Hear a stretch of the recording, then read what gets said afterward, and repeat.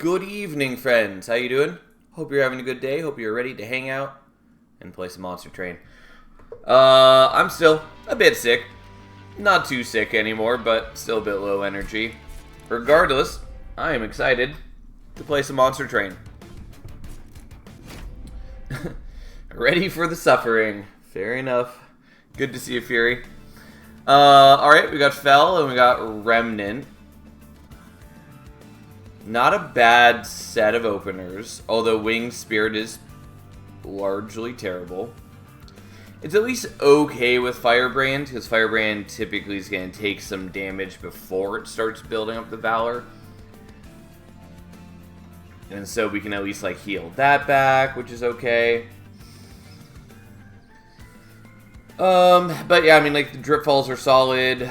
They're not quite good into a Revenge unit, but whatever. And then Windblade is fine. It's not amazing, but it's largely innocuous. And it's not bad for Fell. Okay, we're gonna take Captain's Halo because Shadow Sheath is awkward.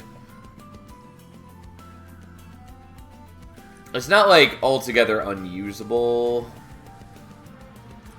And, like, it can be very good in certain situations. Don't get me wrong. I just mean specifically here, there are some good things it could do, but mostly just going to cause problems. So, we'll just take the free Valor, which is okay. Alright. And we're up against Savagery. Savagery does make Savior a lot more appealing. Fireborn Phoenix still kicking my ass. At least the last run, I was one fight away from being okay. Bad matchup got me there. Yeah, I still feel bad that I had such a poor showing with Phoenix last night. Overall, I think he's reasonably good, though. So here's the deal. I want to do Vayne Guardian. I do think I actually should probably take save here. On the other hand, we have days already.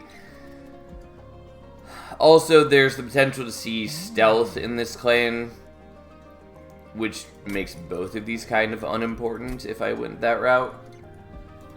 We're just gonna go Vayne Guardian anyways, I guess. I blame Sal for filling me with the janky ideas.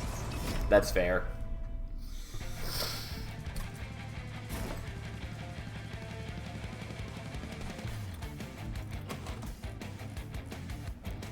Okay.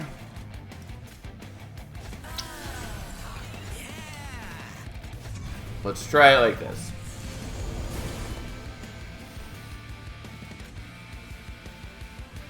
Oh, and I have less Ember right now.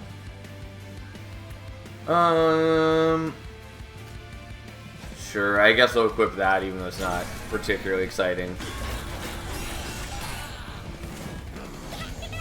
And then I just get some free Valor, which is exciting. I do kind of want to use the Driftfall to overstack the floor, but that's not actually very useful at the moment.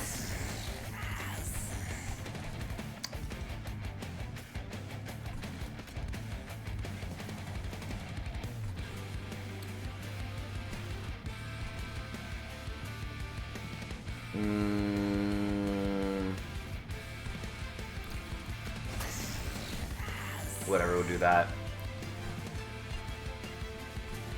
What would have been helpful is getting, like, the Spear Steward and a Drip Fall, because then I could have used that. Because, like, I could Drip Fall the dregs, but then they'll just burn out on this turn, making them pretty underwhelming.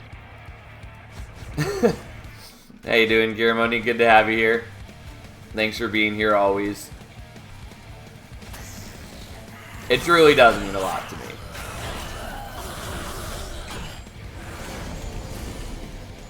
Okay, time for the heal, so that Fell is no longer on the brink of death. And then we just kind of block and do our thing, and it doesn't matter, and we're all good.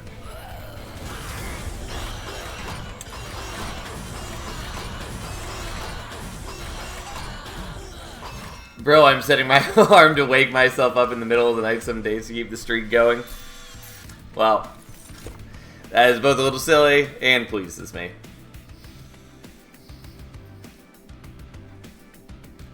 I am such a heavy sleeper that it is very difficult to wake myself up with alarms.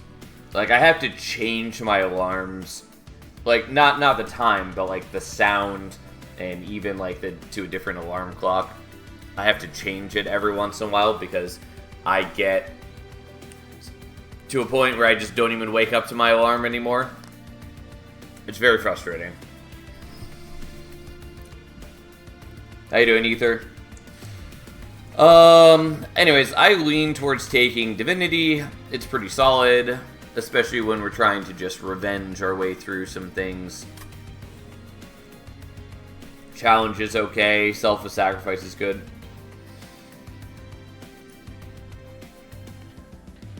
Yeah, we'll take Divinity. Mold is a maybe. Giraffe is a lot more disappointing now that it can't be fused with anything. Purifying Cleanse is not a bad speculative pickup. Yeah, I'll take that. Like, Molded is also good, but...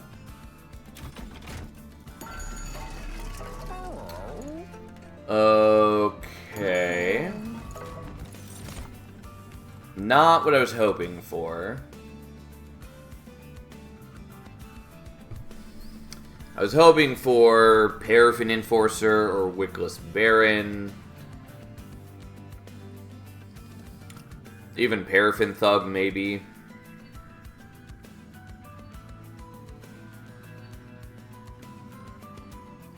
Though again, Paraffin Enforcer also a lot less good in a world where you can't, like, self-infuse it. Because then, like, part of what made Paraffin Enforcer so good in Monster Train 1 with the DLC is that it could immediately come out with Burnout. And now you can't do that, and so you have to apply Burnout to it in some other way, which is just a lot more hoops to jump through. Which was a bit frustrating. Remnant was definitely one of the clans that was most affected by the loss of fusions, sadly. Anyways, I think we're probably still taking Wickless Tycoon here.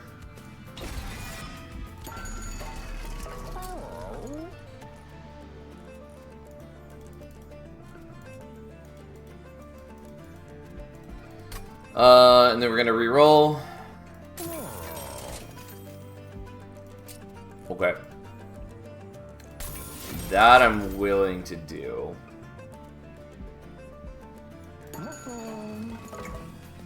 I could also put Valor on the Firebrand, but for the moment I'm okay with just doing this. Okay.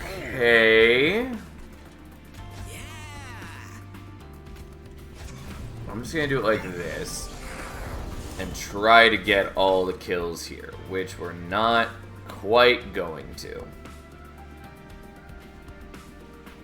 I do want to play the Divinity. I also really want to get rid of the Calcified Ember, but I think this is the better choice.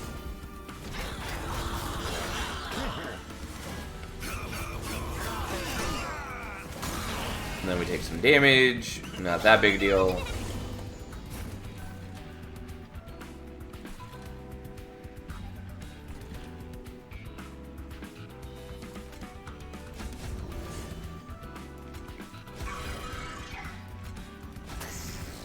Okay, so we can get the Collector that way, and we can do this to kill another dude. If I were willing to miss the Collector, I could have killed all of these guys, but I'd rather get the Collector than not, so...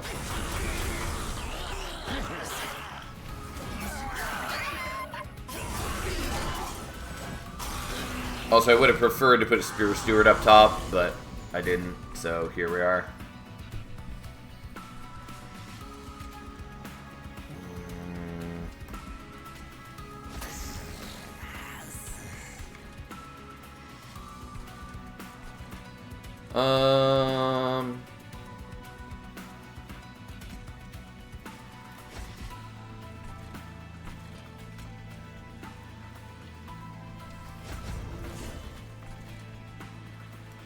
Yeah, whatever. I should have dripfalled the Spear Steward. I didn't. Here we are. It's fine.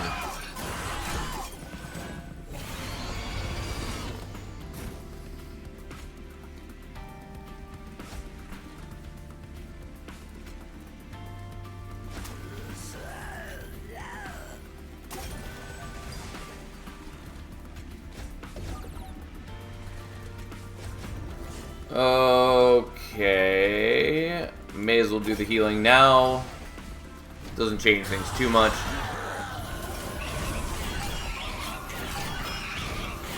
And we should win once we hit top floor. Because, like, we're pretty powerful up there. Even just accounting for, you know, Fel and the Tycoon. Also, this way he doesn't generate another damage shield. Which is something. Alright.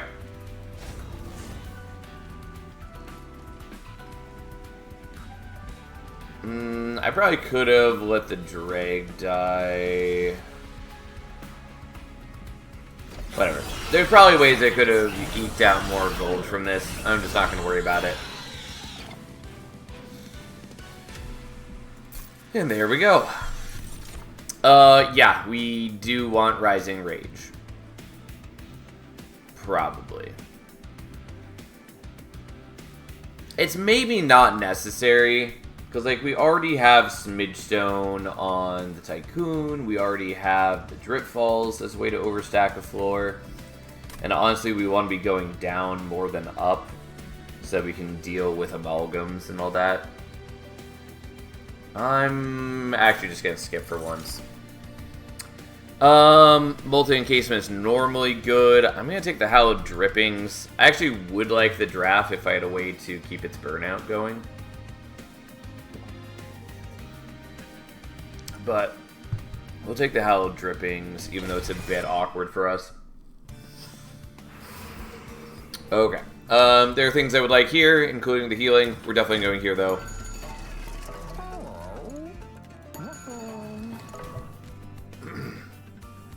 Had a decent day, slightly angrier because of a dumb spat. Got asked to help paint a bathroom. Person that asked then proceeds to put 2 glass doors inside the space I'm about to paint and act like it won't be a problem for me to have to watch out for those glass doors, and got angry when I told them to remove those so I can work unhindered. Yeah, that's just... they're wholly in the wrong there. Like, unless they don't care about the glass doors getting paint on them, then, yeah, that is not feasible. We're gonna skip those for now. I guess I'm willing to Titanite this, even though I just think I'm not gonna be using the Firebrand all that much. Could do this. I'm really not excited about it. What I really want is multi-strike.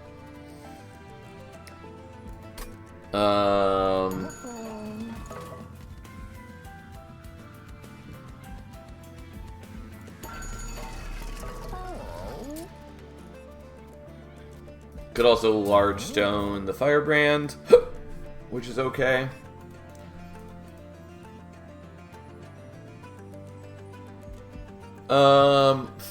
Fine, we'll do that. Okay, what do you got for me?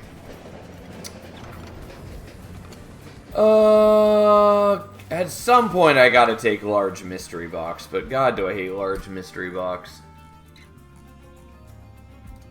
I'm just gonna do the unit, I think.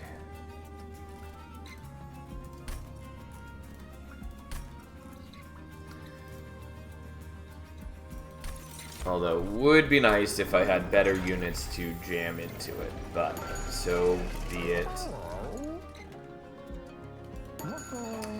Alright, there's technically value I can get from the gift box. Or the Jack-in-the-Box. You know what I'm trying to say. And so we will put it down for now, even though it's not like a main concern of mine.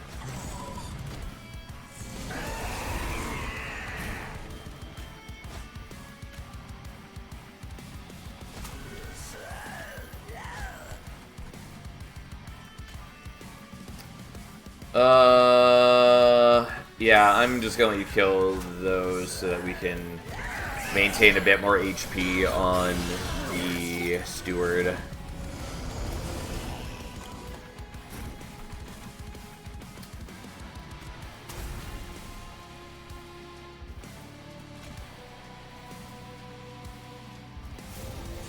Okay, we at least kill one thing here and start getting some gold.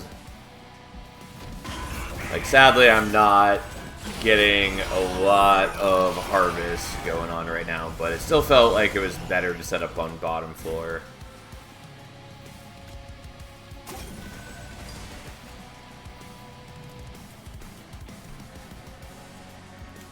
Okay, so if I heal, then you are okay. You're still taking a chunk of damage, but you're not dead, and therefore I think that is the thing to do.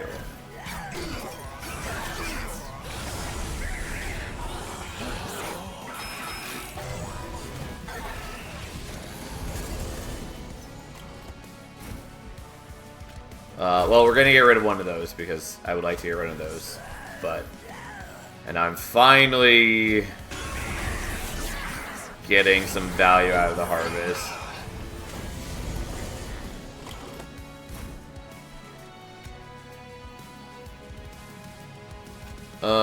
I kind of want to not extend this burnout just so we can maybe get more everything. But we're not going to do that.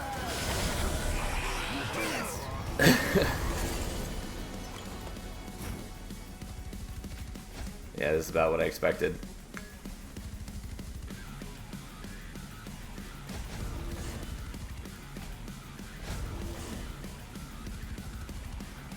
Whatever. We're just getting a little bit more gold this way.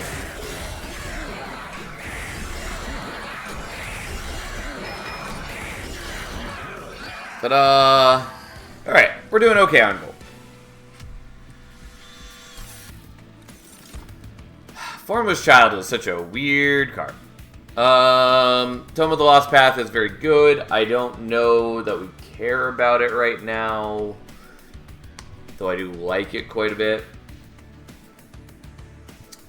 And Remnant Pact, I don't think we care about.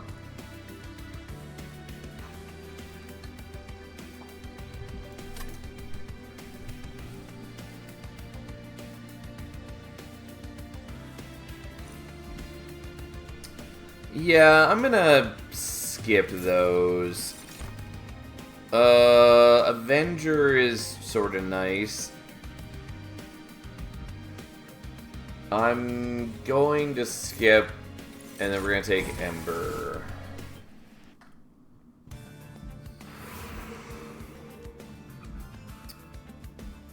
Okay. We're definitely going for Merchant of Magic right here, because at the very least I would like to do things like hold over Dripfall, or set up Intrinsic on the Divinity.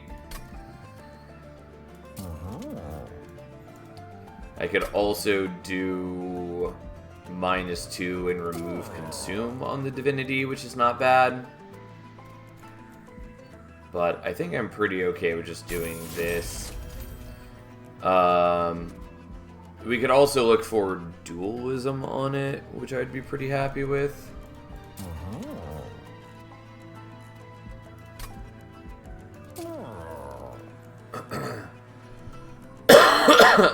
Do I want to do this? Kind of. Yes, double stack is what I mean, not dualism. I don't really have good reasons to do this other than it lets me start using the Purifying Cleanse if I care about that.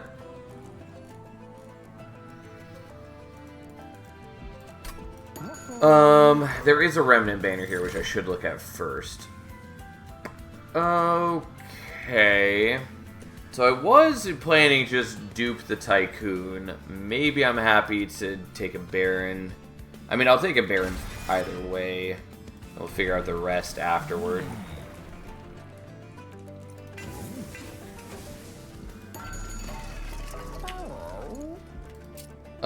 I don't think I need remove consume on that. I also don't think I need that.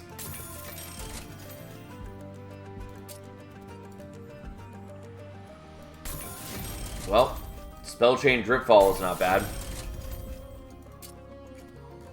Could take Holy Stone, but I generally find Holy Stone to be underwhelming as shit. Okay. Let's get rid of you. Let's get rid of you. And call it good for now, I guess. Ugh. Ugh.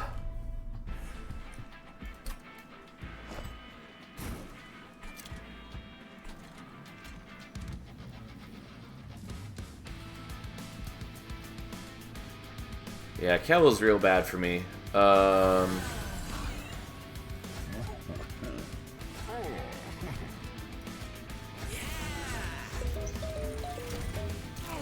And yeah, Fella's gonna get a bunch of corruption this way, which is sort of okay.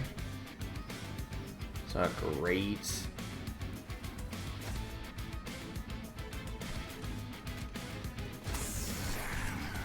I also was thinking maybe I should be putting the Baron here. I don't know. And I guess I'm not getting corruption this way because I'm not killing anything. Which is something, I guess.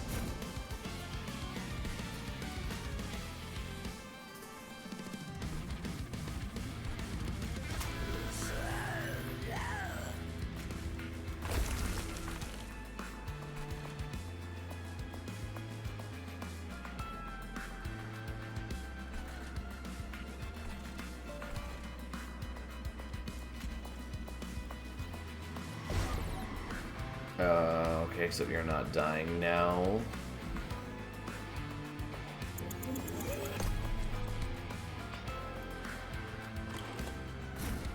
Oh, I guess you weren't dying either way. I, for some reason, thought you were.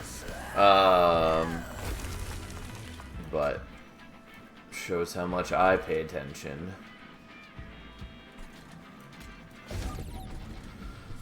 Alright, whatever. Fine. I did know that the Prayer Stones were going to cause some grief. I mean, so is everything, frankly.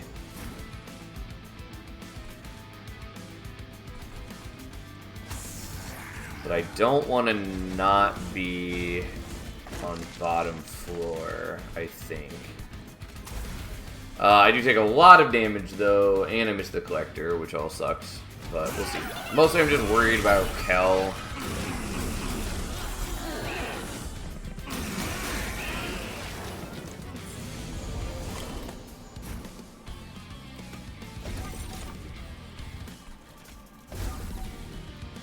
Okay, well, that at least reduces that problem.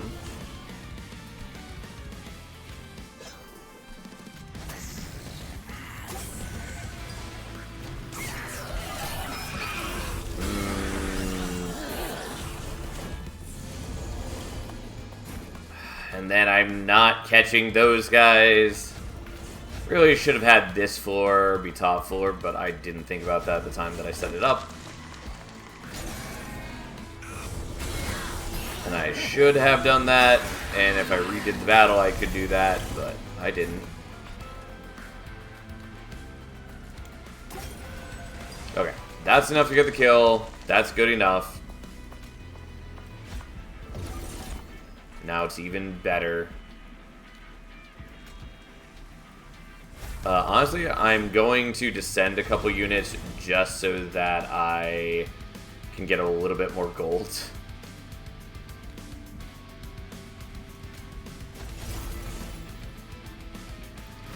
I took way too much damage on this fight. I really should have set things up on top floor and not mid floor.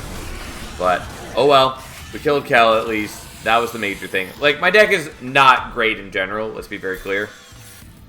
I'm a bit too slow to get rolling. We'll take the Eagle Heart, even though it's another Calcified Ember. I will happily take Crushing Demise. Even though, again, I have like 1,000.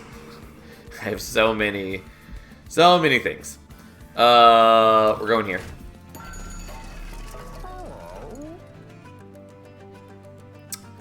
Both those are interesting.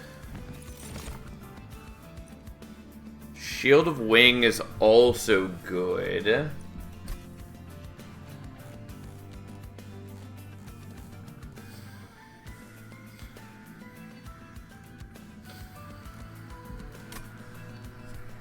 I mean, I like Everlasting Light quite a bit, but...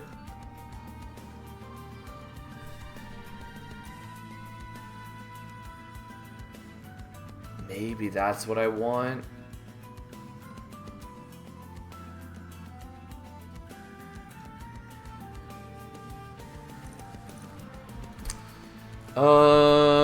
Great question.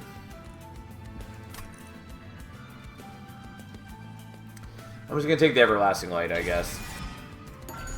We are gonna take this. I think I'm gonna not take Combustible Wax. Shattered Halo, also sort of interesting. We don't have many fights left, but I could use it as a way to just get, like, more Eagle Hearts and things. But... Extinguish doesn't matter to us. But we will take this.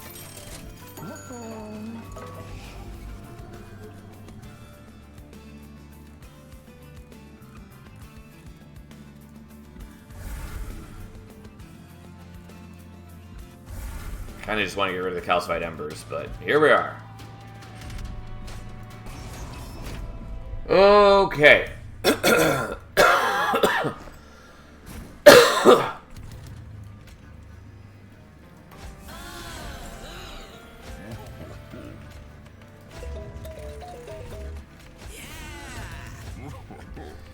Alright, we're gonna do it like this.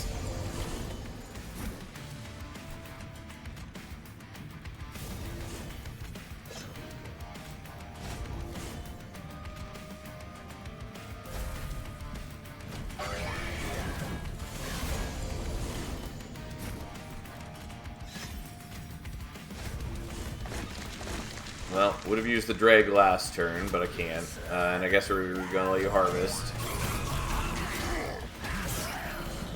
Which is not ideal.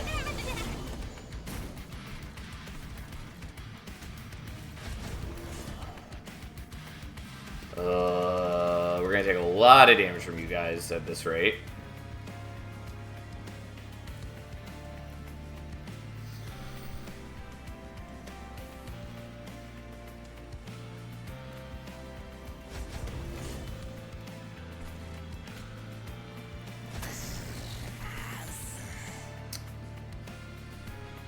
But I think that's probably what's gotta be. Alternatively, I could have swapped out the Wickless Tycoon and the Wickless Baron at the beginning.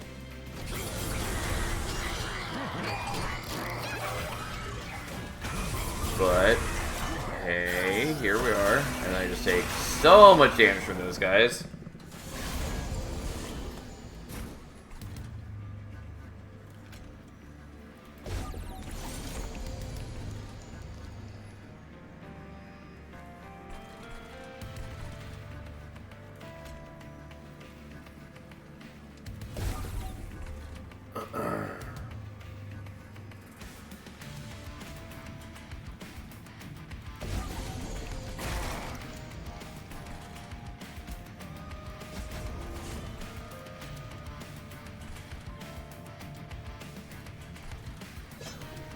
Yeah, I did forget that I'd given you the Windblade before, and that was a waste, but we'll see if we can survive this.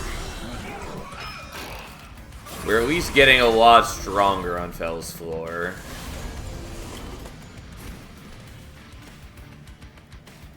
Okay. Well, that's promising.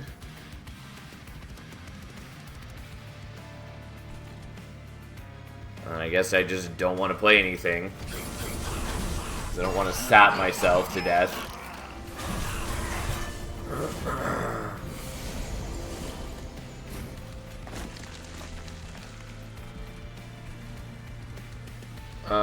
fair enough. We'll just let our team do its thing.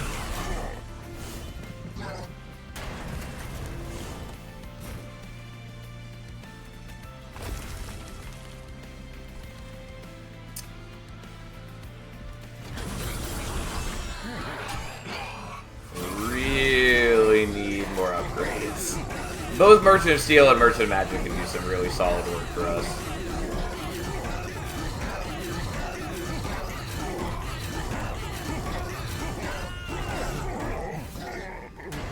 Okay.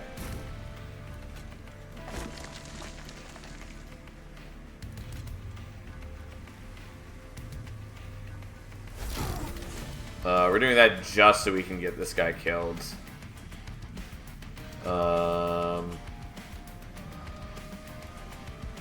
Yeah, I mean, we just want the extra gold, that's all.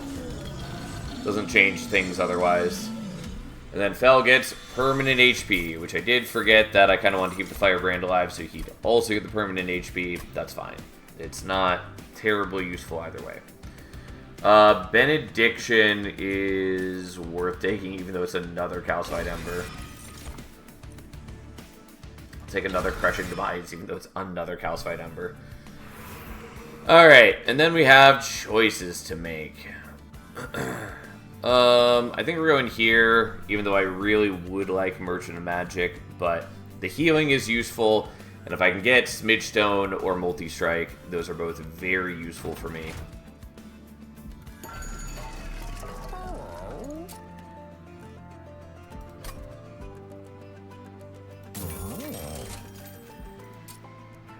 Okay.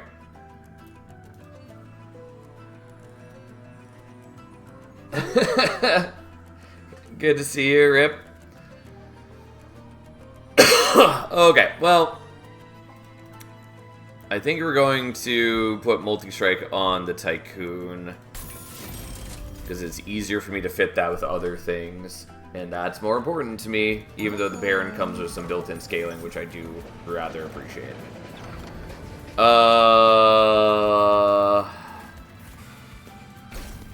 No?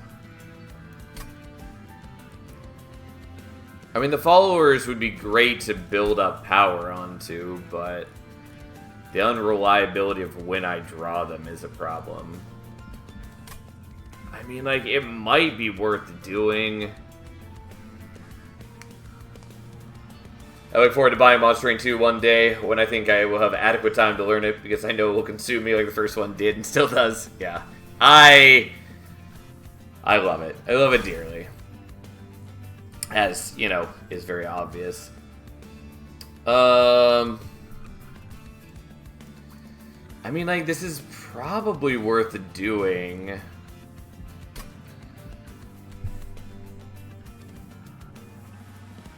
Alright, let's try it.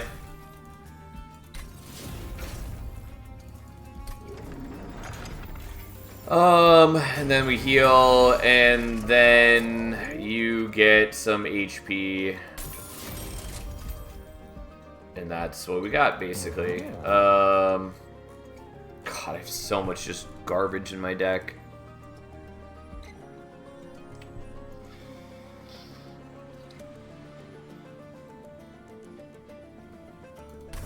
Honestly, let's get rid of 2 of those. Probably should have only done 1, if anything. Also, the spikes are a big problem.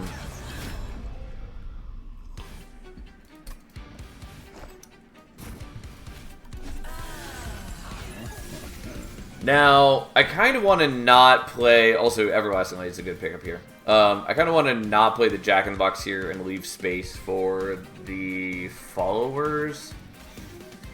Not totally convinced by that, though.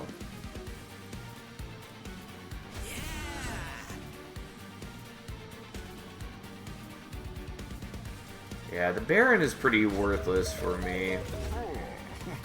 Hey, Sal, what's a good pairing to go with the Luna to unlock that Pyre Heart? Still have only the 5 new clans and the Monster Train 1 clans unlocked. Remind me what exactly is the specific requirement on the Pyre Heart?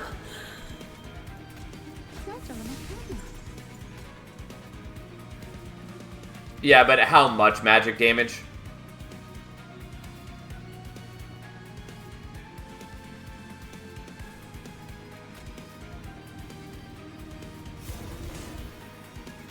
Okay, so we're just gonna move that up front so we can kill you.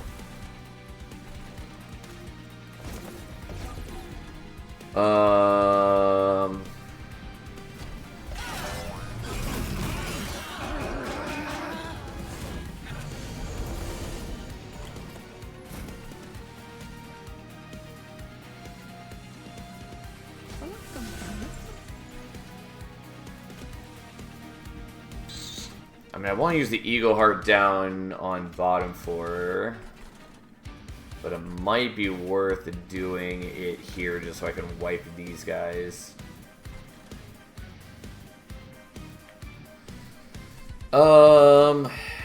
Yeah.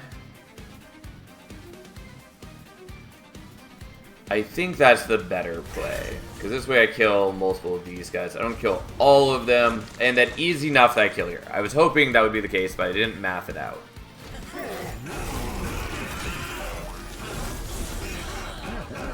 And like, yeah, they're building up a little bit of corruption on me, but I generate double armor for Valor, so it's not going to be a problem. Deal 1,200 magic damage, currently at 4,528.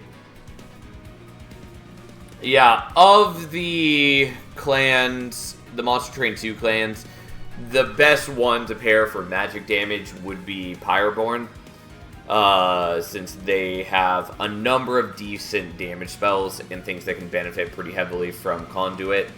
So, yeah, that would be the thing. I mean, like, Luna, as Fury was saying, does just have a lot of really self-contained magic damage. So you should still be able to do with Luna alone, but of the Monster Train 2 clans, that's your best bet. Okay, so we're going to just do this so we can get more things benefiting from the Valor.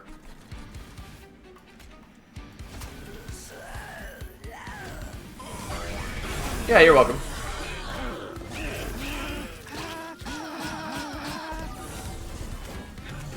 Alright, the followers are indeed actually doing some value for me. If I get my deck thinner, they'll be dramatically better for us. Because like, they can do some solid work, since I do have ways to scale up their damage. I'm not like scaling it tremendously well, but we're getting there.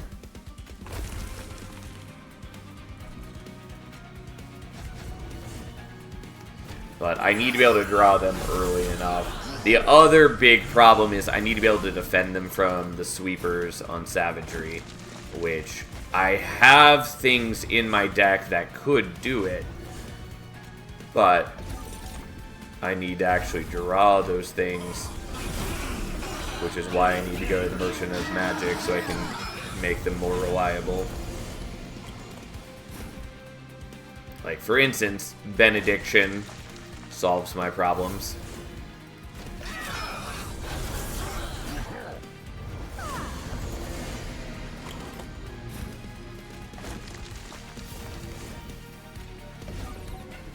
All right.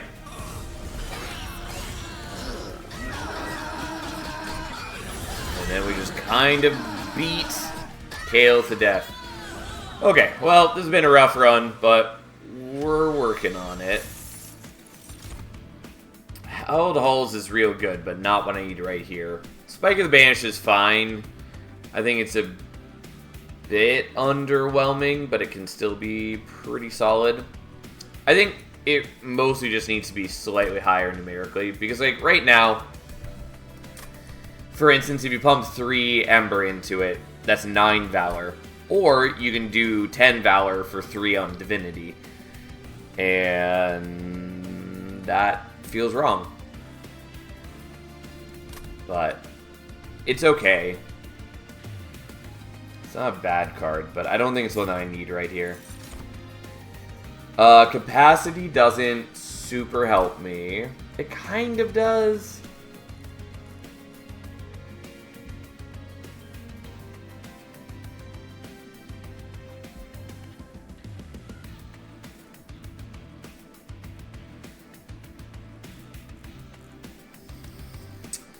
I'll also just go with a draw, and I kind of just want to go with draw. I think we're just going with draw.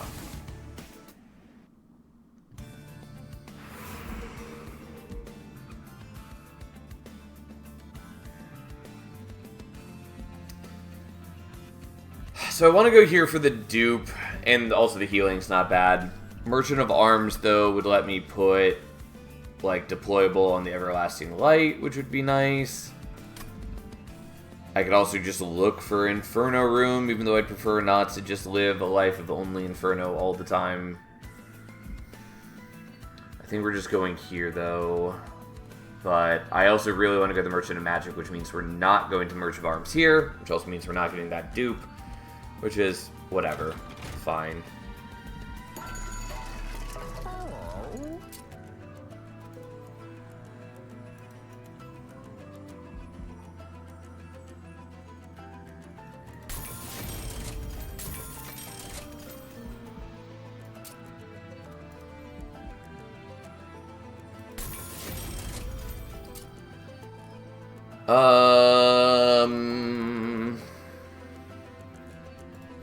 Fine, I guess we'll just do this.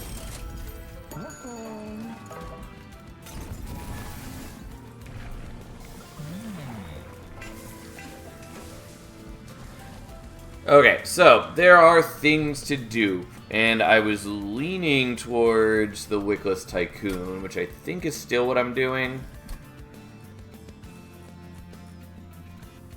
Because it takes a little bit of pressure off of drawing the followers at the right time frame. Yeah, I'll do that. The problem is I really also want better defense. And yeah. I'm gonna struggle with that probably, but we'll see what happens. Yeah, the Prayer Stone is not great. We definitely have problems, but that's not what we wanted you to get. And this is part of why I hate that event.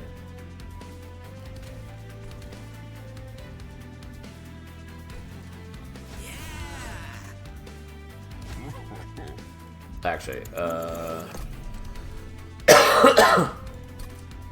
I just realized that I do actually want the Jack-in-the-Box with the Firebrand, not the Baron.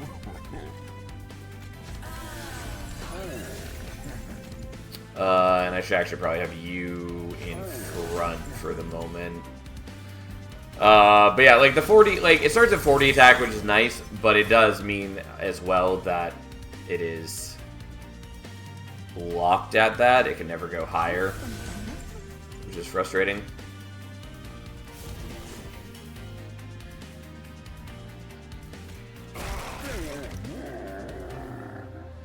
I mean, that was sort of the ideal.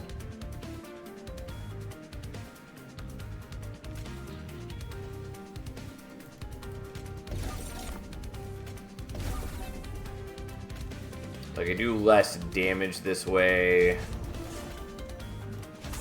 Because I don't have as many revenge triggers. But that's fine.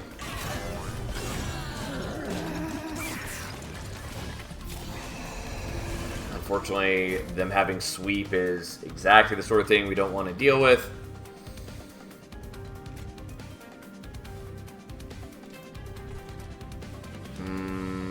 Yeah, and I can drip fall, but I can't. I don't have space here to put something I care about. I think we're putting follower number 2 here. Hello, Glacier. How you doing, friend?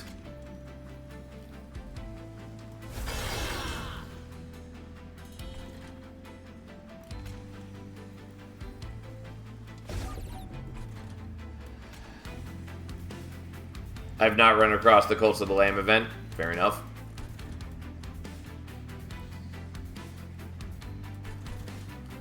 And you got the same thing again. Alright. God, my deck is a mess. I actually probably should have drip followed like the Shield Steward.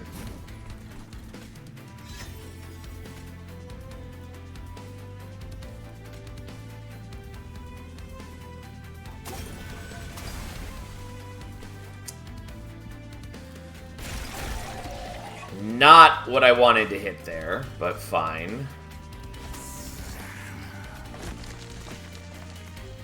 Are they just multi-strike? So you get 2 things from the Cult of the Lamb event. You get the followers, which are just multi-strike and cost 0 and are not banner units. And you get a special upgrade on a unit that gives endless, and on summon they equip a random equipment. Okay, so we are somehow killing all of these things. Not killing those.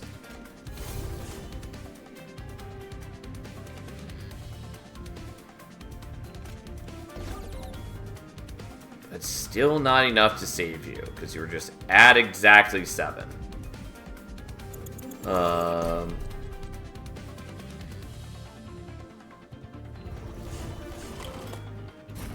That's why I want my benediction to be better than it is.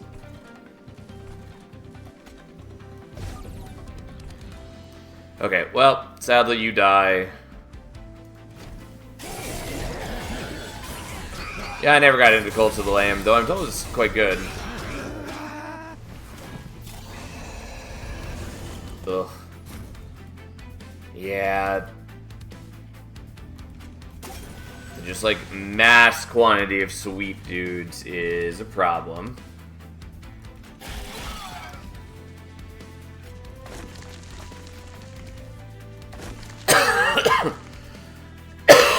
And you're dying without being able to kill these guys, sadly. Well, fine. I just have to last a little longer. And he does come back, it's just you won't have any of the Valor, which is a problem.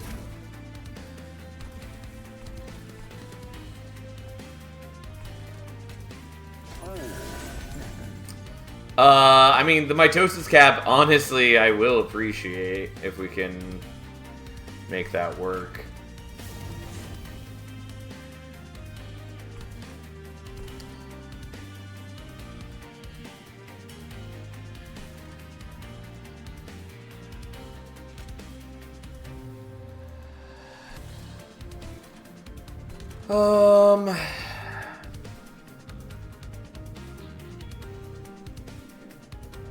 Okay, this is going to look a little questionable, but we're going to do this so that we can get the Firebrand onto our kill floor. Since we're about to go into the boss wave, and I'm vaguely weak. Not that the Firebrand is incredibly strong for me, but they're decently strong. Yep, that's all I needed, basically. Oh, I actually do want you to die, because I get extra gold from it.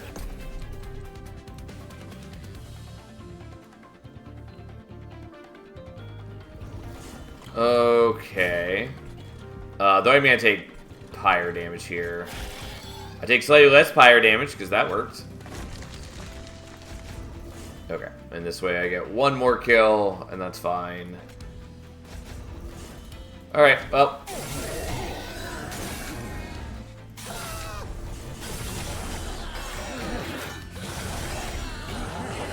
God, what a mess. It's not a good deck. It has good features to it, but, like, we are very lacking in a number of ways. Oh, God. I will take another benediction, though. It's more stuff. I'll take resin removal, even though I don't really want more cards from our deck, but it is good.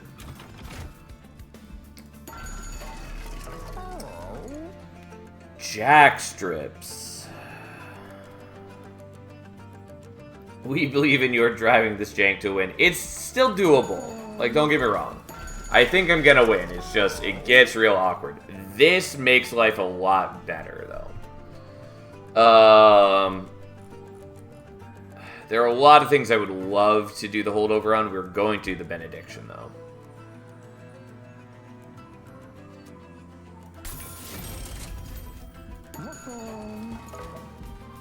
It's not enough, unfortunately, but it is good.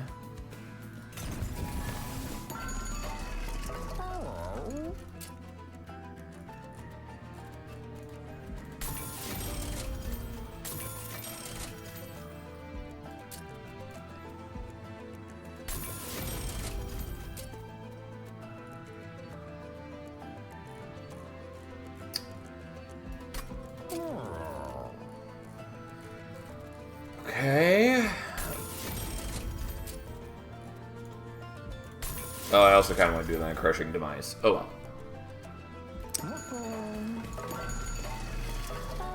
Do I want versatile Ember Staff? Yes, kind of. But I think we're gonna reroll. Not incredibly helpful.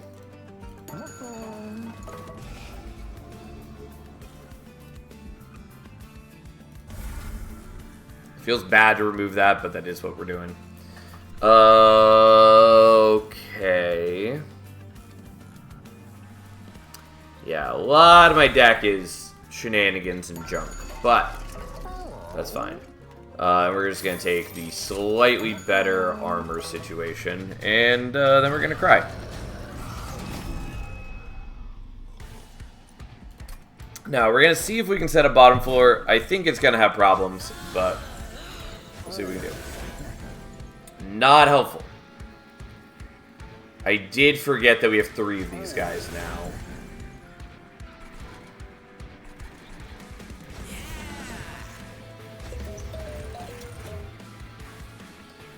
Actually...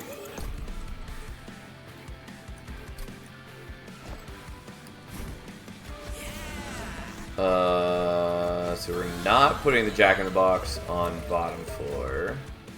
Or on mid floor, I should say.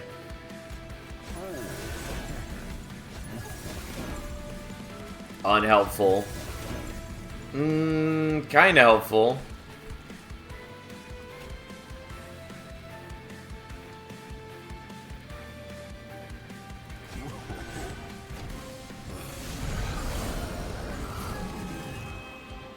Yeah, fuck that guy.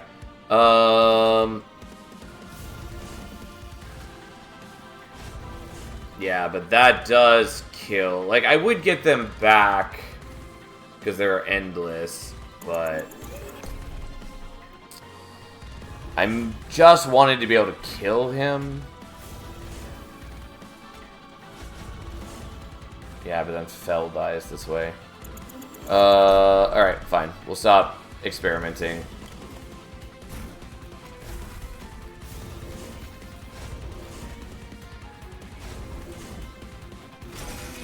Yeah, like, my initial start is so weak.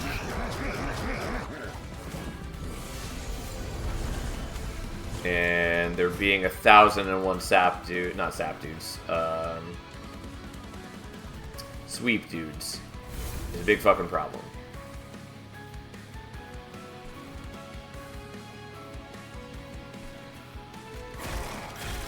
Yep, that's not tenable. Okay, back to the original plan. We're not setting up bottom floor. Because this went basically as I expected it to.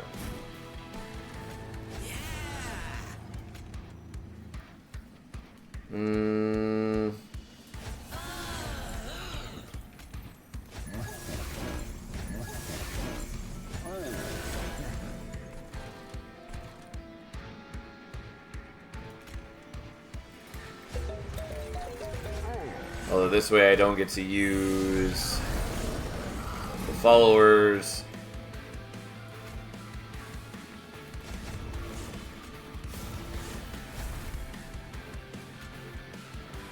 I'm sorry, slightly different ordering. I get carried away, and what I wanted to do was do one of those first before I move him up front. Or if I had planned it out, you know, would have just put him up front to begin with, but I didn't really plan out on how much damage Fell was going to take.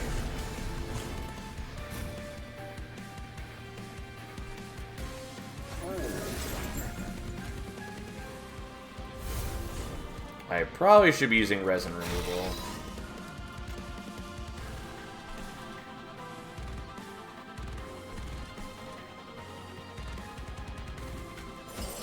But I did really want to use the crushing demises. Yeah. Amalgams are the worst, we know.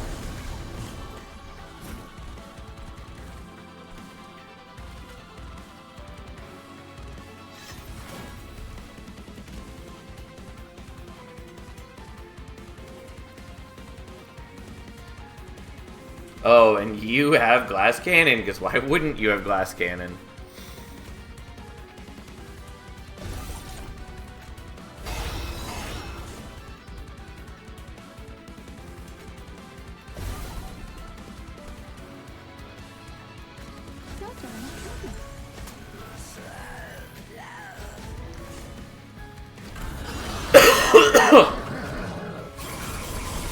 Yeah, the glass cannon, not a great pickup for me. Honestly, I probably should have just let the sweeper attack in and kill my dude. I definitely got carried away. Just, I want him to be able to survive with things like that. But then I also still have this sort of garbage to deal with.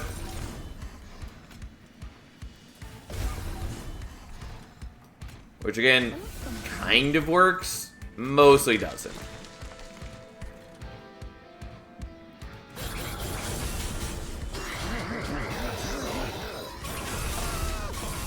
Oh, there's just so much bulk.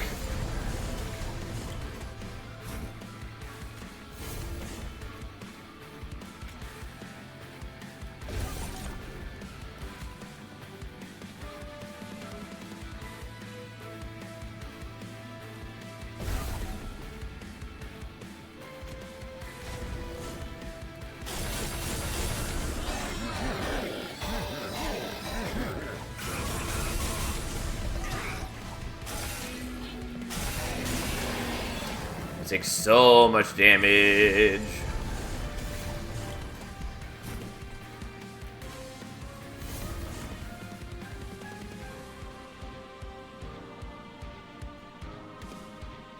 Yeah, that's not tenable. Really need to be using the crushing demises much earlier.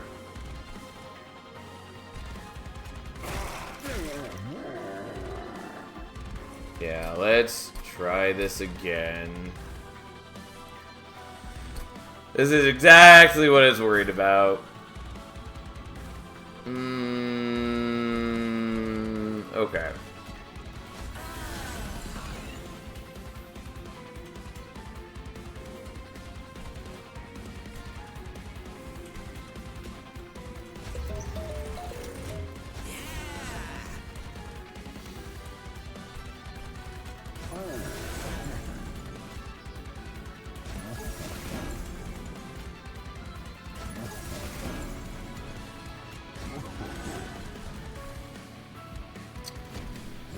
Yeah, I don't know. The problem is everything's awful. Just well and truly, that is the case.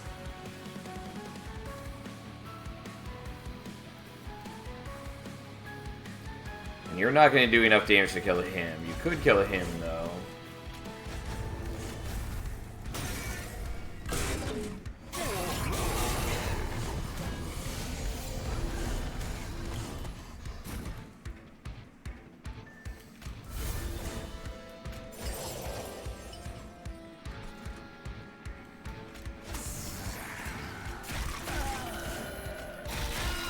Not what I was hoping for you to kill, but we'll see if that was worth it.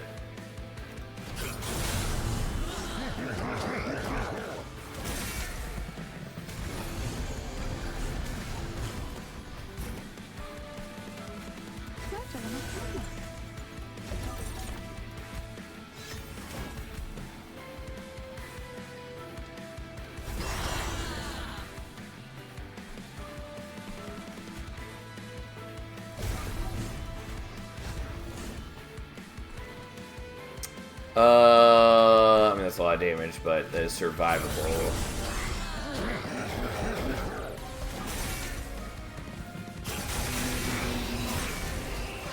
Not good. Like, I'm in very bad shape overall.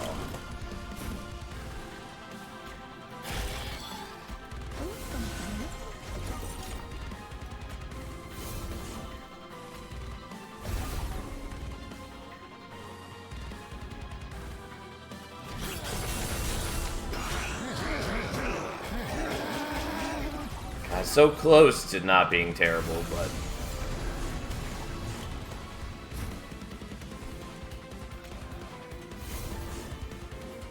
God, why are there just so many sweep things?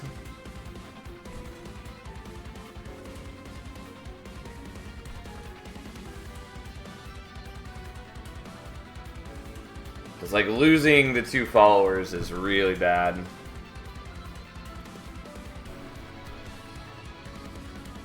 Because if I could have the 2 followers, then I have an additional 7 hits of damage.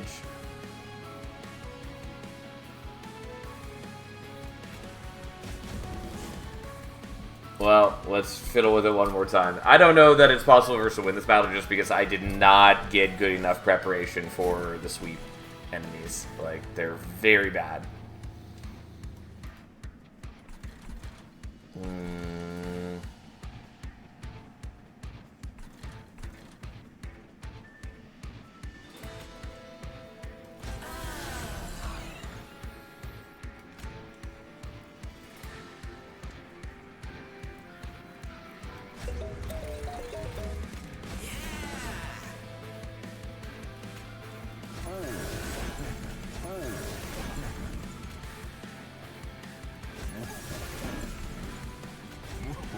Well, kind of losing our mind at this point.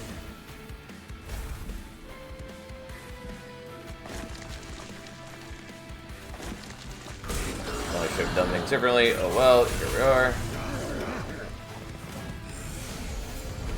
Also, I should have moved one of you up front to kill it, and I didn't.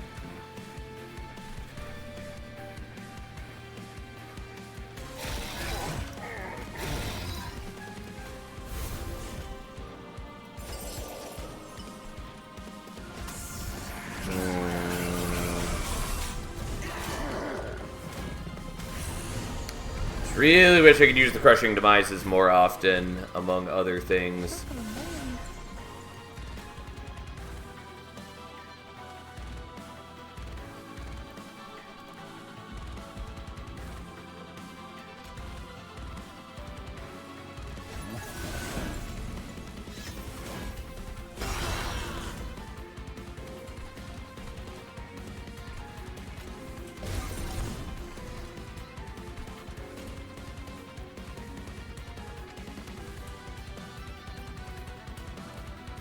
Yeah, I mean, I want to use the followers, but it's not working out so well.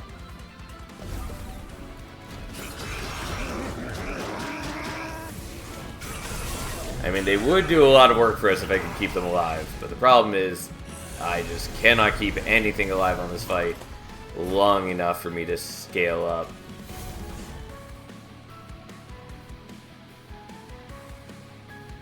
The loam code is cute, though.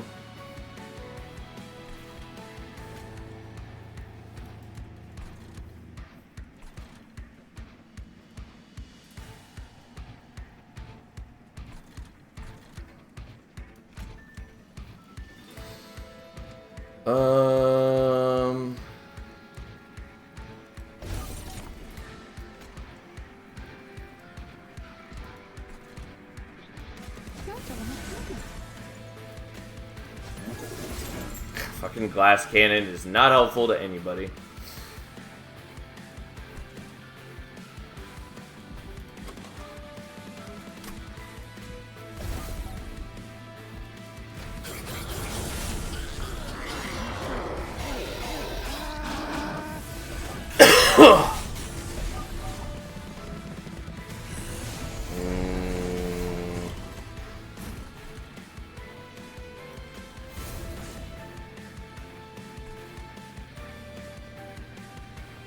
I was hoping for crushing demise this turn.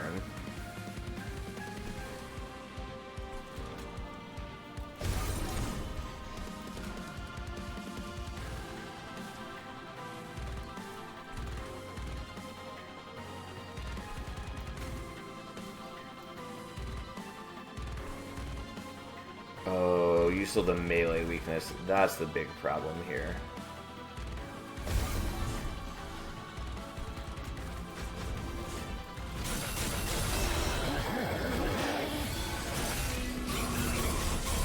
So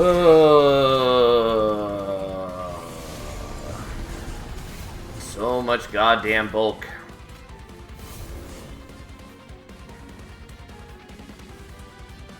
But I do have one capacity here, and I thought that I didn't. Otherwise, I would have played the other follower here, and that would have solved many of my problems. Great. That was a mistake on my part a while ago. That would have helped out quite a bit.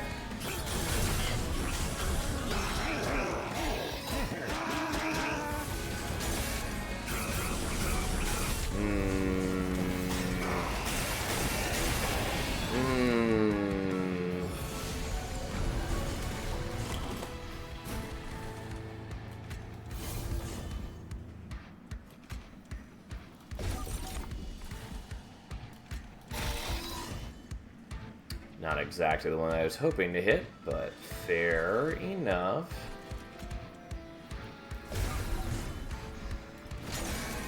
Yeah, I really wish I had played the other follower here. Because we would be in way better shape.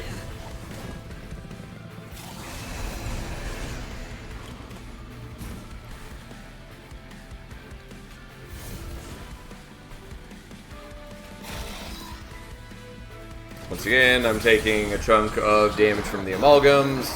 I'm actually taking a lot of damage from the amalgams because these ones are also going to trigger. Well, one of them will, because he does kill one of them.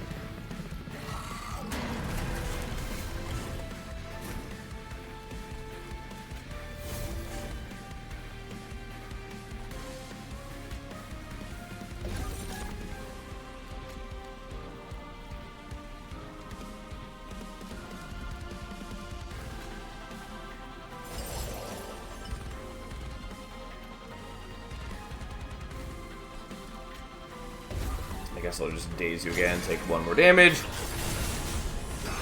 Oh, God. Well, I will win the fight, and I should have been able to do it much more cleanly had I not messed up the whole follower situation. But, oh well, we did get a victory. It took way more doing than it should have, but hey.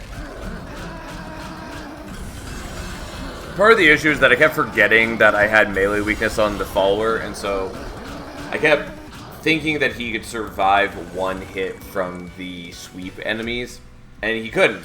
And so the moment we ran out of damage shields, they would die.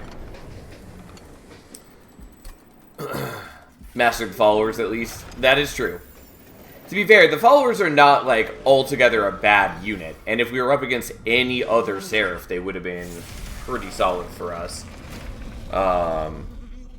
But specifically, Savagery was just very bad for us.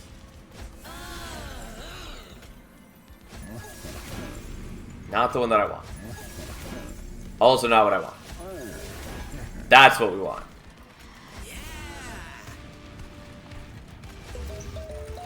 And that Boar Baron has done fuck all for us this entire time.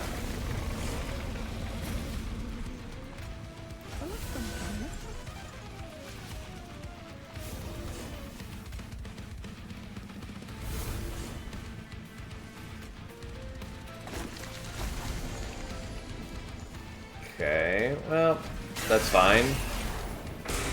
Don't really need the Eagle Heart yet.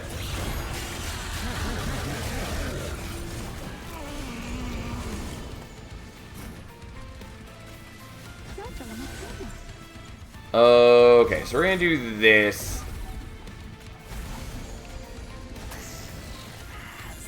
Enjoy, I guess. And then, yeah, we're not killing everything. That's fine. We're working on it.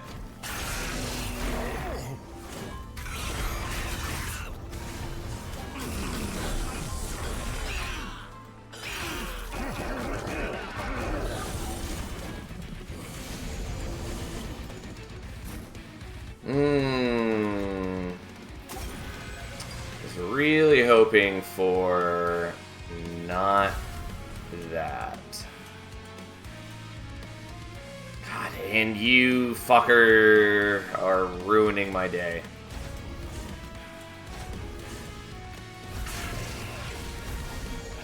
So you're killing the follower, which I really didn't want you to do.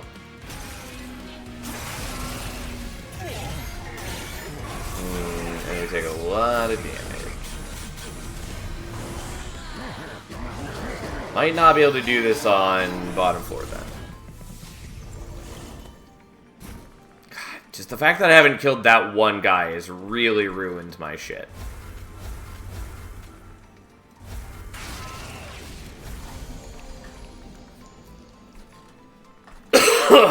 Yeah, no, I need to not be on bottom floor.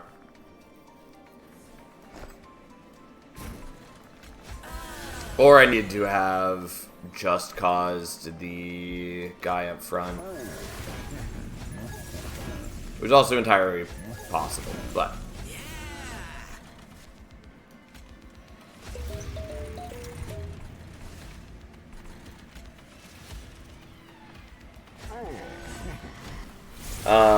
but I just, like, the Scourge cards are really fucking with me.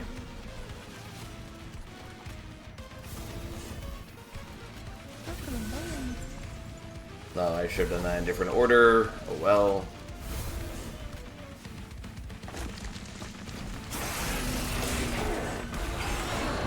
Because I should have done the sap before I played out the follower.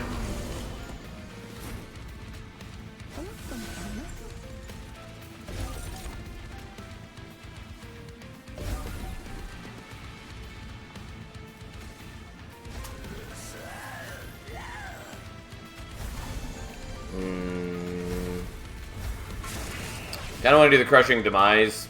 There's a 50% chance that it hits the drag, though.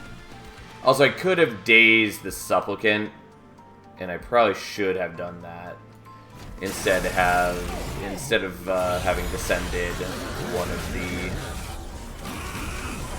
of the followers. I mean, it's still good for me to do that, because then they start scaling, which is important.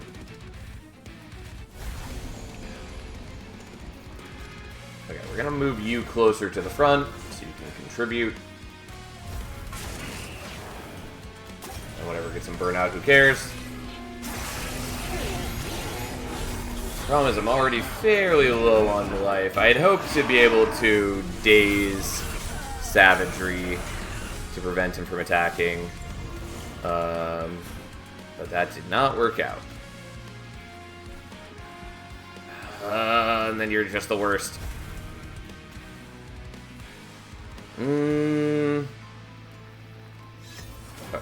That's still not enough to save you.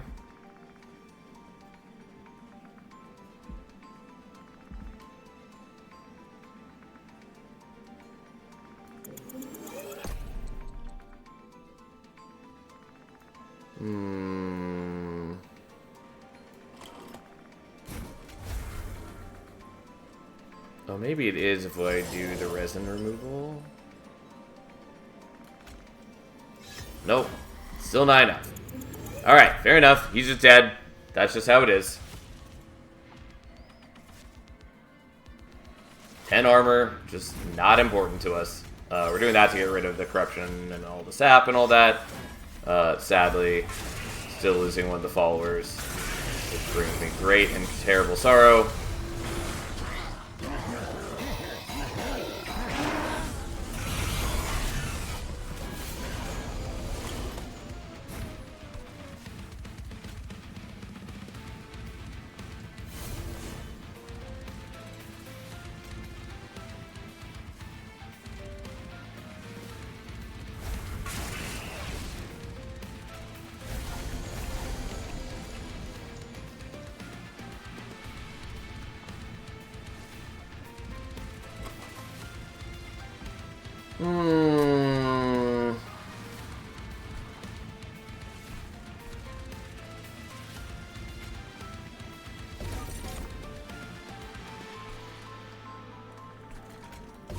Okay, I guess we're just gonna start dazing you. I really need to daze Savagery next turn, though.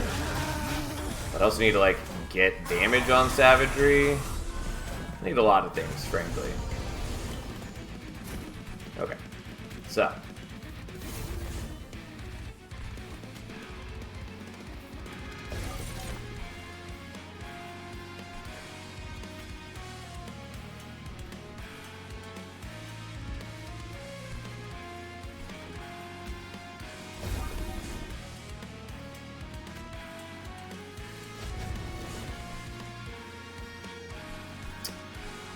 Yeah, fair enough. Alright, and then we just keep shooting things and have our meager life total carry us through. It'd be a lot better if I'd been able to keep the other follower alive. Sadly, that was not a fate that befell us. So let's choose in the right order where we give ourselves sap and then we get rid of the sap.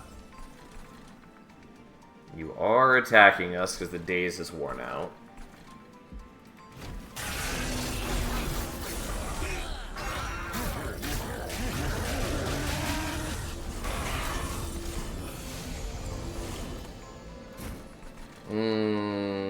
Yeah, and then I die here. Yeah, I just had such a bad Sarah fight. I really needed to be able to daze more here. That's fine. We die. So be it. Sometimes we lose to the Titans. It's pretty rare, though. But that was a rough deck. I think the biggest thing is I needed to be visiting more Merchants of Magic, which I had originally planned on doing, and then I didn't. And it really caused problems. Because I needed to be able to use, like, the Crushing Demises more often, or the Drip Falls, or I needed the Benedictions to be better at their job. And it was not good. Anyways, that's fine. It does annoy me that it still says the win streak is continuing, because we did beat Seraph, but hey. Alright, Awoken. Animus of Will is not a bad start. Pseudoscience and Steel Enhancer are both good, or at least acceptable. We are up against Savagery. Part Factory is weird. I really don't like the random nature of it, but there are some good graft things that we could get, which makes me lean towards taking that. Whereas Unstable Pyresparks is whatever. It's fine early, and technically it's useful if we had Reform with Remnant, because their cooldown is refreshed every time they get reformed. And so you can play them out, explode them, play them out, explode them, etc., etc. 1 Ember for 50 damage is not bad.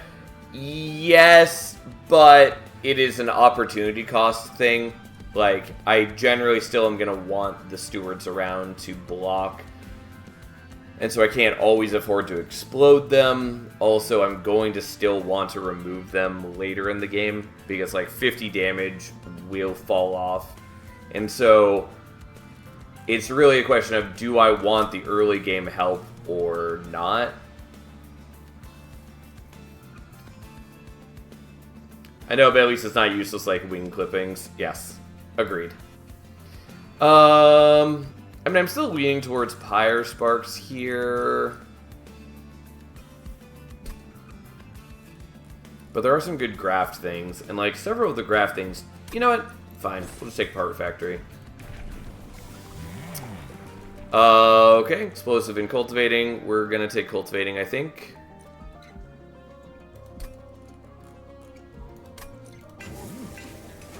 Also, out of curiosity, have I done all of Sentience paths? I have, okay. Haven't done any of Wildentens, but there's a lot of Monster Train 1 champions that I haven't done, like, anything with yet.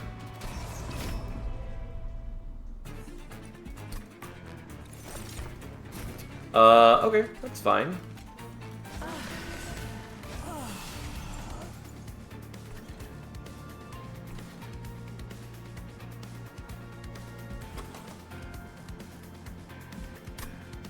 So the question is, do I want to put him here to guarantee that I kill everything? I think the answer is... maybe? Nah. I'll just let him die. Because there's a good chance we get the Pseudoscience, or that, like, one of the mixes gets things for us. Well, Lifesteal's not what we wanted. Blue mix is acceptable.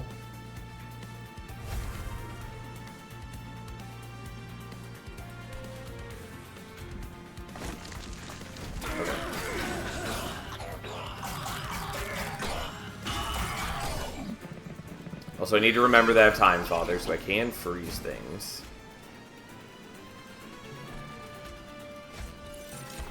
No. Well, not what I wanted. I just wanted blue so I could get the collector, or have multiple mixes here so I could get some other way to deal with it, but alas, such true and terrible sorrow befalls me.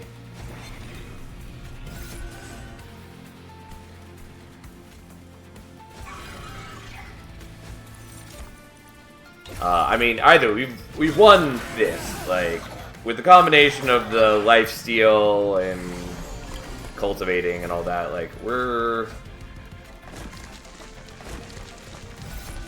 gonna crush the boss, no problem.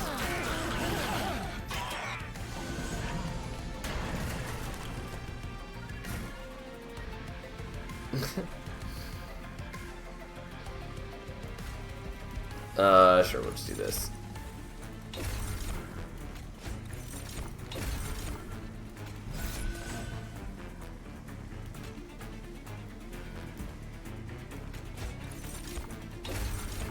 I mean, this does not matter. We have way more than enough power to kill the boss right here.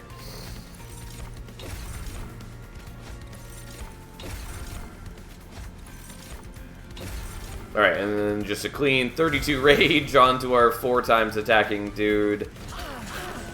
I think we'll be okay. As Astriel dies without getting to do anything. Razor Sharp is worth taking. Angriest plant. We're getting there.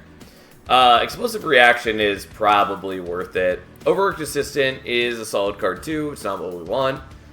And Sanguine Assistant is fine, but Explosive Reaction is good.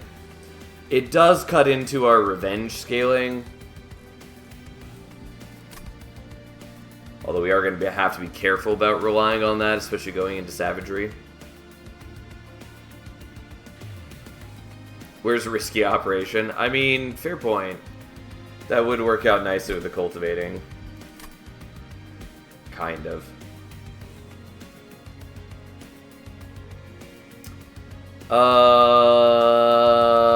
I think I still probably want Explosive Reaction.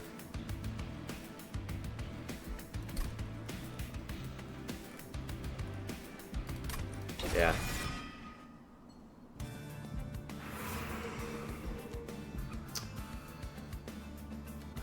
There are some good things here. I think we just want to go here, though. I don't think we want quick.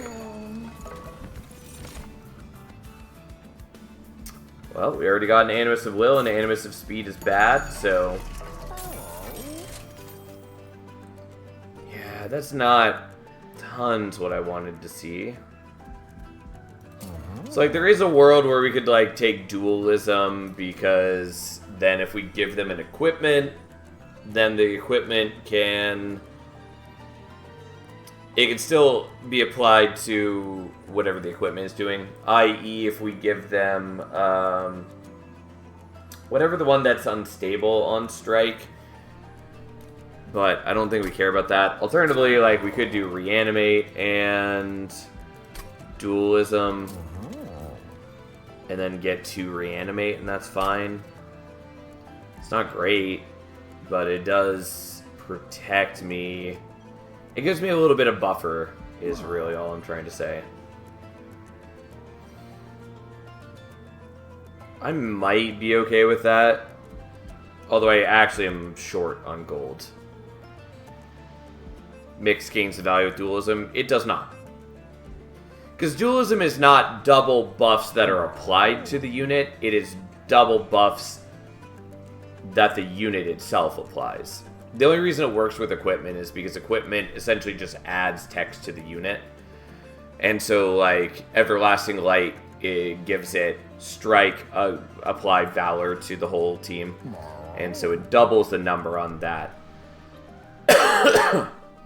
Either way, I don't actually have enough gold for this. I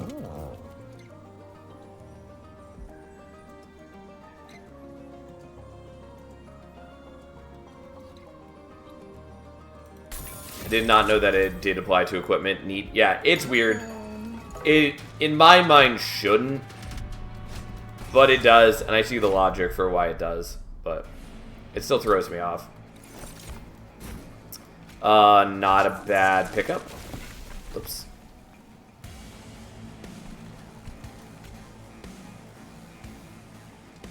I guess I'm gonna do it this way, even though that has problems. And maybe I should have not done bottom floor, so I could at least have time to get other things. Like, so I could have had time to equip this. And yeah, I missed out on cultivating by doing that, but we're way closer to killing him, and I thought that was probably good enough. Okay, so now you have trample and built-in scaling, which is real good. And we just want green most of all. Red is also good, because it has built-in, like, defense at the same time that it does offense. But also, it's not going to matter as much. You have HP. And also, we're already at the boss, which for some reason I wasn't expecting. Well, whatever. We'll just give you that, because apparently it doesn't matter. Yes, go forth, my Animus.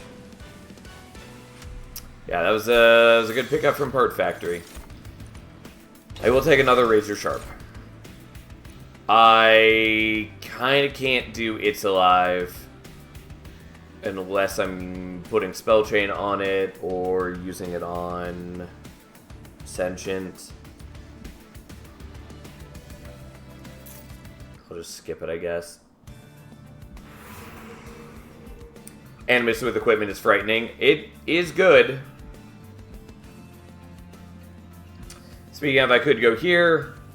Could look for Inferno Room to just solve problems, which feels bad that is just generally such a good plan. I want to go here looking for, like, Multi-Strike, maybe even Dualism.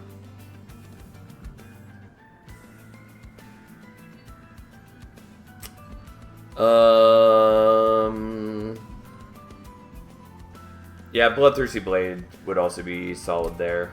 You're right.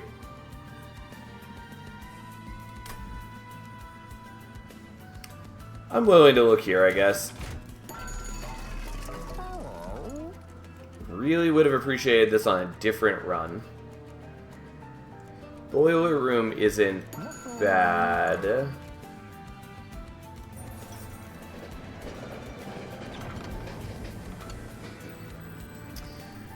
Okay. Spike the Hellhorn is bad. Technically sort of useful for me right now, but generally a bad card.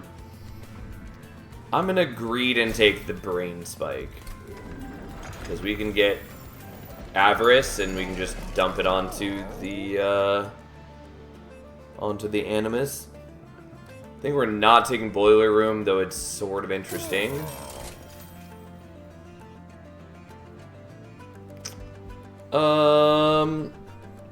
I mean, like, Fight Club is fine. Meat Shield is not terrible for us. It's not amazing, but I will take that, I guess.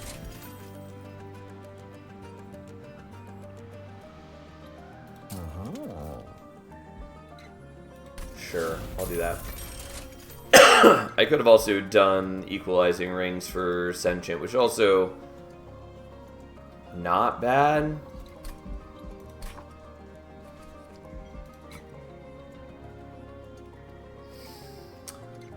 Because it is 160 attack at range 3.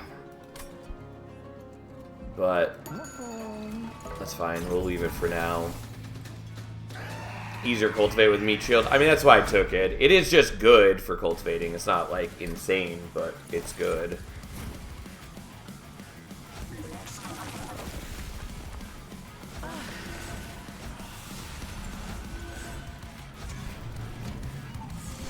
Okay, so You're gonna die. That's great. You have some reanimate. That's fine. Now the Animus is truly a beastly creature. And we'll just give you 4 Avarice and take a little bit of damage.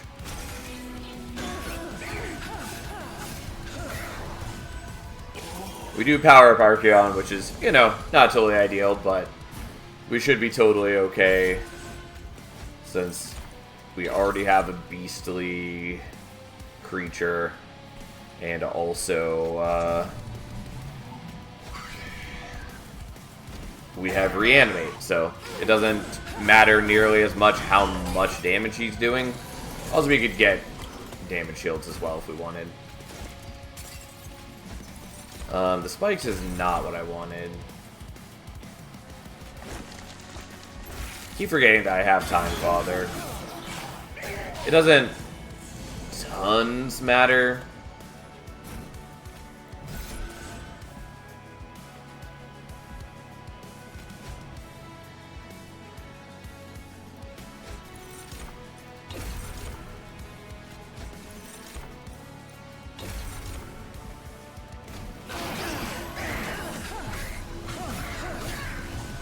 Yes, give me that sweet, sweet Avarice on every single strike.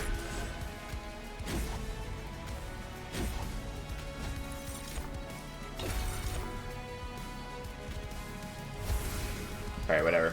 Give a little bit more regen and reanimate, and it's all gonna be fine.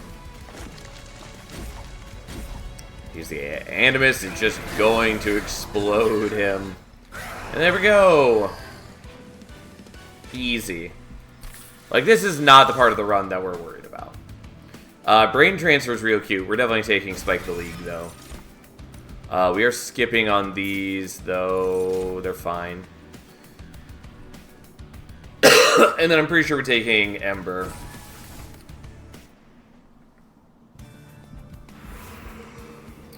Okay. So, I don't super care about that. We're just gonna go here. Not entirely sure what our plan is yet.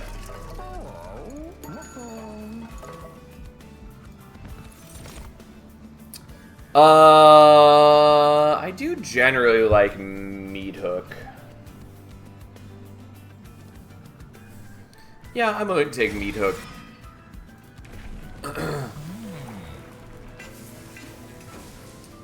Even if we're just putting him on a different floor, we can use him as a... what am I trying to say? We can use him for... just like permanently dazing bosses, flying bosses, that is. I think we're just doing this for the reanimate.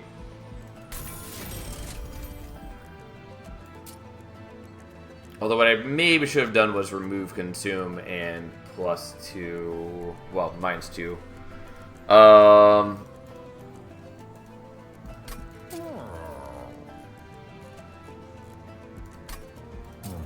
think we're just doing this, since the reanimate is rather important to me.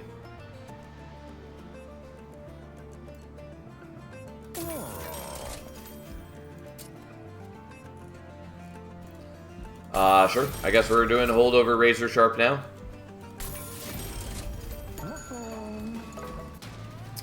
We're not in bad shape.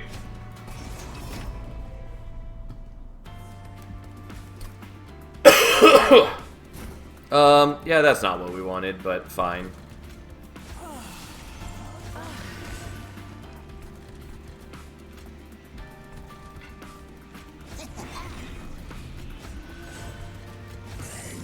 We all knew this day was bound to come where we didn't get one of the crafts that we truly cared about. I mean, it's a relatively small pool, so like you're still likely to get things you care about.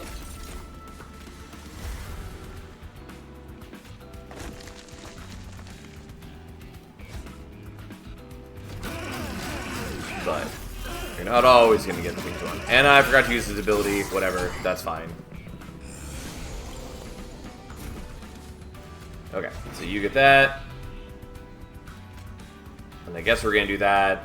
I honestly could have just skipped on the equipment and give myself a little bit more avarice. Also, once again, forgot to use Meat Hook's ability. I'm getting real sloppy.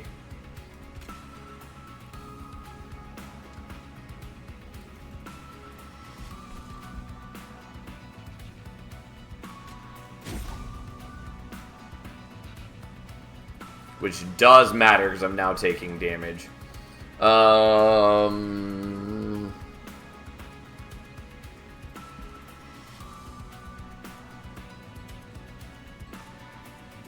don't think there's any way for me to get the collector.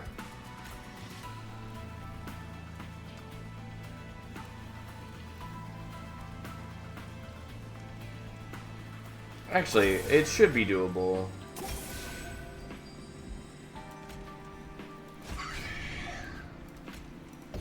So I can do that.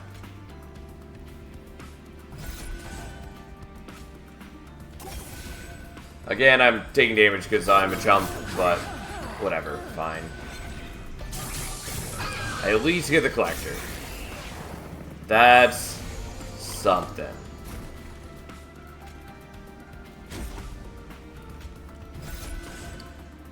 Okay, sadly, Sentient is dying.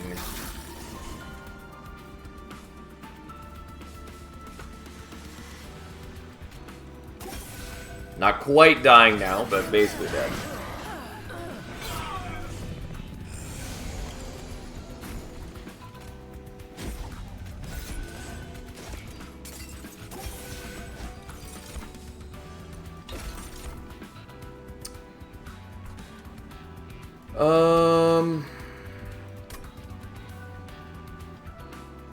I guess I'll freeze him in hand just so I can play down another blocker, potentially.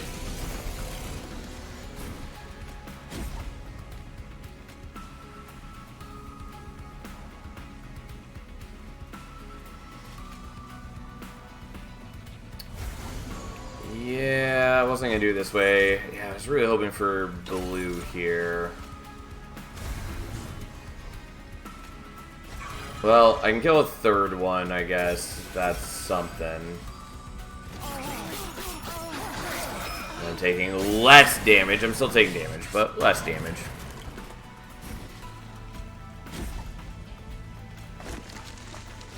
Well, we should be okay.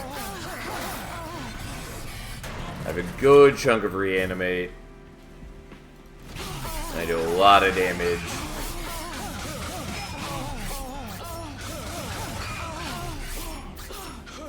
Okay. A little tight, but we get there. It's fine. I did take a chunk of damage. Some of which I could have avoided. It's whatever. Engraft and Ensnare are both good. Preserve Thorns is okay in certain situations. This is not them. I mean, I do like Engraft. Excuse me. I think we're taking Ensnare, though.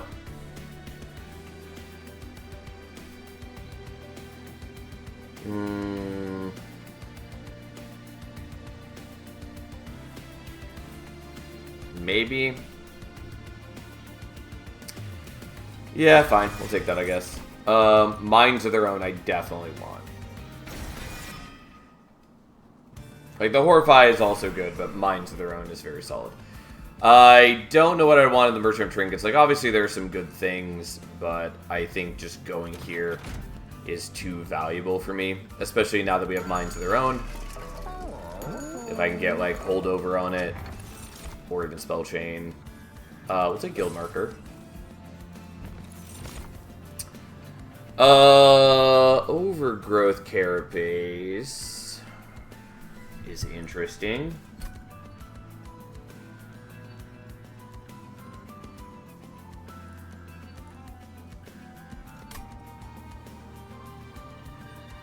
Is it interesting enough for me to care about? I think no. Like, there are some things I could do with it, and if I didn't have Part Factory, I would maybe be more inclined to take it, but I do have Part Factory.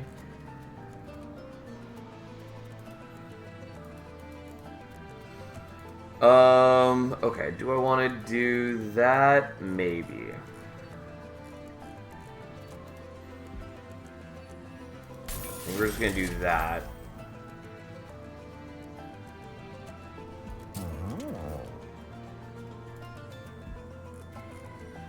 Fine, whatever. I got the gold. I'm being greedy. We'll do Holy Stone on that. And then, yeah, -1 and holdover is plenty good for us.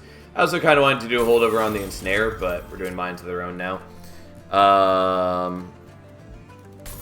And sure, I guess we'll do that. I don't know that it's really going to pay itself off. It's very funny with the teeny stone, but still requires there to be room and takes time to wind up. Yes. I assume we're talking about the overgrowth carapace. It would be potentially good for us, but it would require me to hit Smidgestone is the big thing.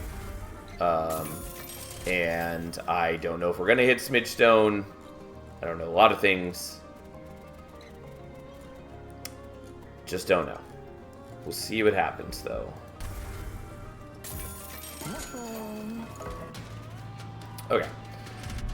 I do need to increase my scaling, though, because with what I'm doing, we're going to be getting a lot less reliable scaling from the cultivating.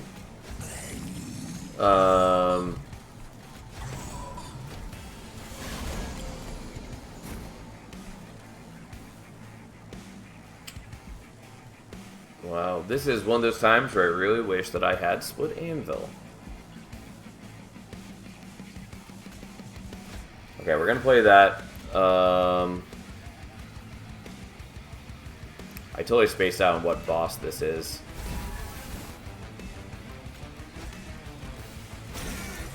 Might have been Quoto? I don't know.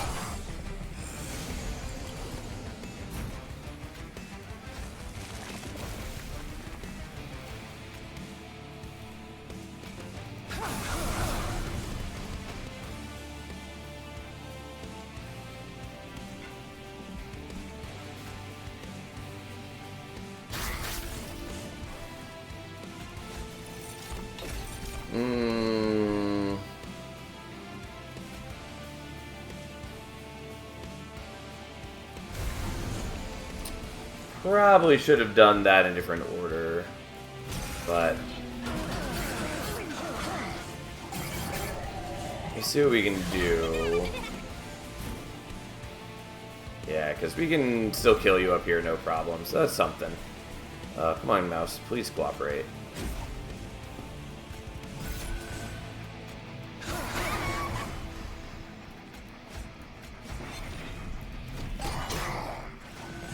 Alright. Well, again, I'm missing out on the cultivating scaling, but we're still in good shape, and this maintains all of... this maintains all of Sentient's HP. But this is basically only working because we have the twisted back, which we are not guaranteed to have on other fights. And yeah, it's just Quoto. Who cares about Quoto? None of my homies care about Quoto.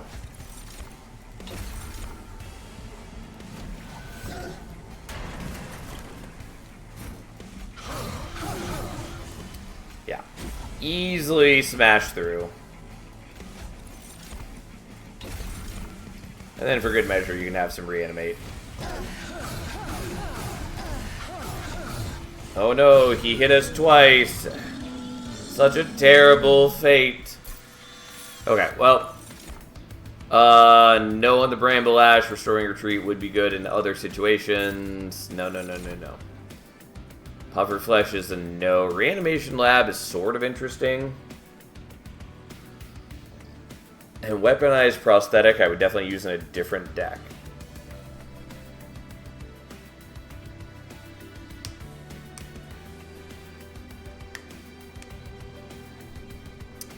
I don't think we want Reanimation Lab.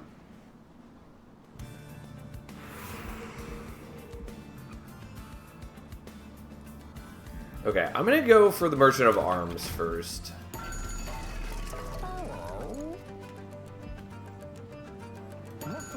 So Steel Dagger is a maybe. I'll take the Bloodthirsty Blade.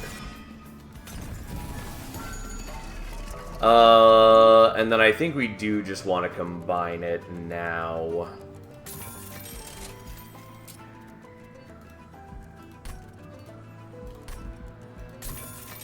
Because now we're just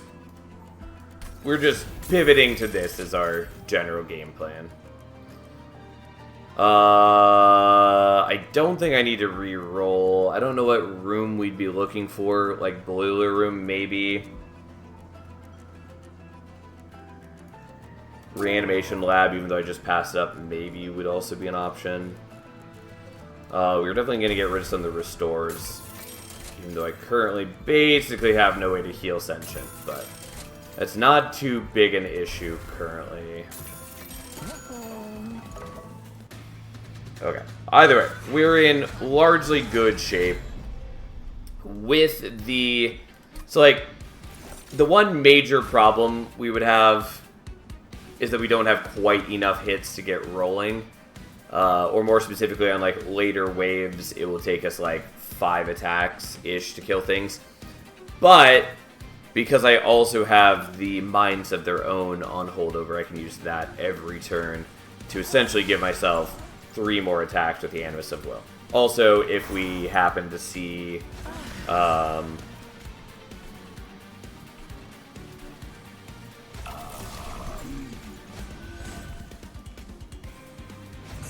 if we happen to see multi-strike at the shop, that will also mitigate our problems. Ascension has abandonment issues for real. It do be like that. I do hate kind of abandoning my champion, but nonetheless.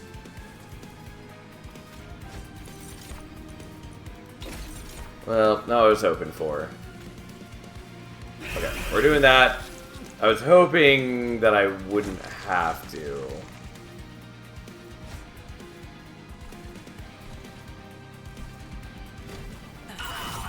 Because I was hoping to get more slays on the Animus. But...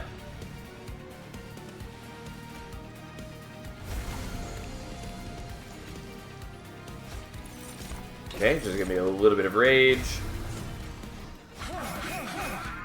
And now you get the kills. And I guess we'll just play that out and take less damage. As we gain stronger and stronger.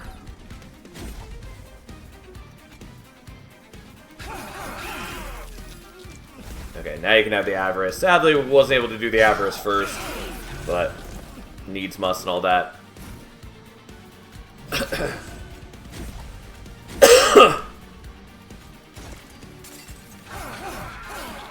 Yep, and now with Bloodthirsty Blade, we're just going to start smashing. Permanent scaling, best scaling. You're not wrong.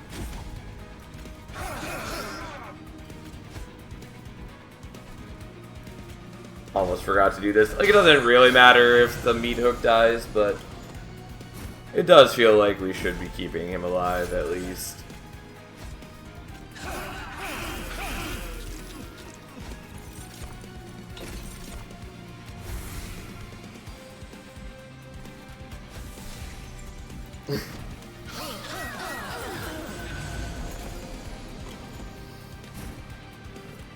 Okay, you're alive.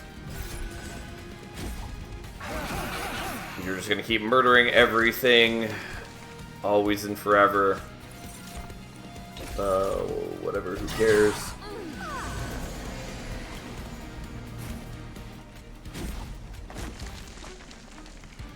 Oops. Okay, there we go. We were actually dying for a moment, but that was mostly just because of the spikes, I'm sure. Because if we had... well, I don't know. Either way, it's fine. It actually probably wasn't from the spikes, but that's okay. Unleash the Wildwood is cute. Not totally necessary, but I still might take it. Yeah, I'll take it. And then I kind of want Ember. I think Draw is... No, we're going to take Ember. It just lets me do some nice things. And I'll be able to thin my deck out pretty substantially. Okay, so this is the last Merchant of Steel. I would like to dupe, but we're going to go here and look for something. Ideally, we would get Multi-Strike. No. Okay. I could have put Dualism on the Meat Hook, which is what I should have done.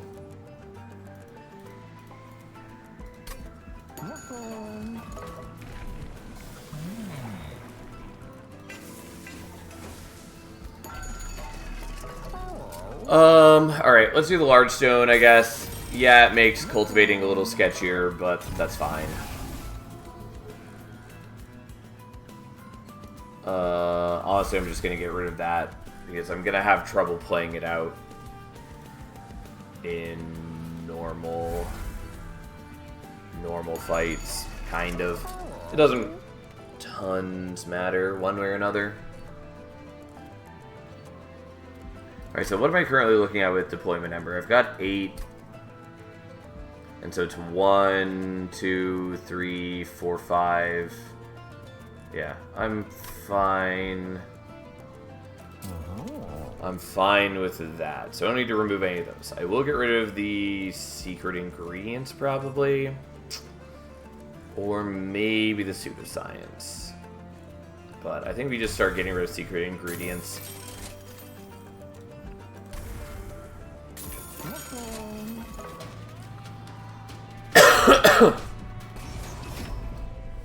Yeah, and this is the sort of reason why we took the large stone, just so that we were less vulnerable to bad starts.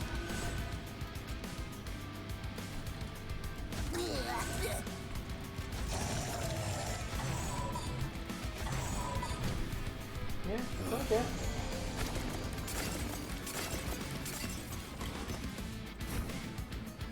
Okay, well, yeah, this is what I was afraid of. Oh, slightly wrong ordering.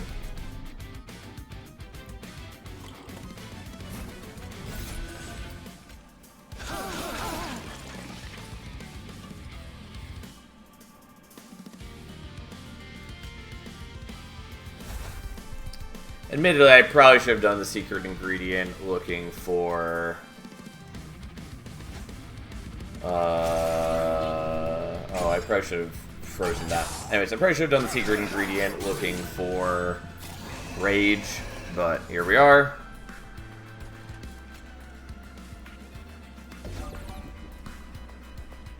So we can at least kill you, and then you're just going to hurt my Pyre a whole bunch, and there's not a whole ton I can do about that. Actually...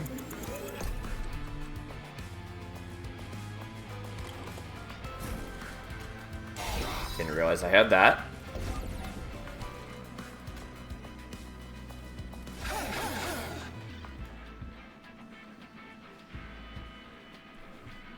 I was really hoping for spikes.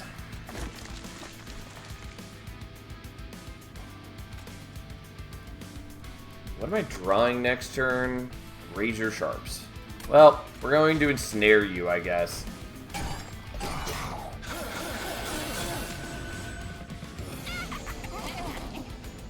Also, like, honestly, equalizing rings would be nice on Sentient now with the minds of their own.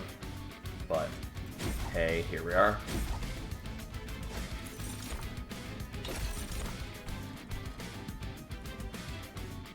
Okay, I think I kind of have to do this and kill multiple of them.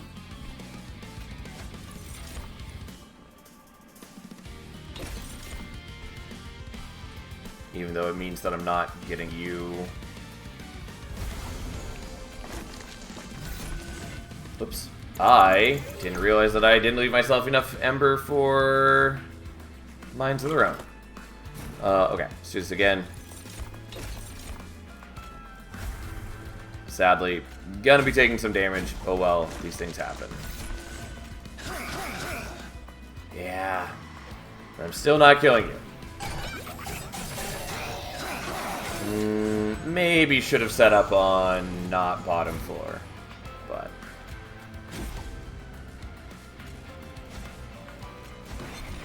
really just want these to give me spikes. Is that so much to ask?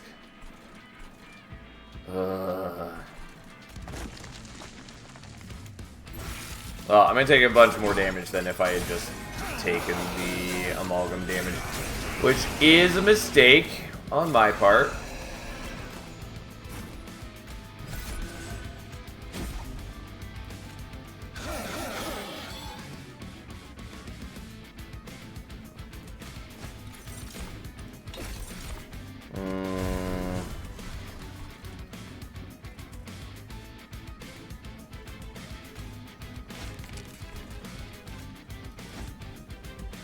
Not great.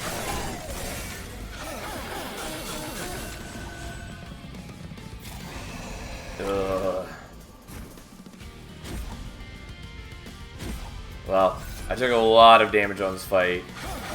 Doesn't feel good.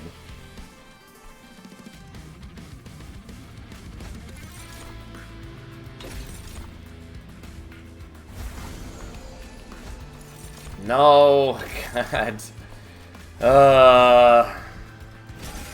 Well, yeah. Should not have set up on bottom floor. This has been made eminently clear.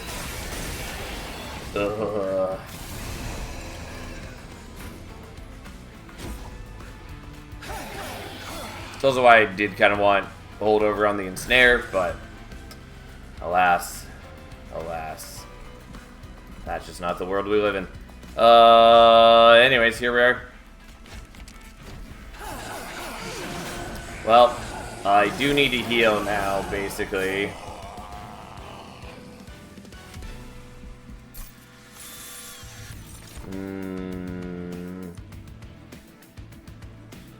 I mean, there's basically no reason not to take the Awoken Rail Spike. Okay, well, luckily the healing is on the side I already wanted to go. I'm still not at great health, though.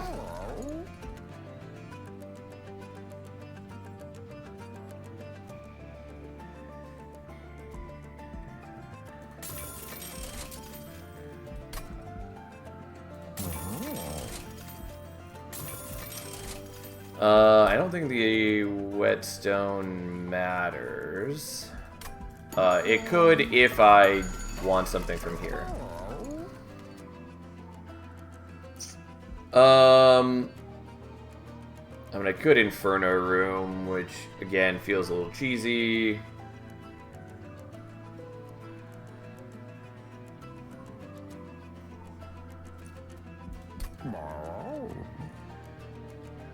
Did not get this nearly as high as I wanted to, but we will solve that soon, more or less.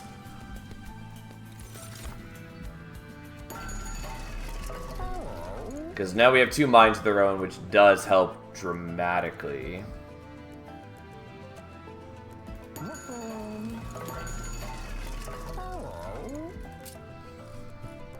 Okay.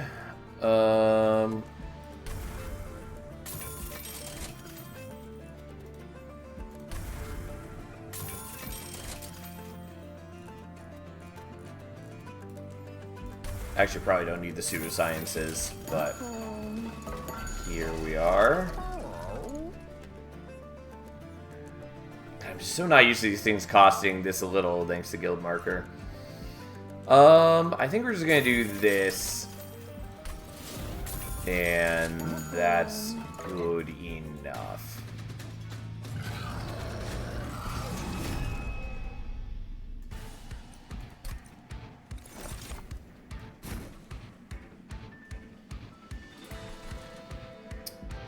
Okay, so you're going there. Arrow in there, which gives us Ember back. Oops, there we go. And you guys get some rage from equipping things and not being damaged. Oh, and I did fuck up where I place you. My bad. Let's fix that real quick. Specifically, it's just that I can't put the Twisted Assistant on your floor because I just don't have enough capacity. Which is fine. Okay. Now.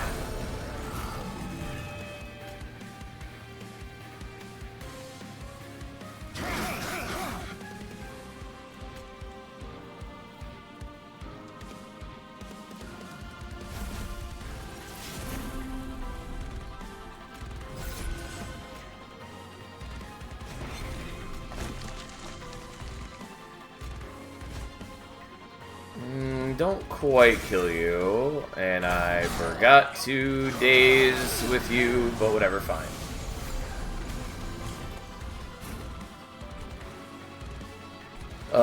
You're just going to explode, that's good enough.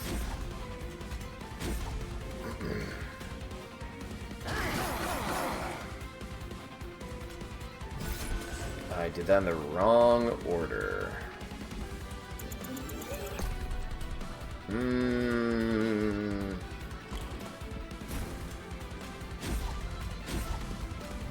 There we go.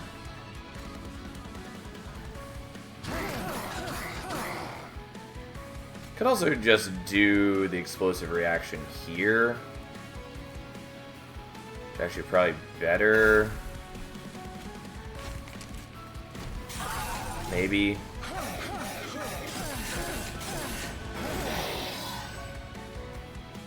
Really would like you to be getting more kills, though. Gotta say.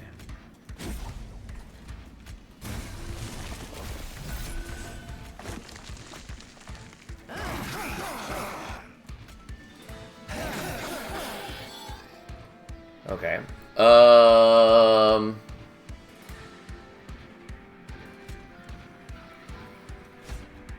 I guess we're just gonna freeze the brain spike in hand. I don't really need the avarice from it. Oh, I should have given you reanimate. Aha! Because now we can daze you so then you can get the kill. And I don't have to get too wonky with this. Because I really do need my minds of their own to get the kills down here. And therefore I don't have to take like 50 damage.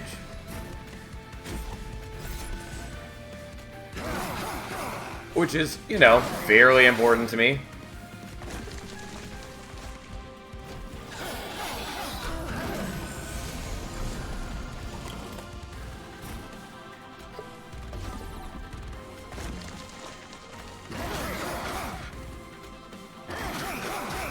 I did this in the wrong order, but okay.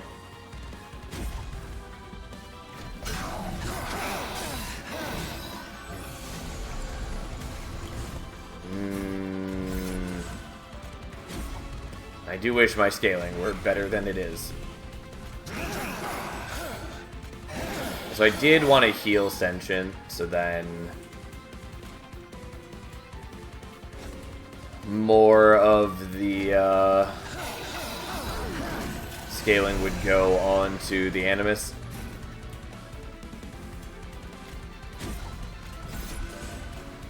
Alright, well, I'm just going to do this and heal my Pyre for a bit and gain some Avarice. The Avarice doesn't matter for anything other than score, but, you know. The healing the Pyre is vaguely useful. And I still get the kills on the Animus regardless. Since the Animus is the only one doing meaningful damage. Okay. And thus it's time to fight the Titans.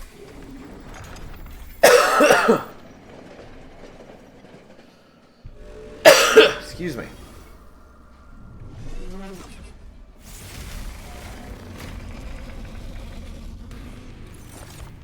Unfortunately, we're not doing, like, incredible damage. But so be it.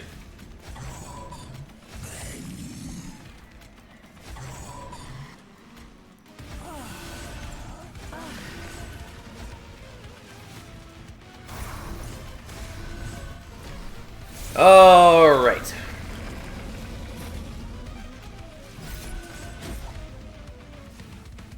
Not the worst start.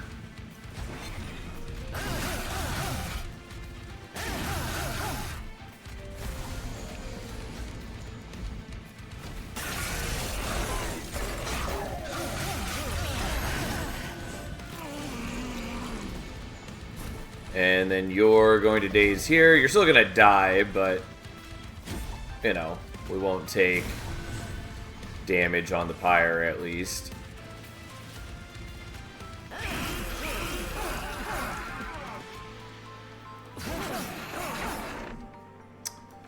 Then we'll do the Pyrolite, even though I would like to use the Razor Sharp Edge. Oh well.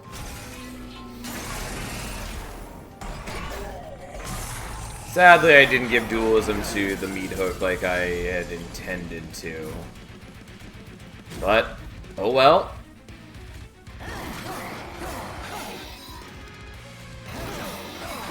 And I'm not really putting the Wilkins Rail Spike to good use if I use it here. Especially because it's probably just going to draw a Curse of Entropy.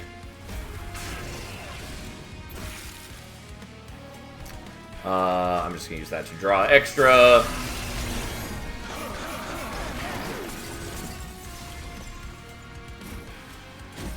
Okay.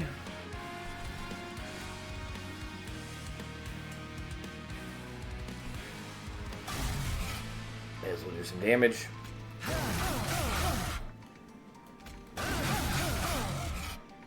Alright, so Savagery's down, working on Entropy.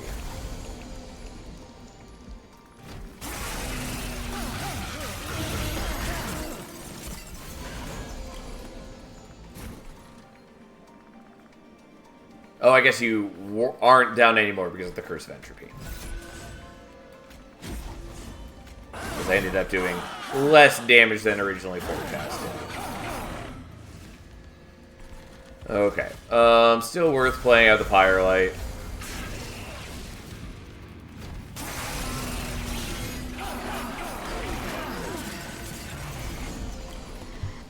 Insentient is dead, which is vaguely concerning because I don't have a lot of reanimate. Unfortunately, those guys just soak up a lot of hits.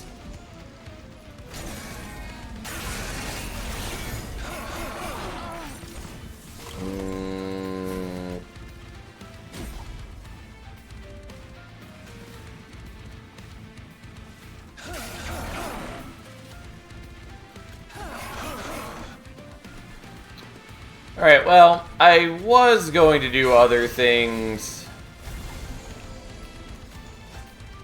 where I try to, you know, like I could have used the Woken's Rail Spike to get to like the Pseudoscience or the Spike of the League, but that doesn't matter. If these guys are down, then I just need to kill the minion. Technically, there are some enemies that could heal these guys, which could be a problem, but it doesn't really matter. Also, I could just do this to them and be cheesy. They were dying this turn either way. Because I used the Pyrolite, it brings them down to 100 something. And then at the end of the turn, the Pyre would attack again and just kill him. So, we got there. A bit clumsy, but that's fine. Also, I do hope they patch out the Razor Sharp Edge interaction soon. Because it does feel very unintentional that you can do that. But hey, we got a Titan win. Much better than last time where we did not get a Titan win. Whew. Alright, what do we got this time? Okay, so it's Primordium and Underlegion. Interesting start, I guess.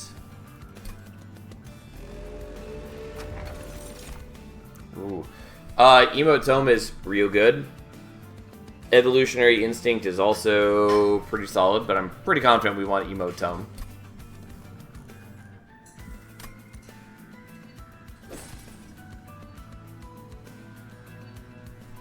Superfood with the buff spreader mushroom.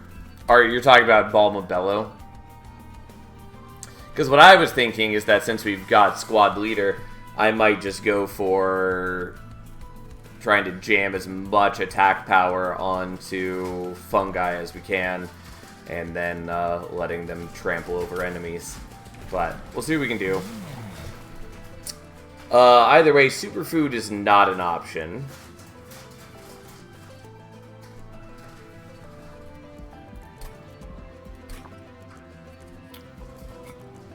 And I haven't done Stalwart Snack or Aggressive Edible to rank 3. I might just do Aggressive Edible.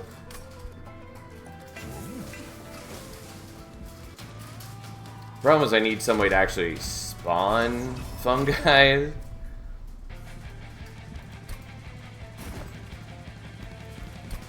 Because currently I start with Spore Touch, and so Squad Leader does nothing. I just have nothing for him. So you're going here and there, and I guess just going like that is very unimpressive. Already forgot that we get the ephemeral copy, which is fine.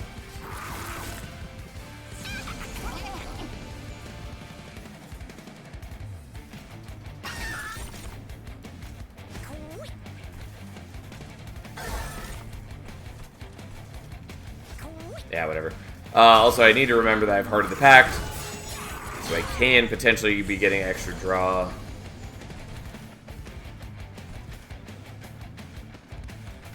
You know what?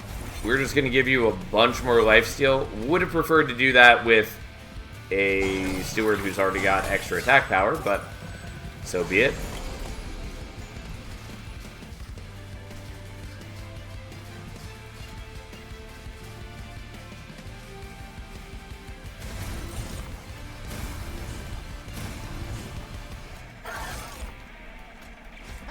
Sure, we'll just buff him up and get to work.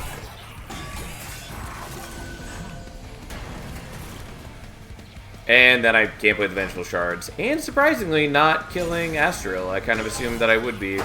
But I guess the lifesteal doesn't matter so much because it gets wasted before he actually gets to attack.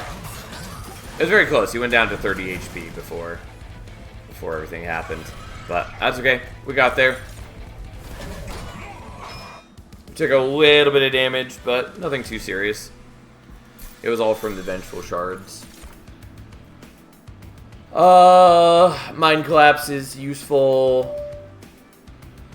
Antumbra Assault is fine.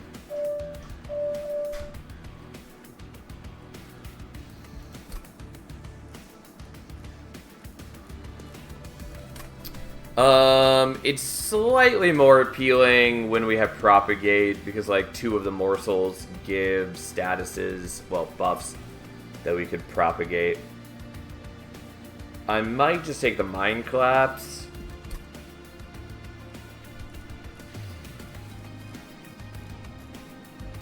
Yeah, I'll take Mind Collapse even if it comes with the Ember. And we're going to take Spawning Pods. Even though we have a lot of problems.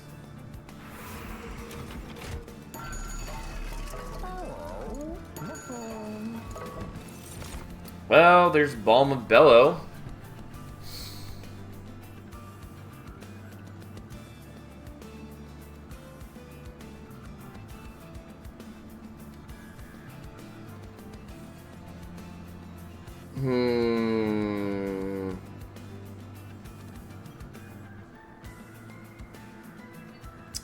Can we really make use of Balm of Bellow, though? Kind of no. So, like, we would have to get Superfood at the next upgrade, which we don't know if we're going to.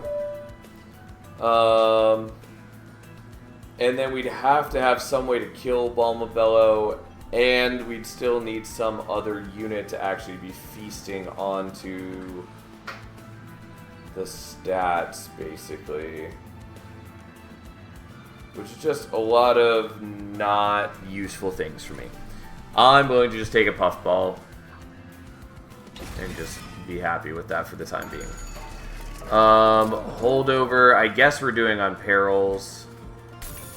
It's not exactly what I came here for, but like holdover spell chain perils is fine.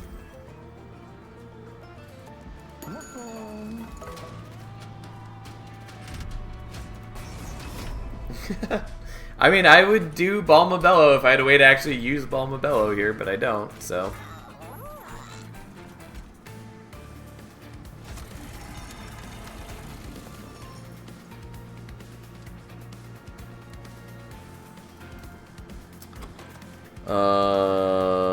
And like, I can make some troops. They don't do anything yet.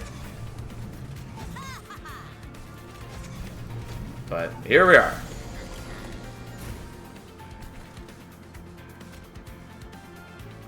Alright, I'll just accept the damage. I want to get rid of that. I maybe don't need to do that since there's a good...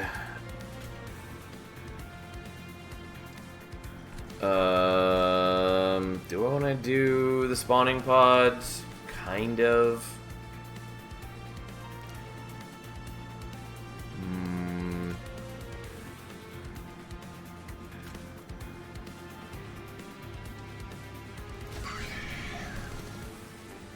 Yeah, whatever, we'll just do it like this. So we're killing you. We're killing you. Killing you. And that's what we got.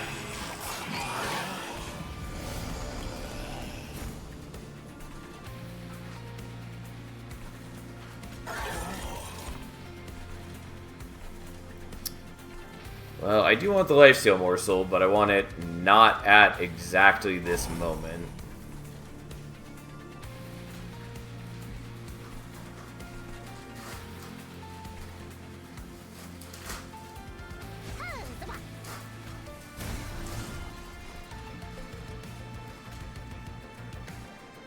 Well, whatever. Who cares?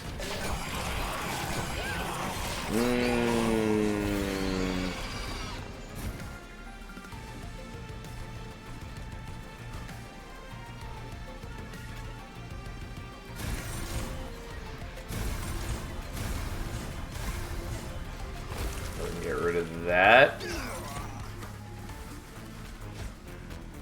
And then you're almost dead, just not quite dead. Well. And we lose the lifesteal. More specifically, we use the lifesteal, but would have been nice to be able to propagate it. Not that it terribly matters since we have the kill here. And I could have done even more if I'd actually played out the perils on mid-floor. It's fine. Overall, we're doing okay. We're gonna take a Prismal Dust for sure. We are going to take probably the Infectory. Yeah, we're gonna do that. We're gonna do this, and we're gonna look for Intrinsic. Spell Chain also good, though. A lot of things are good.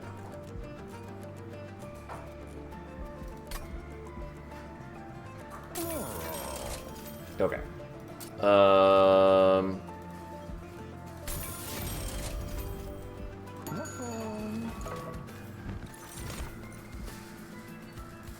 Nope, skip it on those.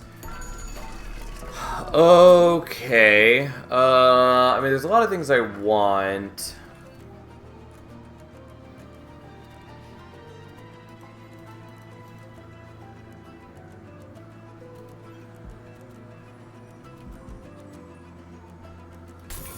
I guess we're doing that, and then we're going to remove a Plink.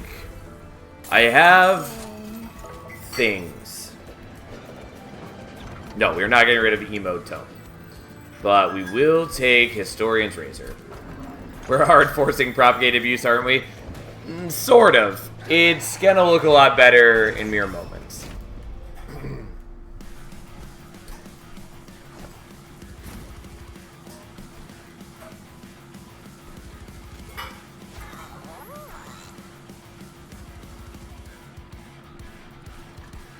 Okay, so you're going there. And then you're going there. And then Archeon is just going to annoy us, and there's not a lot we can do about that. Because we are making some fun guy.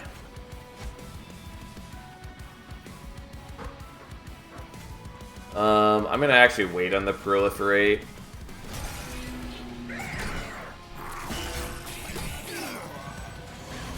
Yeah, I really don't want you to do the knockback here, though, you jerk.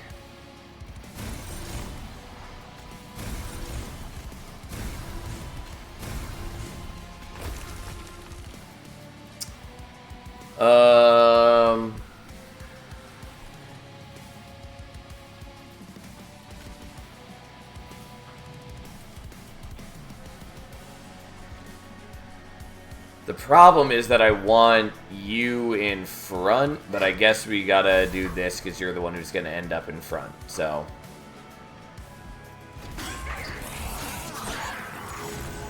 And I need the squad leader to survive so that I still have trample. So, here we are.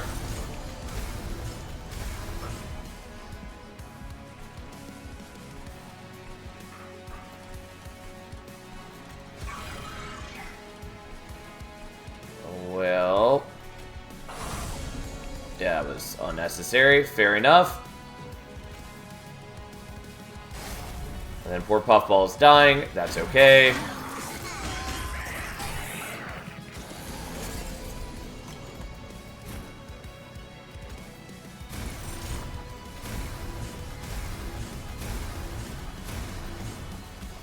And thus we get even more damage shields and things.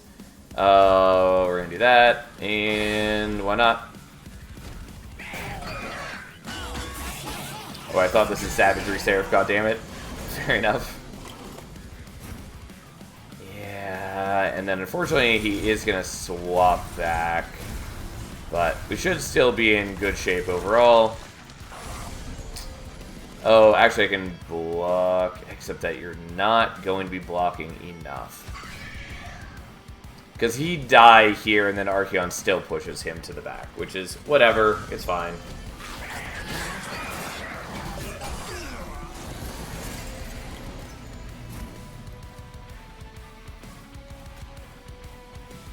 Okay, we're gonna do this just so we can get even more damage shields.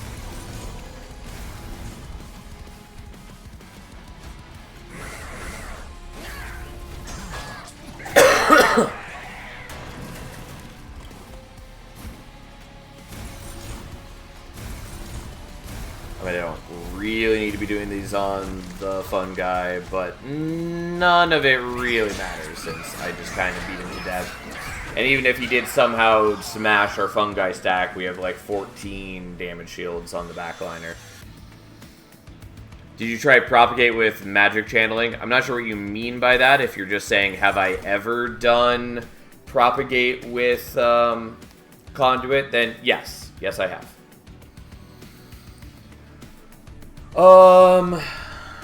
Okay. So I could take the Umbra Stone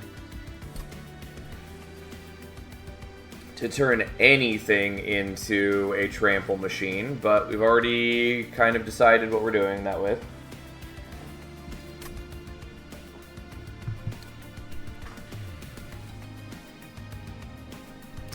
Yeah, I'm leaning towards Unearthed Treasure as a way to get back the Prismal Dust or the Proliferate.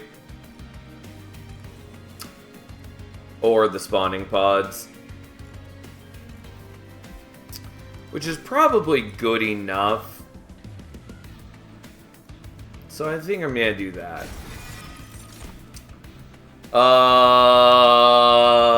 Well, interesting options.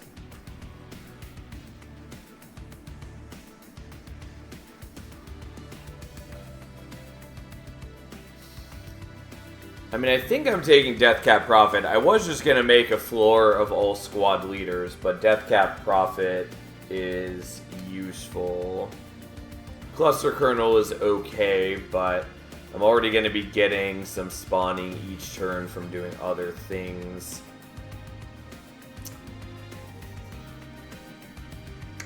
I think we're just doing Prophet here.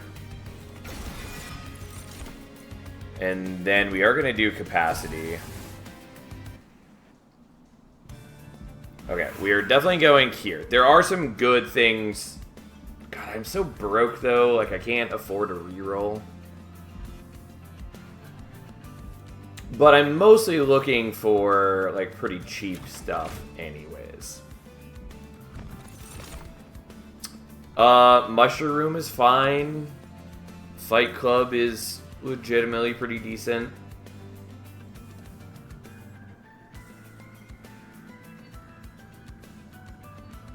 I guess I'll take that. I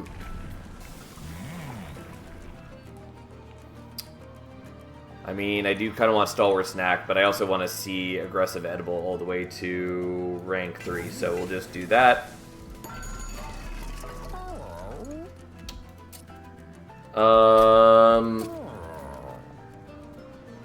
Unfortunately, what I want is not that. I mean, the HP is probably useful. Yeah, damage shields is what I wanted.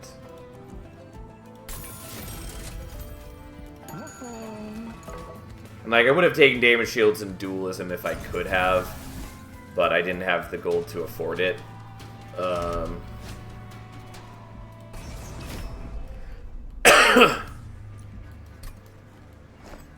Okay, the reanimate is not ideal, but fine.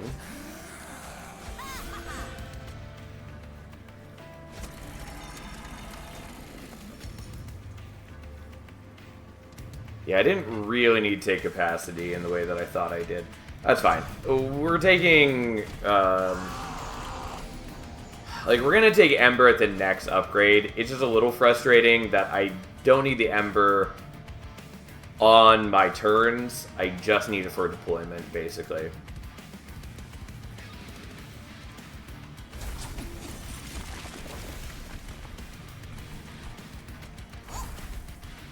Okay, so we're gonna do that, and then we're gonna do that to gain some Ember back.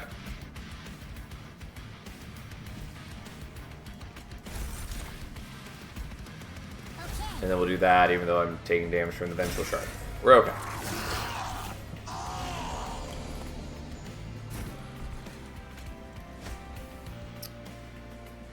Alright.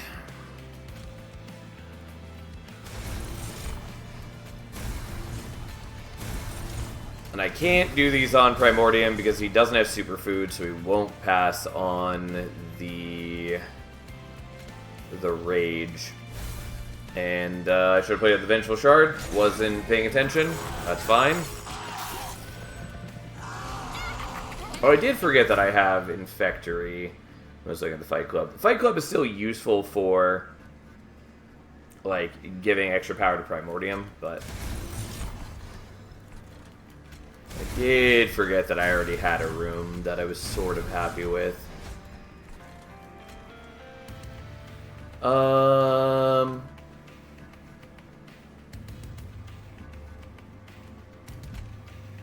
Yeah, that's fine. I'll make the swap. It doesn't matter too much now.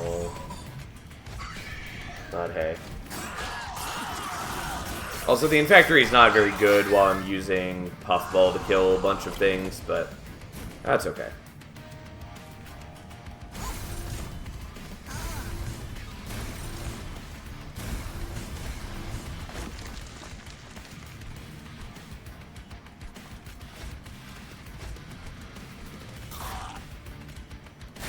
Yeah, whatever. We'll kill you. I probably should have killed the healer.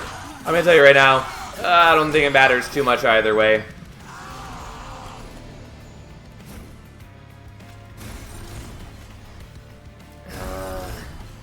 Unfortunately, having a full hand blocked the emote tome and the spell chain, but so be it. I knew this would be a problem.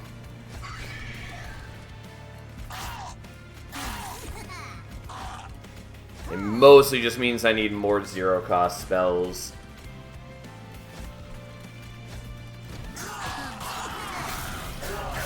But overall, like, it's worth it for me to be able to draw 10 cards a turn. And I already have, you know, more than enough attack scaling for this stage of the game, and more than enough everything. You know, just for good measure, we'll kill some of the low health enemies. Though it's hard to pick them out. Hey, we got a morsel. Would you look at that?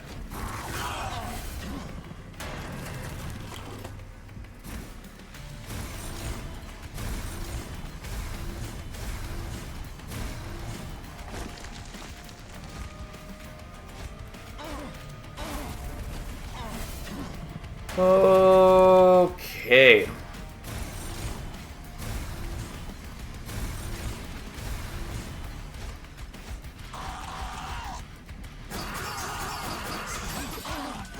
I do use a lot of damage shields right at the beginning, but it doesn't matter too much.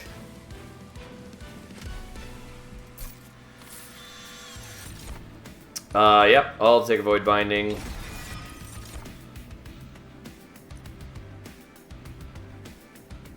I will take a Dig Deep. And then I think we're going here.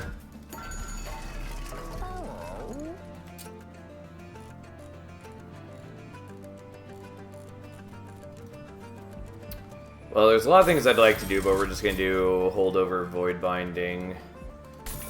Especially because that gets me around some of my other problems.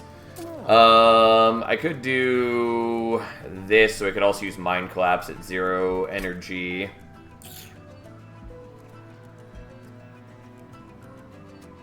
Which doesn't tons matter to me, I don't think.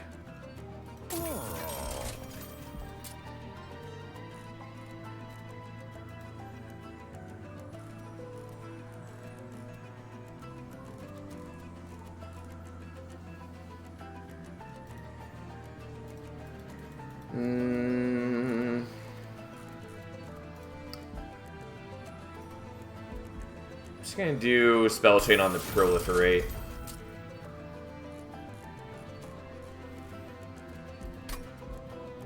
And call that good. Do I want the Cluster Kernel? Yeah, kind of do. Because what I wanted was... I mean, I could also take the Inoki here, which is also not bad.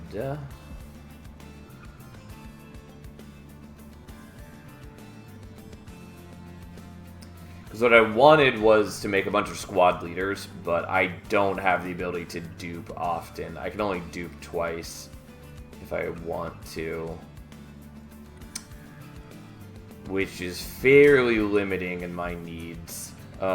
Which is fine. We'll take the Cluster Kernel, although I probably should have taken the Inoki as I was just talking about. But whatever.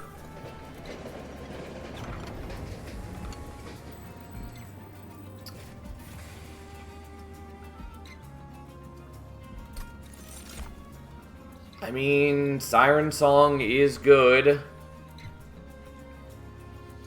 I think we'll take Spike of the Stygian, though.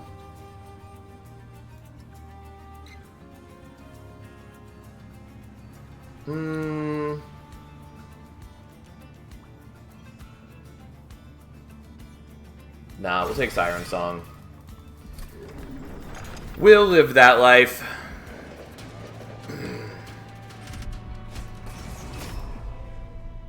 Okay. I'm not particularly worried about the boss.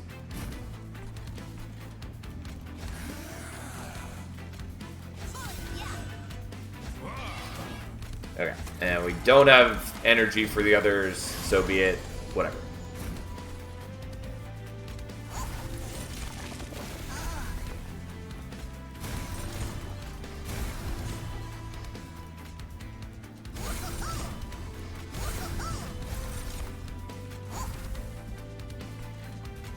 was really hoping for remove consume on the unearthed treasure. Or for the proliferate. Okay, so let's do this first. Because, again, I won't get the extra thing if I do the dupe there. Okay, I'm gonna swap to the infectory and just kind of waste that. That's fine. And I should have done that earlier. Oh well, that's fine. I also have the Void Binding upcoming, so I have another source of damage shields.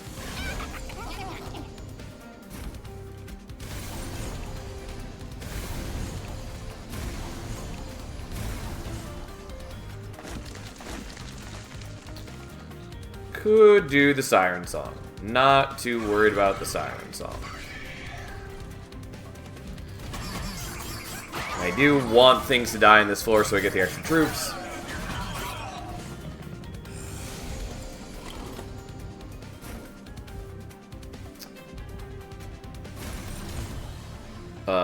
Wrong order, but not worth redoing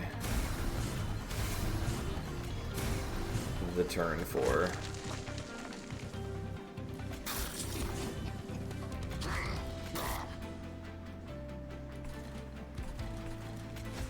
Whatever.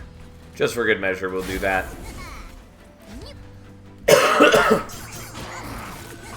He did break through my damage shields, but that's not too big a deal. Especially since we just generate more damage shields every turn now.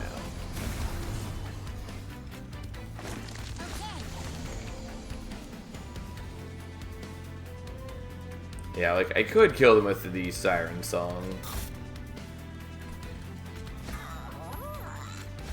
But... And yes, by playing out the puffball, I am depriving myself of some spawns on top floor. It's okay. We'll deal.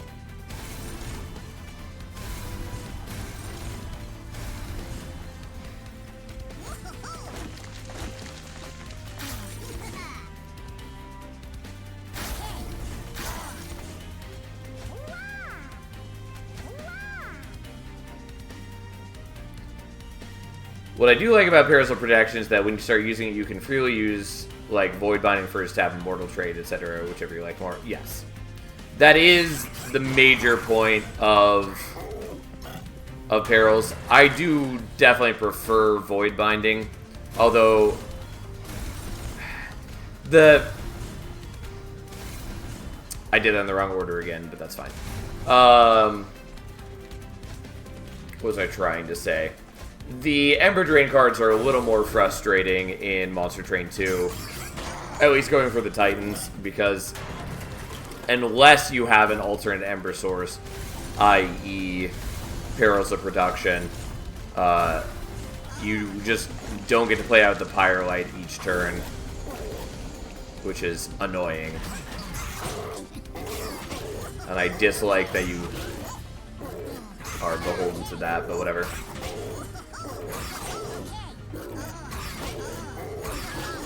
I thought Ember Drain was a little cooler of an archetype in Monster Train 1, where you could still feasibly play any run, or at least most runs, at 0 Ember, and still have a good, winning, exciting deck.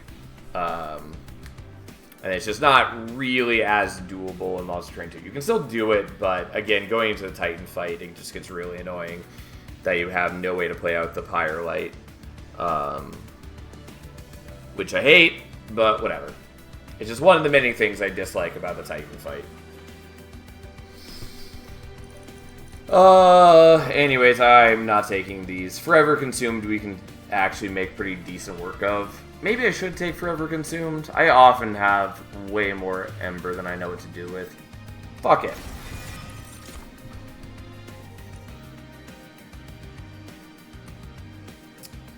I will skip on those.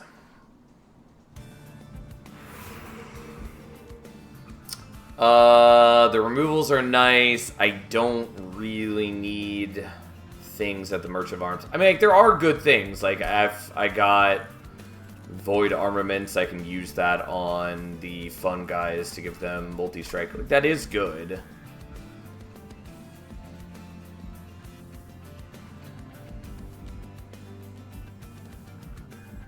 I guess maybe I am doing that now, because I think I'm going for the double dupes. I haven't totally decided what I'm duping, but I guess I'm going here. The only thing I'd be looking for at the Merchant of Steel anyways is just, like, more damage shields for the Deathcap Prophet or the Cluster Kernel, or maybe Smidgestone. I don't even know if I'm going to use the Cluster Kernel long term.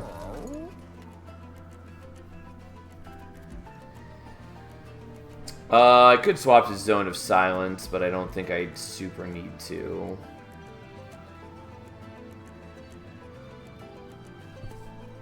Although it would sort of be nice. Do I want Mitosis Cap?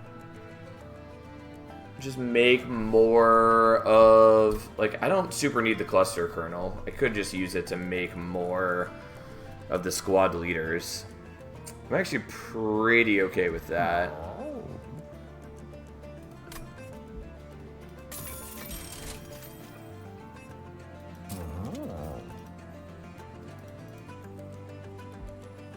Yeah, there's not really any reason not to do that if I'm going to be using it. I don't need to spend all my gold on removals. I do still get 2 free removals as well. Which I'm going to do on these.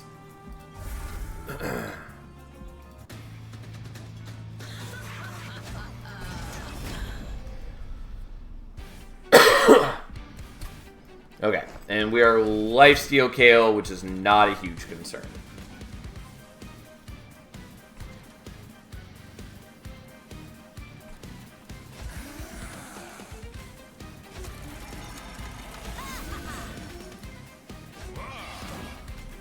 Because, like, I have damage shields and things. Like, yeah, you'll attack into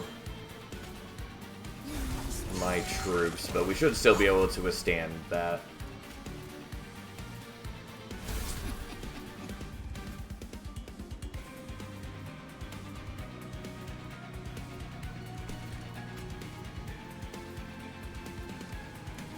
Yeah, I'll just play you out, whatever. That's fine. I lose 5 troops, I get back 4 troops. I just need to start building up some damage shields on our dude. Well.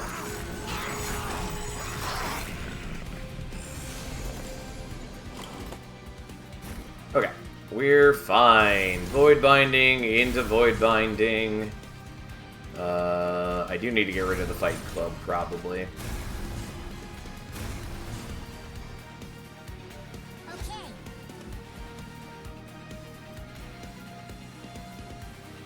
Well, I have 10 more damage shields. The enemies do have multi-strike and all that, but that's okay.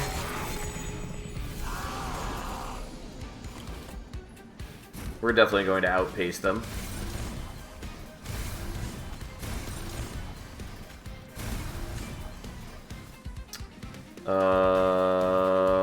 Okay.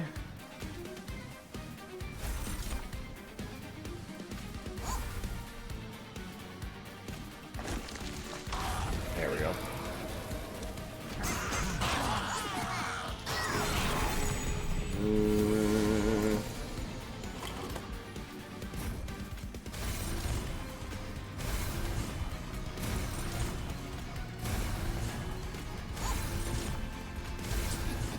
We're even building up a tiny bit of decay on KO. Who could have foreseen such a thing? Alright, let's get rid of you. And then we'll just eat you. So we take a little less damage onto the damage shields.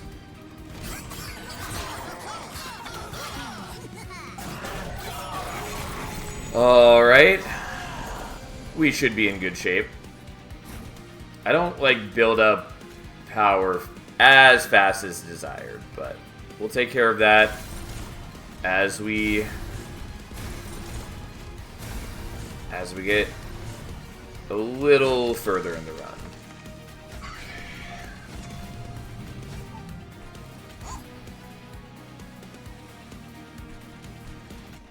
Sure, why not? And then it doesn't matter. I've got more than enough damage shields. I have enough damage for this fight at least. I still have not used the Siren Song a single time, but that's fine. It wasn't really taken for this moment. It was taken for others. God, I still would love to get rid of so many of these cards. Like, the Spore Touches are not doing it for me.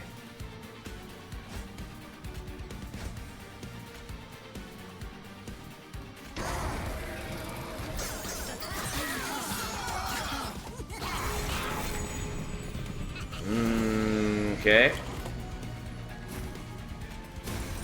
Oops, wrong order, but that's okay.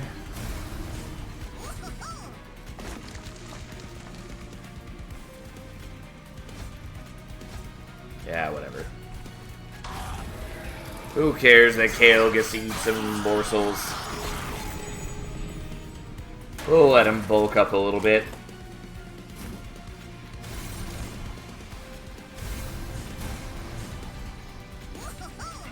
Come on. There we go.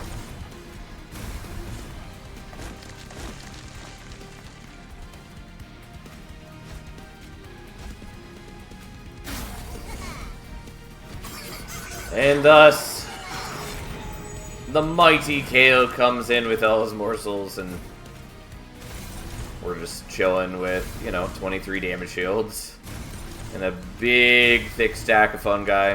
To be fair, the actual stack is not that large. It's mostly just that they have a whole bunch of extra attack on them. Alright, well, our deck is pretty slow at what it does, but it's decent. Deadly Variant is a no. Like, it's not a bad card necessarily, but it requires very specific things. If it were the opposite, where it was sap based on decay, it'd be way more viable. But it's not. And it still can be very good, it's just that you need one of the few ways in Clan to be generating a lot of sap for it to do meaningful damage, so. Anyways. Yeah, we're gonna skip. Forever Consumed could be okay. We're gonna take the Ember, I think.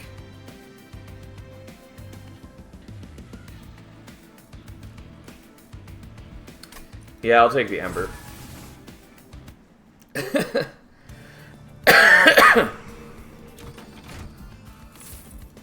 Yeah, like, Deadly Variant can be very good with copious sap, but you have to have sap to use it.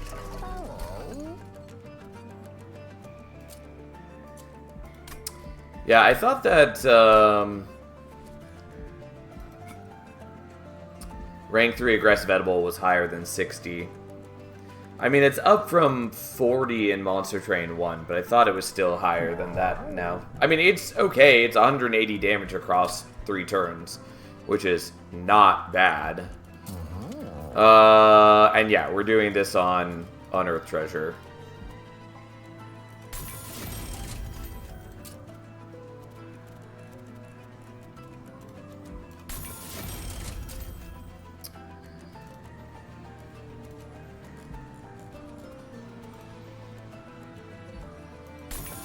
Okay.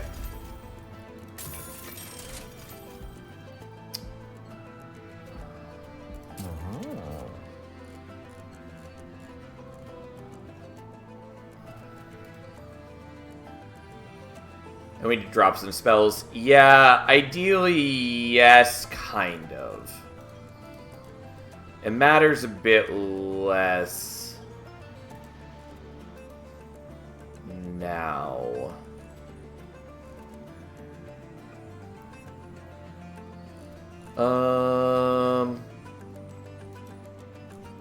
It's like I could hold over this, which is interesting.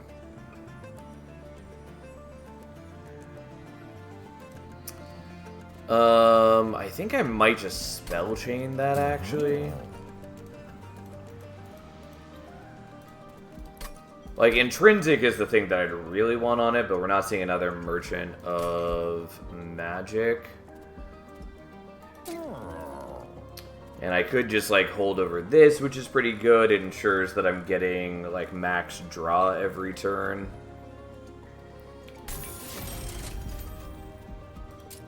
I could also spell chain that. I could also spell chain this.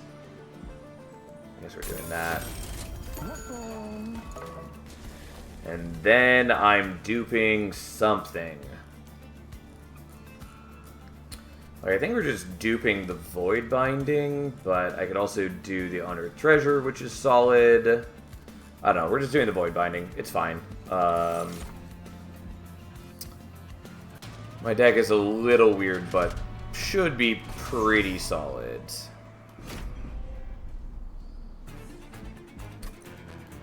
The Scourges are going to be annoying, but depending on the order we draw things in, it will be okay. Okay, so you go there, there, and I do still have enough capacity to play the Cluster Kernel too, so I guess we're doing that.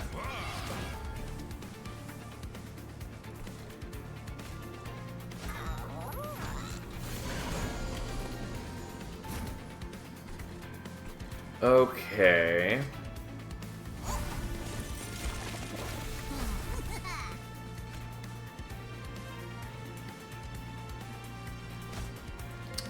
Well, I'm not doing the dig deep, I guess. I'll just take a little less damage.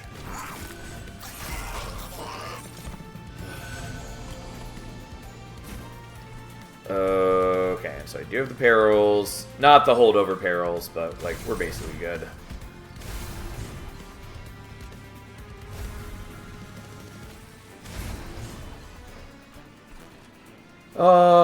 Yeah. I can't kill you with the Mind Collapse. I'm not gonna kill him, but that's fine. We'll just accept that we're getting some Scourge cards. We'll live that Scourge-shaped life. Now this strongly matters.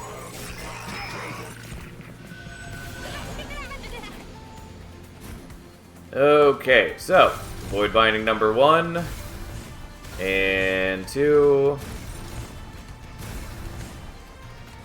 Get rid of those.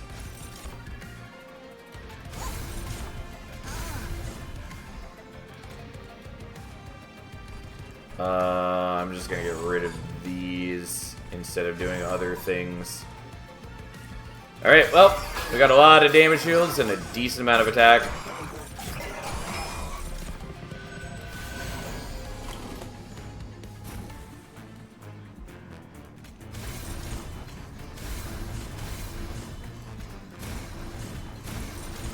Okay. I was worried originally that I wasn't sure we'd have enough damage to deal with, like, these guys' bulk, but we're doing okay.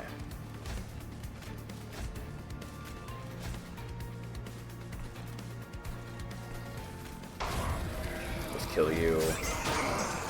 The Reanimate is also a little annoying because we can't kill it with all the trample damage, but I have enough backliners to take care of the problem that it shouldn't be much of an issue.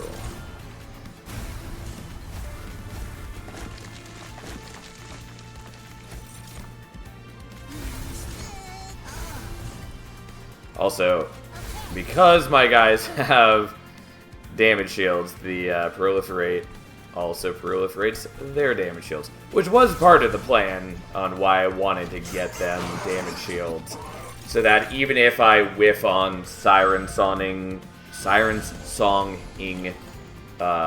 Seraph of Dominion, we'll still just be protected from the corruption buildup. And to be fair, I came up with this plan before we even had the Siren Song, so we didn't know for sure we'd be able to do that anyways. Either way, we're fine. I would love to drop a lot of spells for my deck, though, but it matters a bit less since I do draw 10 cards a turn, just guaranteed. And, unlike with Pyre of Entropy, they're basically all good cards.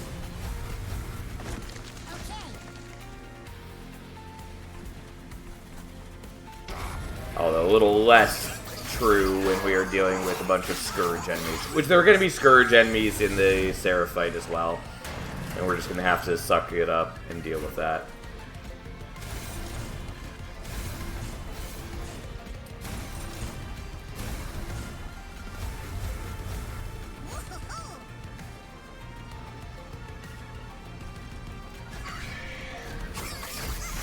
But that's okay.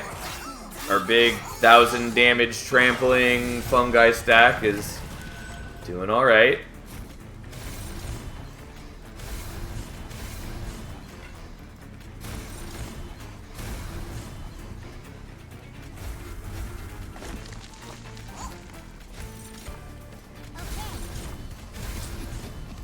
Alright, I have one more damage shield for good measure. Just a clean 51 damage shields. 1,300 attack power. We'll be okay. Your 200 damage a turn means nothing to me, Rax. As we just headbutt him into oblivion.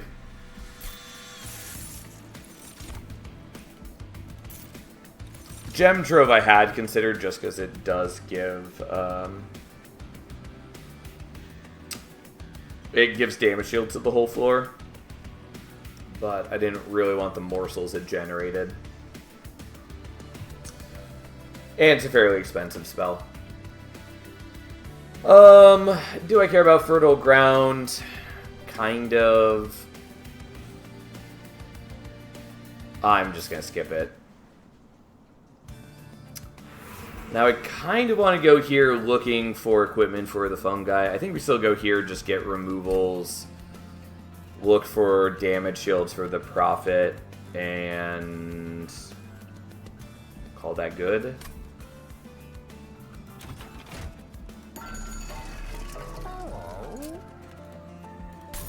Done. Alright, I have 6 damage shields instead.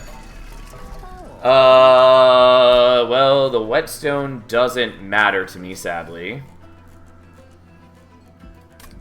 We'll take Sinner's Salve. Twin Mines, I think I'm pretty okay with taking. And I might take Mind Jacks. Oh, that's a little weird for me.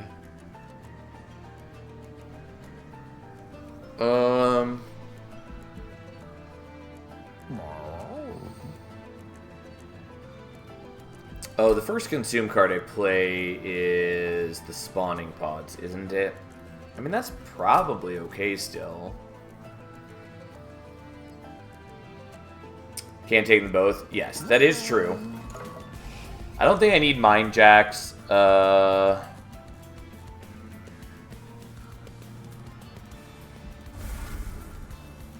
Also, I do really just want to get rid of a bunch of cards.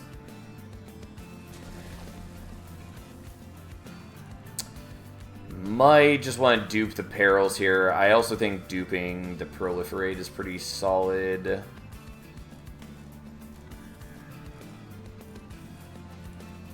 Yeah, we'll just do that.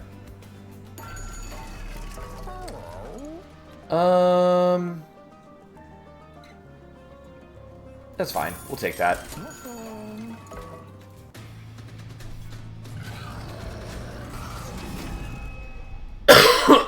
Excuse me.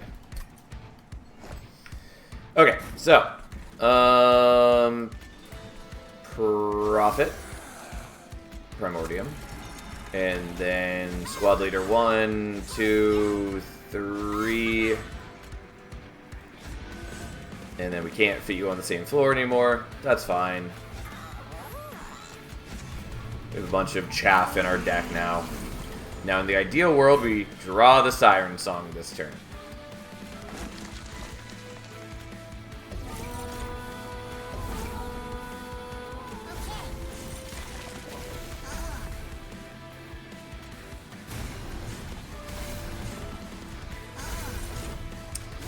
Alright, he's dazed for 12 turns. We got a bunch of damage shields across the team.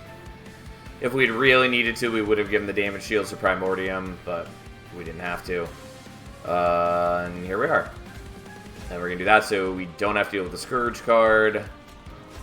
I should have given you some decay before I did this, because then I could have propagated the decay, but it doesn't really matter. I don't have to worry about that.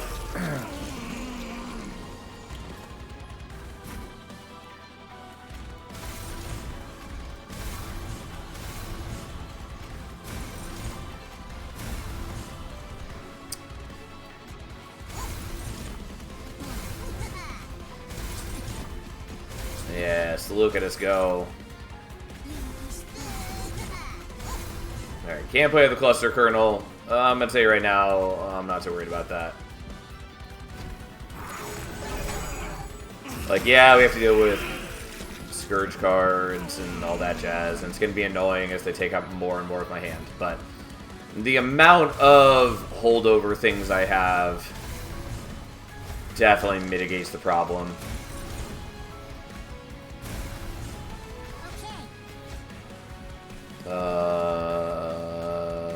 I'm just going to play these out, even though it means that the Prismal Dust is not great. Overall, we're fine. Also, Sinner Salve makes them a little less onerous, even though they are eating into my draws. But, hey, at least we hit 10 draw turns, so that's something, isn't it?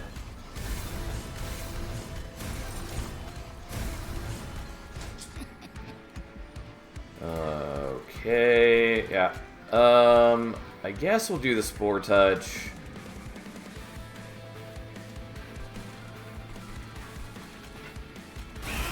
Just to get rid of some of the units. It doesn't tons matter since I'm just killing them with Trample for the most part anyways. And admittedly, I should be doing Spore Touch on the ones who have Reanimate. But so be it.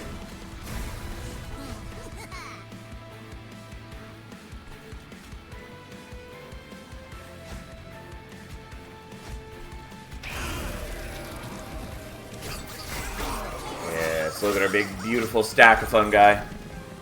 It's only 52 fungi, but they're rocking a clean, you know, 900 plus attack power. And Cluster Kernel even gets to join the squad finally. Yeah, whatever.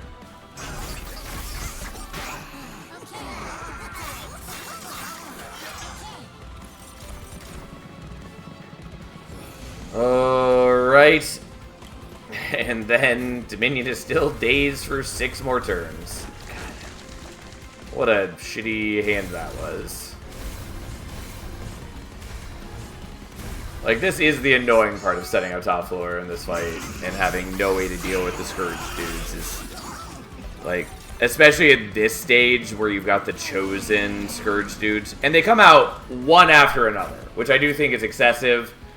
It is one of the things that I think perhaps deserves to be retuned. Like, it's manageable, but it is a pain in the ass. Because for any deck that's not killing them on bottom floor and isn't drawing like 10 cards a turn, it just quickly becomes unmanageable. Because like, even if you have ways to kill them with spells, if you start drawing 4 to 6, you know, Scourges a turn, then you don't even have a chance to draw those ping spells anymore. And I don't think that's great.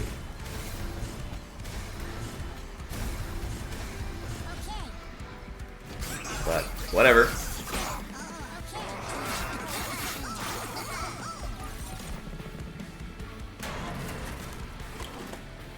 Alright, and even now, Seraph is still dazed for 3 more turns. So as long as we don't accidentally do the Siren Song here, we're okay.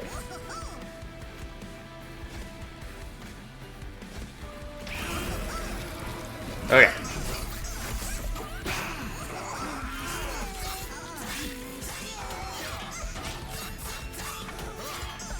Our big, beautiful stack crushes his hopes and dreams.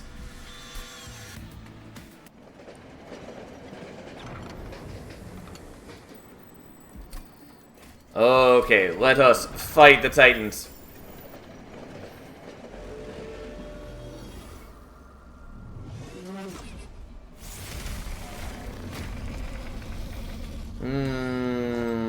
Okay.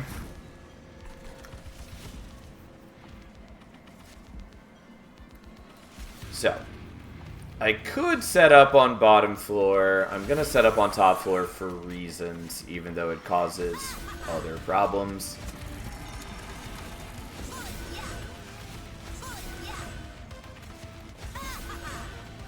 Oh, and I don't have enough spaces in hand to draw the mitosis cap. Doesn't really matter, other than it would be nice to get it out of my deck since it's a zero-cost thing, but...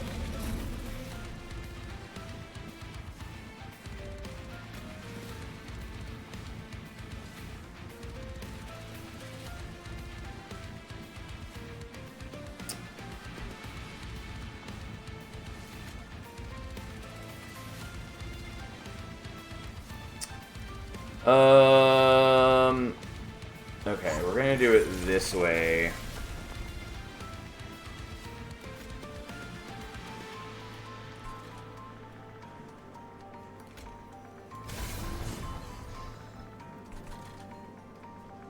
Yeah, although then I'm not propagating damage shields on you. Whoops. I specifically went out of my way trying to avoid doing exactly that. And actually, I think we just want to do it this way. Because then we can do this. And then we can do the proliferate. Which is a lot more impressive.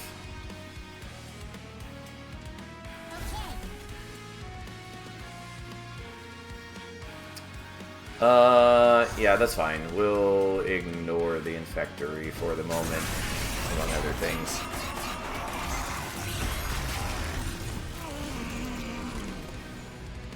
Alright, so, get rid of that. Who cares about the mitosis cap? I'll give it to you even though you're gonna die.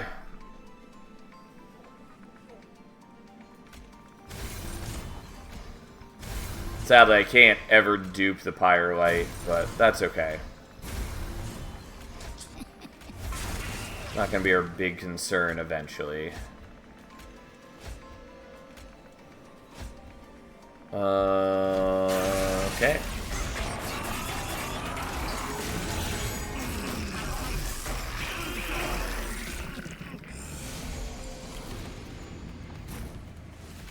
Well, I was hoping to get the Siren Song this turn, but I knew it was very possible that we weren't going to.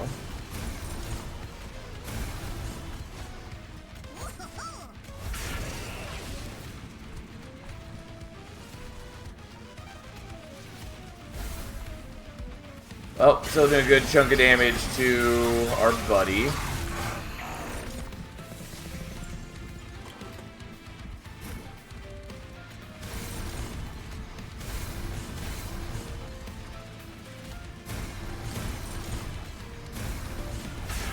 Alright, well, we're just going to daze you for 6 turns. It will sort of slow things down, since you'll no longer be generating the Pyrolites for us, but whatever, fine, so be it.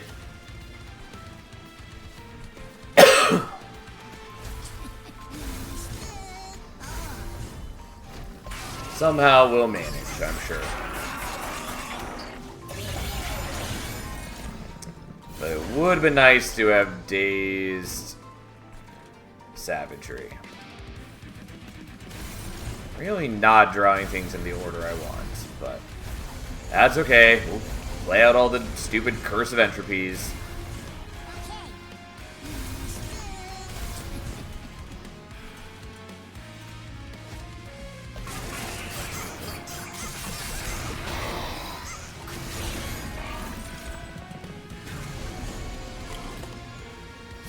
Hello, Ashiaka. How you doing, friend?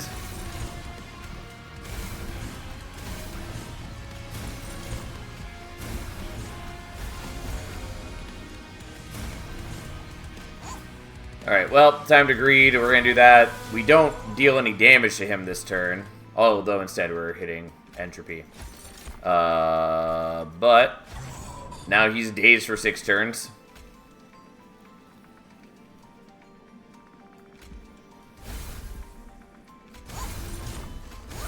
There we go. Pretty good. Tied my win streak at 13. Now at 97 crowns. You are way higher than me on crowns, but I have not put as much of an emphasis on them as perhaps I should. We'll do them eventually. But yeah, 13 win streak is good.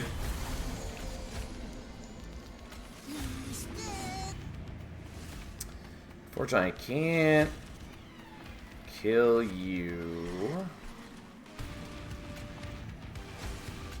Wait, no, this really matters.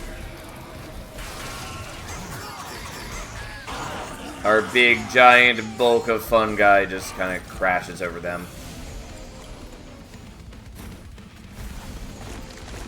I would have enjoyed getting Siren Song. So honestly surprised that I'm not killing you. We can change that. Surprisingly, we can't. Huh.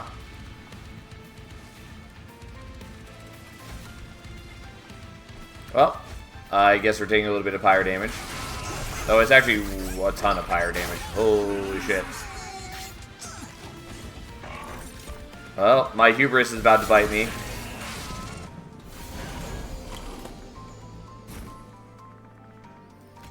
Well, that was a mistake. I didn't realize. Also, I played these in the wrong order. That's fine. We'll deal. Well, can't let you attack again now.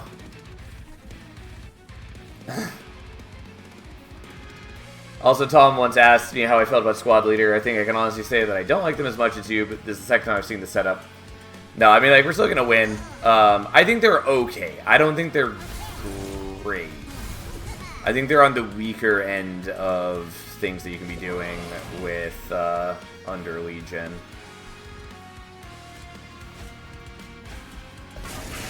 But mostly, I'm being punished for bad draw order. Also, if I just not dazed Dominion to begin with, I think we'd be in a better position. I mostly really wanted to be drawing the Siren Song on different turns so I could ascend enemies into the Pyre Room to kill Dominion faster, and also to ideally daze Savagery. And then that didn't happen, so here we are.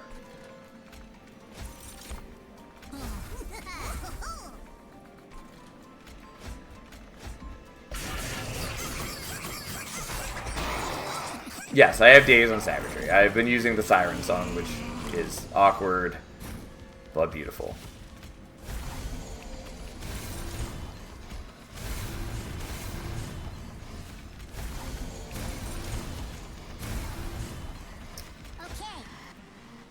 Okay.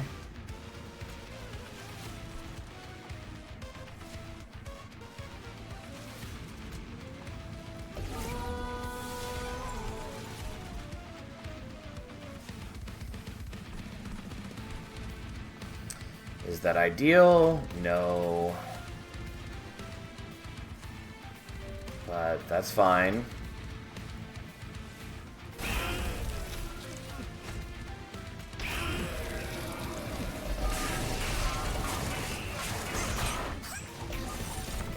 Alright, well, Dominion's basically dead.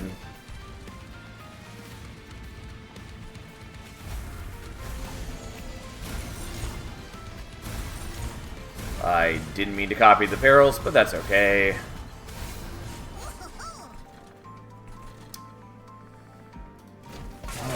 I definitely made this fight become very awkward.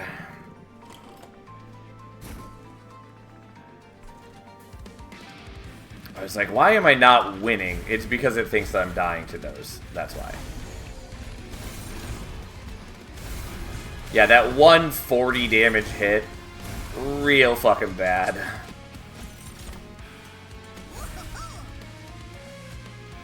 Just for good measure, we'll give you some decay to proliferate. Look at us go. Alright. That was real fucking clumsy. But we made it. Yeah, should not have been nearly that bad. Ooh, yeah, 68 damage. All... mostly because that one guy that we let go to the pyro room. But, here we are. That was one bad draw from death. Yeah, but at that point, like, it was basically impossible for me to have a bad draw. And again, had I just played that fight better from the beginning, we wouldn't have even been in that position. But, so be it. So be it.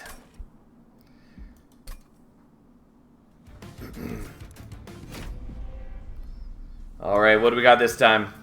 We have Gilda and Umbra with Life Mothers. Okay. Fair enough.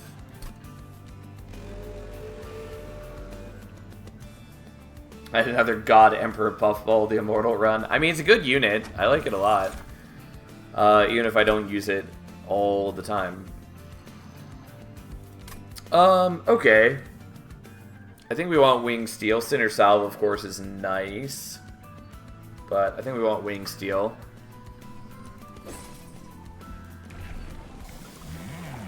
I was kind of hoping for Bloat Matron. Particularly with Wing Steel, just having the Whelps cost 0 is nice. Maybe taking Lady Avarice. I think we're still taking Lady Avarice here.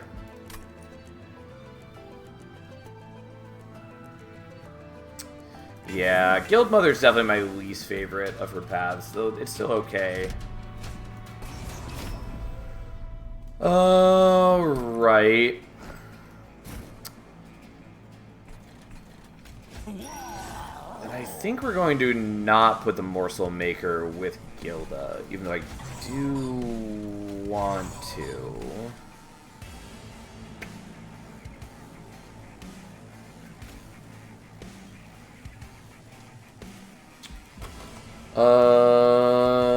I mean, maybe I want to do that. It's just that I get a lot more gold by not doing that, kind of.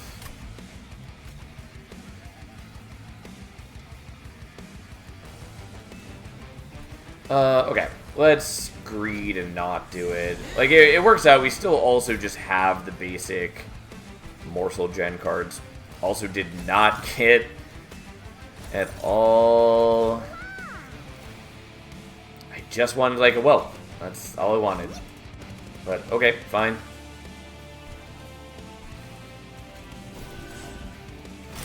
Well, taking a bit of damage. We at least got one morsel who can kill something. Ow. Okay, well, there's one of them.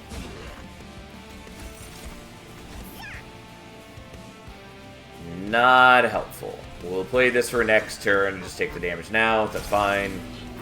Disappointing, but fine.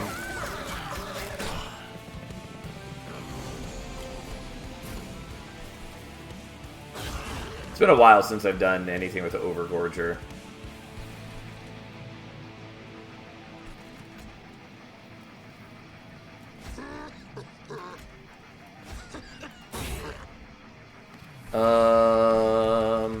Yeah, that's fine. We'll just do that now.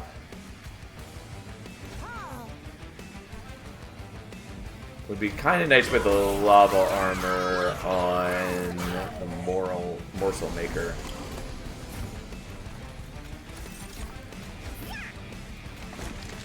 Okay, we're just gonna do that and take a little less damage. I was not as efficient with gold generation as one might have desired, but that's okay. No, I should have put them in front because we could have blocked and taken no damage on Gilda and still eaten the morsel. Either way, not a big deal. Sure, we'll just play you there because we get a little bit of avarice. Not a lot. We get one hit, but there's still something. It's still something. Flicker is real good. Lava armor we've already got. Fireball is pretty decent. I'm gonna take the Flicker, though I don't know that we're actually gonna make good use of it. Immortal Trade is a maybe here. Don't think we need packed morsels. We already have making a morsel. I don't think we need more.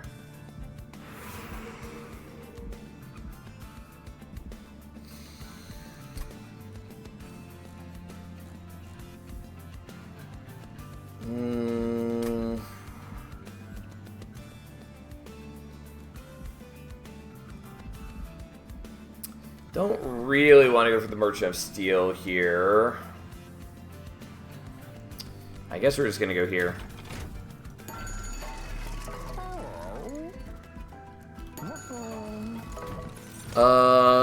Yeah, we'll take the Magma Cultist.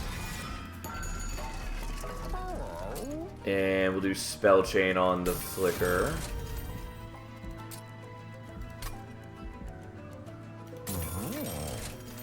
Okay. Holdover, Spell Chain, Flicker is pretty good. I would very much prefer to get... What I want now is I want to get Bloat Matron Gilda so that we can get Pyrogel Harvest. Probably.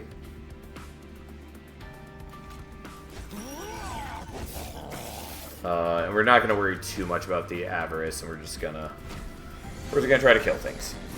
Not what we wanted to draw here. Yeah, I was hoping we'd draw into the Flicker at least, but we didn't.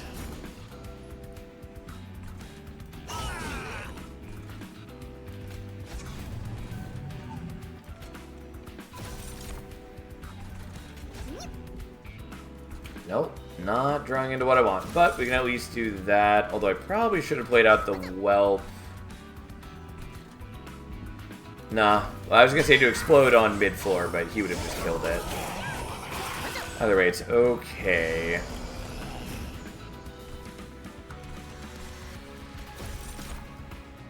Would love to be able to use that Lifesteal Morsel elsewhere.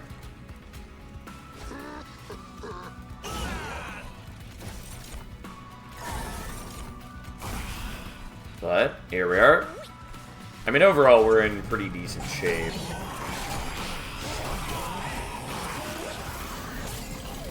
Even though it is Legion we're up against. But, that shouldn't be too big a problem.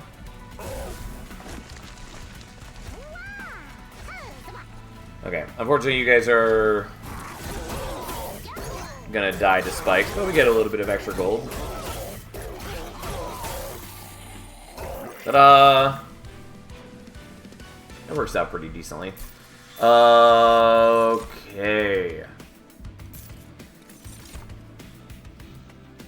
I just want Space Prism to be deployable.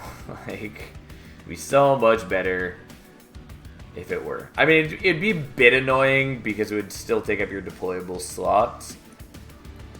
And that can cause issues, but as is, it largely serves no purpose. Like, yes, technically there's some value you can get out of it, but it's pretty underwhelming. Anyways, we basically already have a winning run for the most part, so we're going to skip that.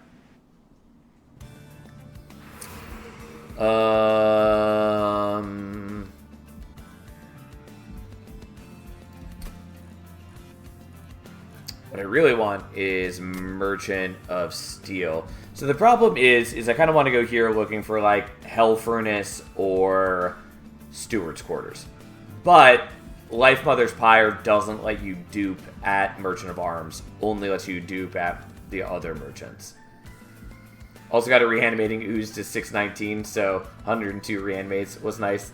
Electricity Chamber and Organ Harvester go brr. Yeah, I've done some things like that, at least back before the public release. It's cool. Although, as much as I like Reanimating Ooze, and I've talked about this before, but I still wish that it were like more different from Bounty Stalker. Because they are largely the same unit. And I think that's a little disappointing, but they're both cool. And like, Reforming Ooze is definitely a unit that deserves to be in Lazarus. Like, it plays into what the clan wants to do. And there's a lot of cool things you can do. They're basically the same unit. Okay. I think we're going here. I think we can get by one more fight being a little inept. Yeah, that's good enough.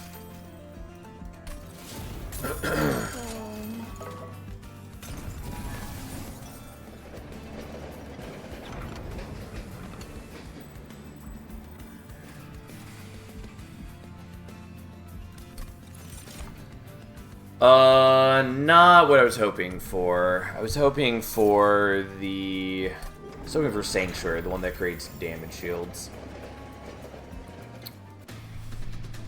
I mean, technically speaking, Bounty Stalker's better reanimating Ooze, so yes, I agree somewhat. Yeah.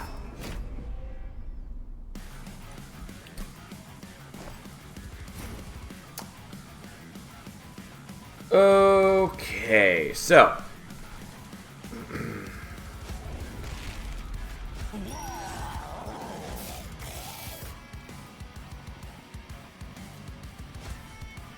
we're gonna do it like this, although Archeon starts on this floor now, which is not ideal. Okay, and we'll play you there. You get the bonuses for Steward's Quarters, which is not my main concern. God, you're gonna die.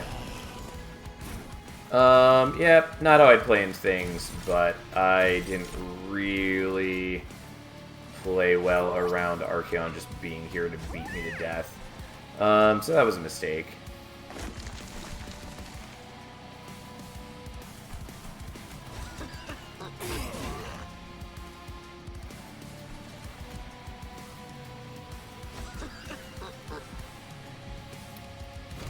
Yeah, whatever. Mistakes were made. I'm not getting all the gold that I want and other things. I really would like to draw the Flicker.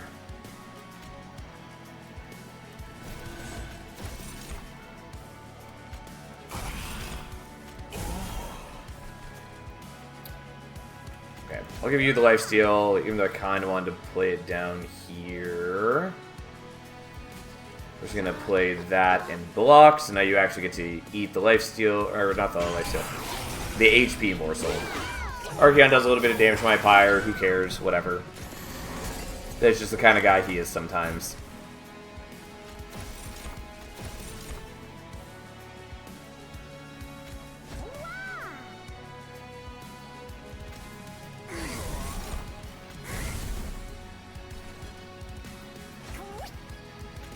Alright, well, I take a lot less damage by playing the Imp than by playing the Vengeful Shard. Sadly, these all get devoured, and by devoured I mean murdered, but that's okay.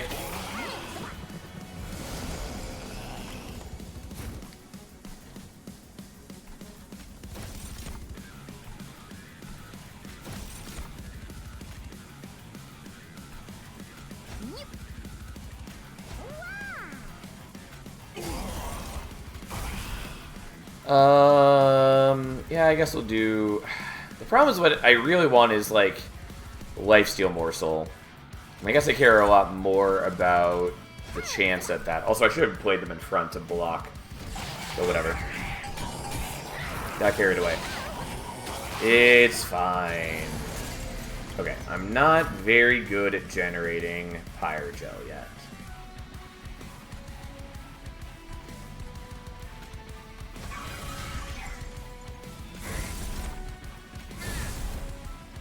Yeah, really not what we wanted to draw.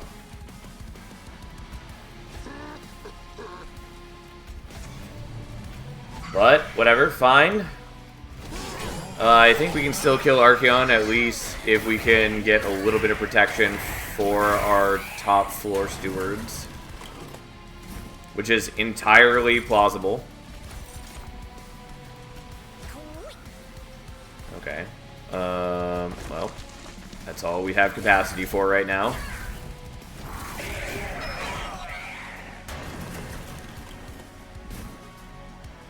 Alright, well, one way or another, we have the kill already. And now we have even more of a kill. Look at us go. Alright. Bit of a clumsy fight. Losing Gilder right at the beginning. Not good. But that's fine. Yeah, I'll take the Cursed Dragon Staff.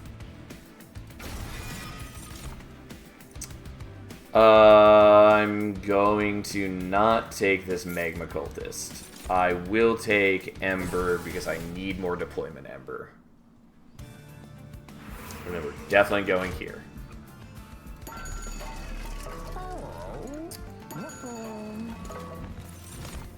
I mean, I kind of want the Sacrificial Chamber. Honestly, I'll take that, I guess.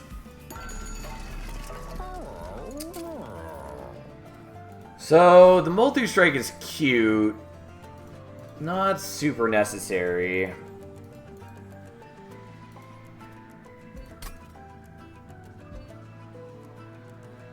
So much money. It's gonna be a lot. I don't think I need the multi-strike, but I think we maybe take it anyways.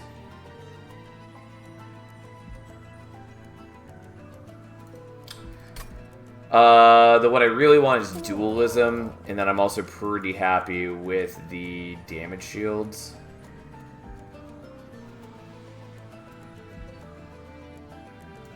Okay, we're gonna take that, and I guess... Fuck. Well...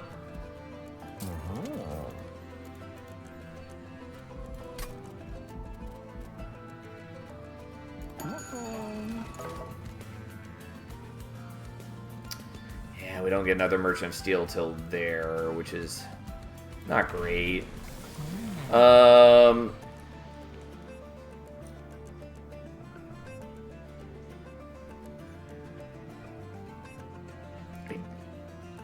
think I'm still taking Bloat Matron. I don't think it super matters at the moment.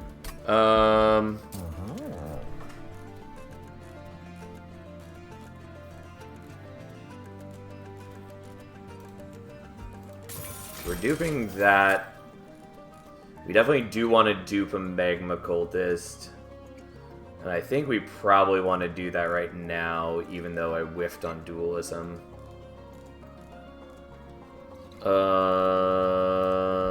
Yeah, that's probably fine.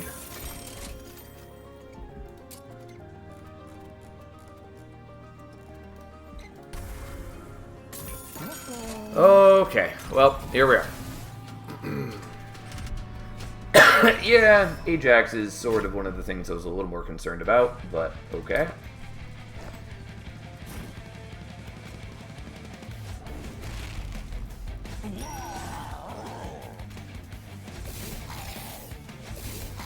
Now, do I want you to be in front to absorb the corruption? Kind of, yes. Sure.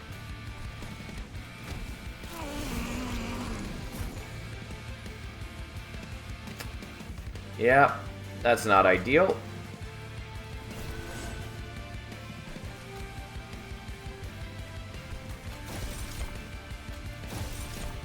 Okay, well, we got a flicker, which helps. Ideally, we would have... I mean, I guess I didn't have to set up bottom floor, but here we are. I don't know why I chose to do that. It's just habit. But had I not set up bottom floor, could have protected you better, which would have been better.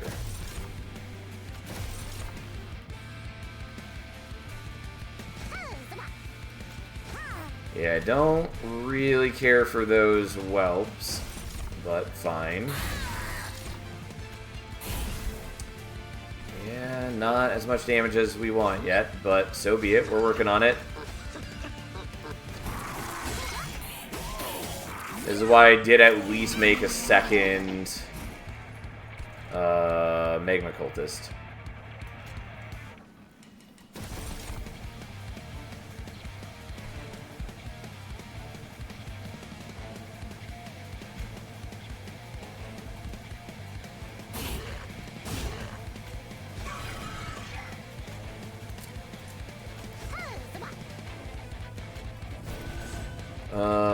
Okay. Stupid Titan skin is really fucking with me. But we're gonna do that so we can get the things and yada yada yada. We do lose the morsel maker that was expected.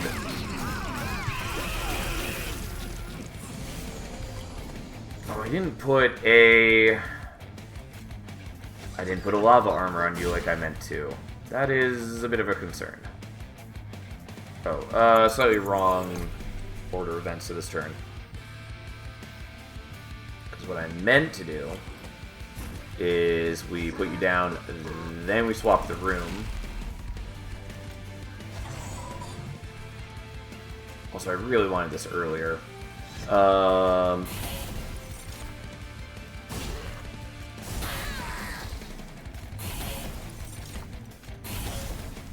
Yeah, the Titan skin is a problem.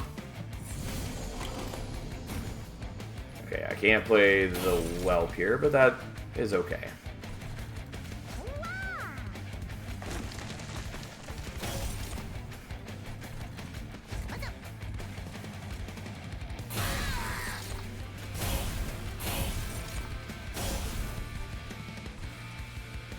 Well, can't play the whelp anywhere. Okay. Yeah, I don't know if setting up on bottom floor is what we wanted to do.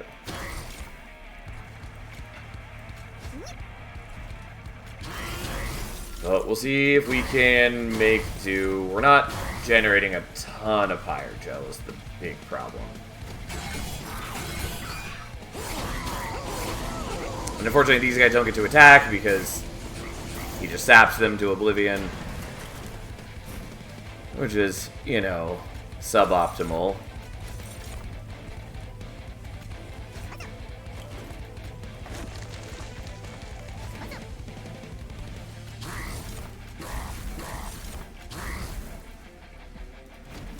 Alright, so how will our top floor steward fare? Not good enough yet.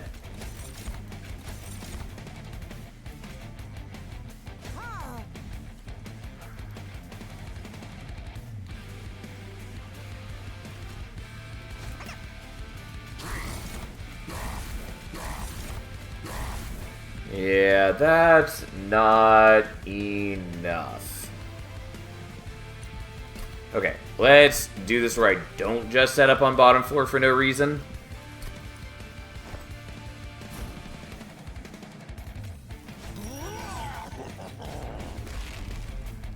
Would have minor behind been better? I considered it. I thought that it was maybe worth it for the sap. Since it would reduce the amount of incoming sap, basically. That's what I'm trying to say.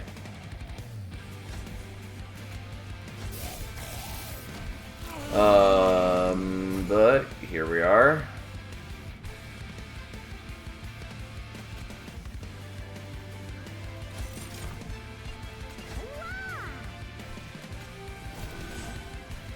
Yeah, unfortunately the flickers don't do anything to these guys at the moment. But I could do this, and you don't do enough damage. Never mind. But I at least kill one of them. Had I realized, though, I would have played differently. Oh, and you have haste. Which is not the end of all things.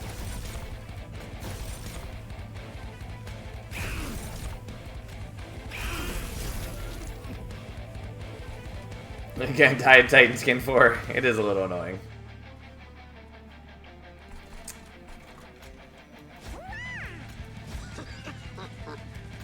Well, time to eat some morsels, my whelp friend.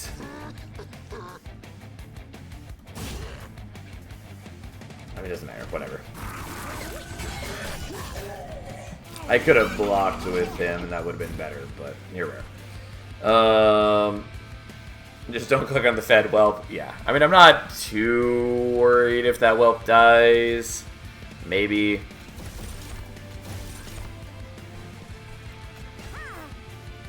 I was hoping for, like, a train steward here.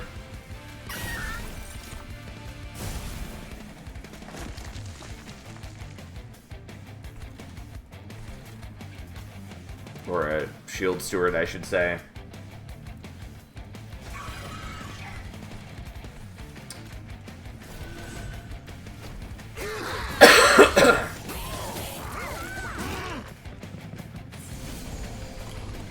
Okay, but at least this way, all the corruption gets absorbed by those guys, which is something.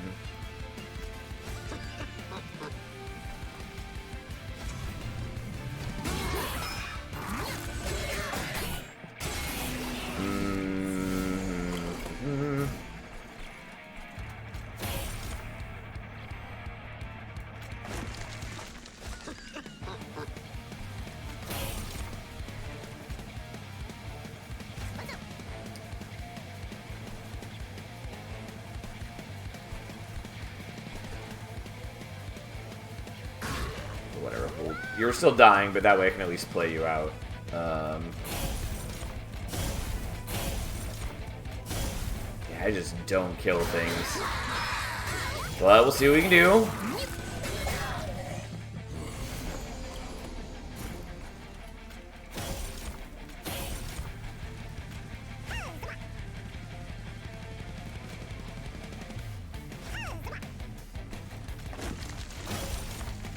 Well, you can go there, who cares? Oh boy, we're actually killing a unit on mid-floor for once.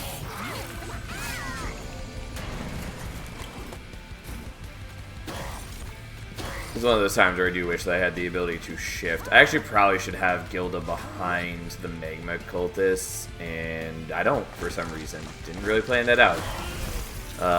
But whatever, fine. We are at least doing most of his health on this floor. If I planned this better, it would be even better, kind of. Yeah, the problem is, like, I have no damage scaling other than the Pyrogel, so he just rips through me once he reduces my attack to 0. Either way, I do get the kill. Like, that is without question the case. Who cares? Doesn't matter what I play. Ta-da! Okay. Don't think Gilda's location mattered there. It mattered a tiny bit because she would be getting sap a little slower and might get a few more turns of attacking, but also because we have one rank of Bloat Matron, she has the Harvest Pyrogel, so having the 2 Magma Cultists die before her would have given a little bit more Pyrogel onto Ajax. Ended up not mattering, but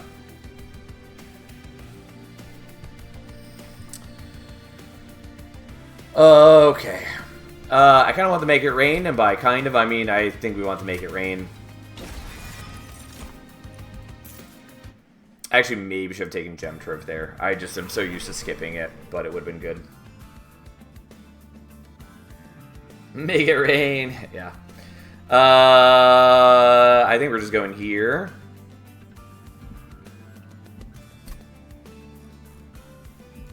Yep. Not helpful.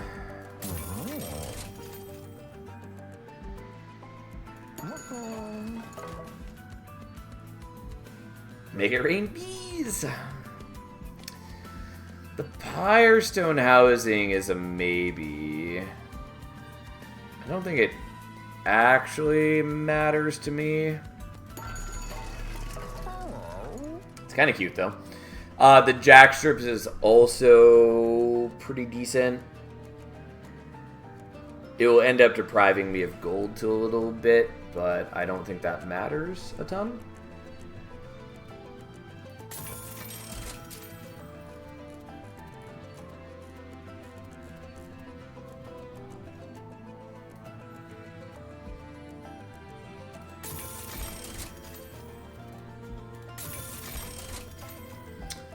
I've arbitrarily decided that's what we're doing. And then we're going to get rid of you and you. And then flicker number 4.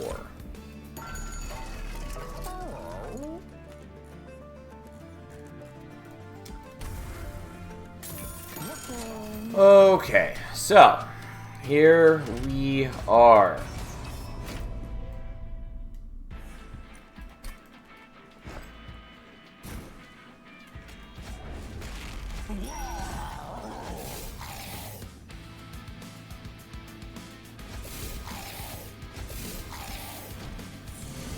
Would love to have more deployment Ember.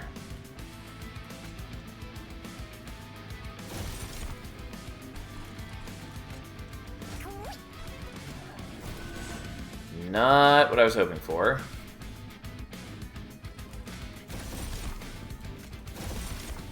Like, whatever. We'll at least get more Pyre Gel on them, and then they will die to the Jack Strips.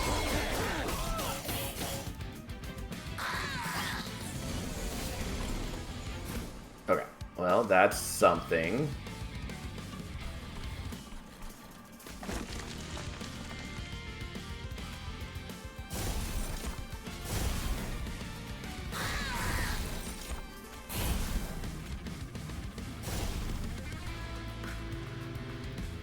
Well, I guess you can eat all those. Enjoy. Gilda is taking a lot of damage, which is not what I want, but we're working on it. Also, unfortunately, I did dupe these guys before having, like, dualism, which is not ideal, but it's okay. We're working on it. Oh, and then you survive. Oh, you died to the Jack Strips. Well, that part's fine. Yeah, I really need better Pyre Gel generation. I mean, it's working, but this is rather underwhelming as far as these things go.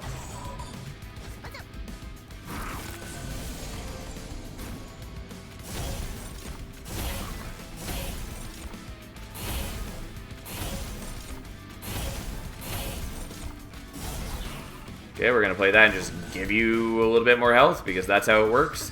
That we overwrite one with another, and there we go. You're nothing to us, Quoto.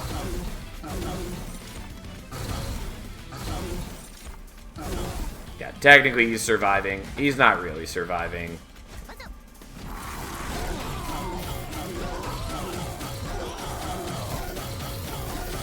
Unfortunately, they lose the Avarice as soon as Gilda dies, but whatever. And then he dies to Jack Strips. Ta-da! It's a thing.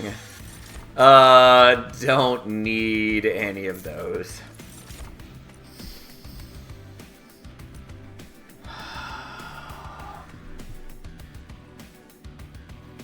Yeah, we're taking Gem Trove, for sure.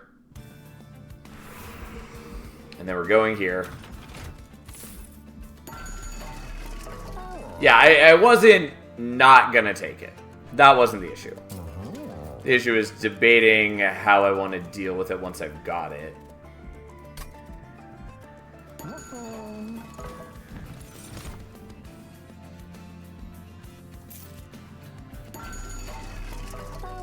Actually, maybe could have taken the Meat Shield for Gilda.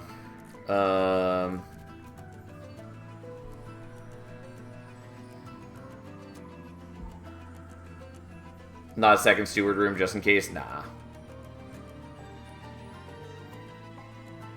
Oh, I did want to go to Merchant of Steel to upgrade my guys. That's fine, I guess. I didn't do that. Oh well.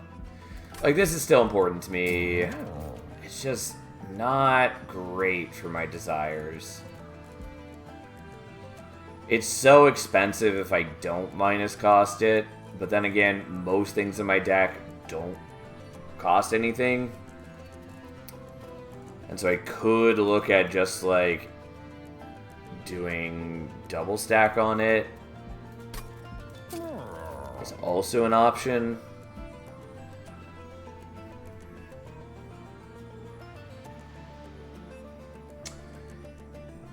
Yeah, that's fine.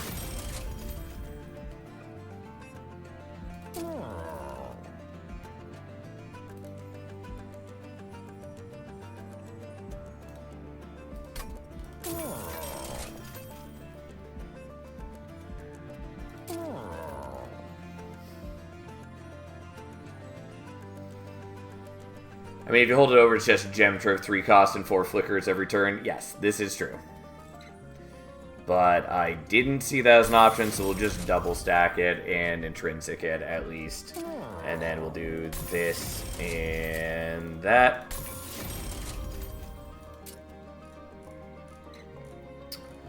And then I'll dupe it, I guess, so we can get just a chunk of damage shields right off the bat. Yeah, a second Dragon Staff would also be good. There's a lot of things. If I had better Pyrogel generation, this wouldn't be an issue at all.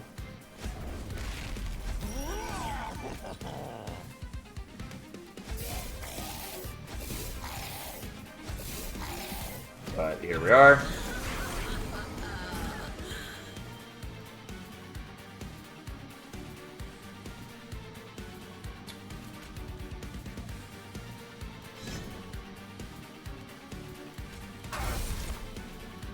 Well, now I have just a ton of morsels that I can't get rid of. This is sort of the problem with the gem trove, though it mostly doesn't matter. Also, I did forget that I have the lava armor to equip to her, but whatever.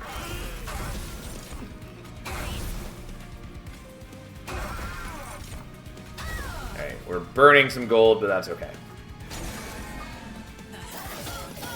I don't believe the Dragon Staff triggers the Avarice. Am I wrong?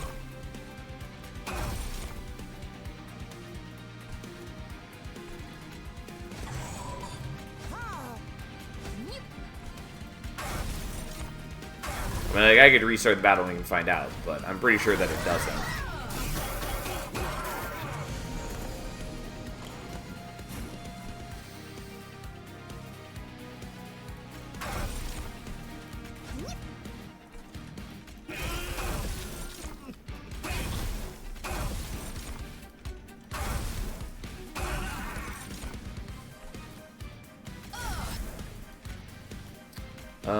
Sure, you can go there, I guess. Thought it did, but I could be wrong. Whelp's ability give gold, though. Yes, that is true.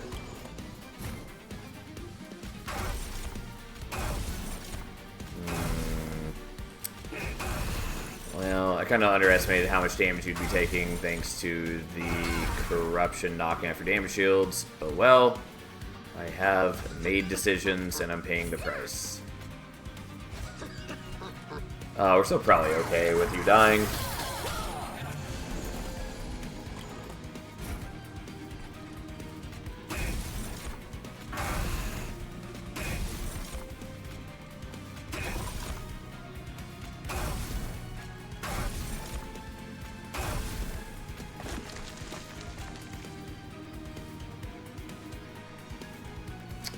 Alright, so let's explode you, play that there. Enjoy your morsel, my dude.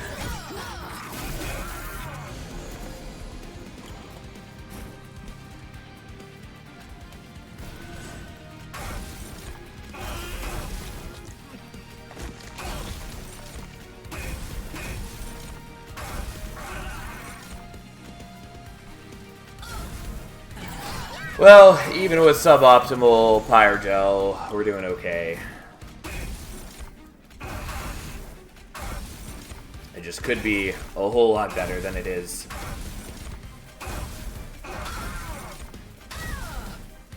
Alright, well, he's basically dead.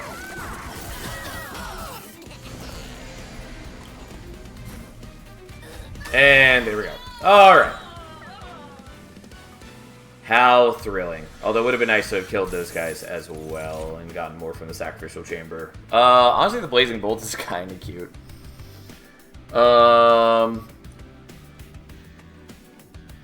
Don't think it really is that helpful for us. We're going to take draw. We're going to take draw. Even though more Ember would also be useful.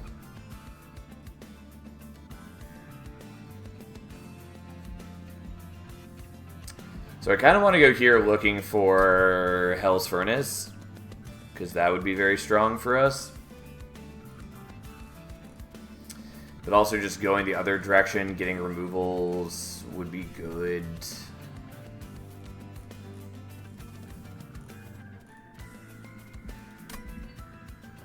Like, free removals are pretty solid for me at this point.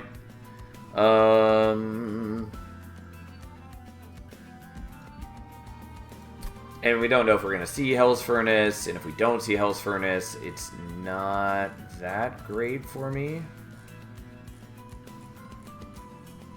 Yeah, I think we just want the removals.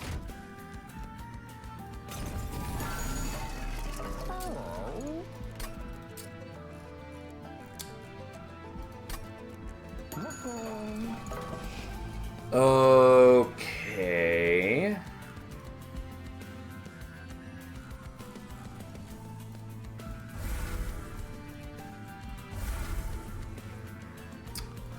And we're gonna do Bloat Matron 2 for the extra Pyre Gel. It's still not great for me, but it's something.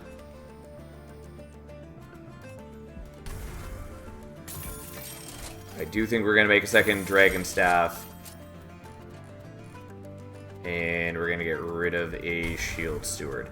Also getting rid of like the Shade Splitters so I can get back into the Gem Troves is useful, but we'll see.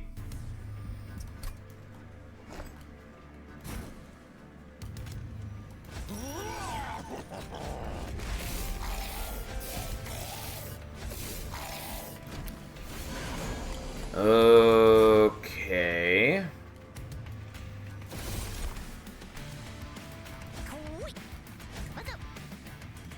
Not what I was hoping to draw into.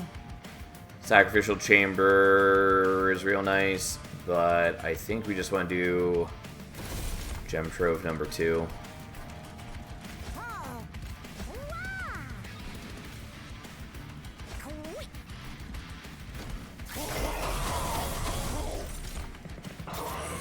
Yeah, not good though.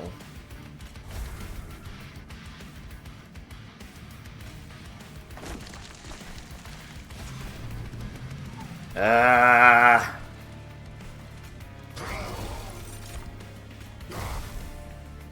I should have done that in a different order. Well. We'll see how manageable this is. And Gil has already run out of damage shields, which is no surprise.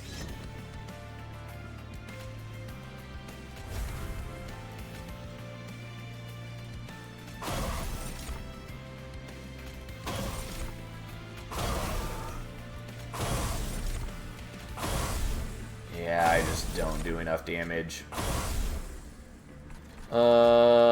Which is a problem.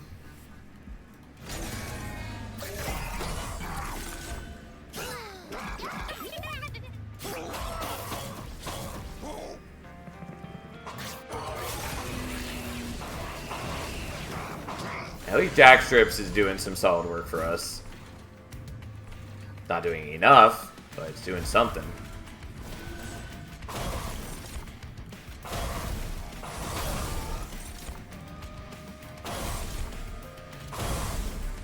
Slightly wrong order, but so be it.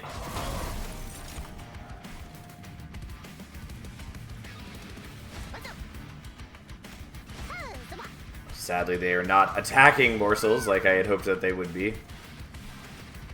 Okay, well, let's reduce your health a little bit and then take a bunch of damage. Ugh. The reanimate is fucking me.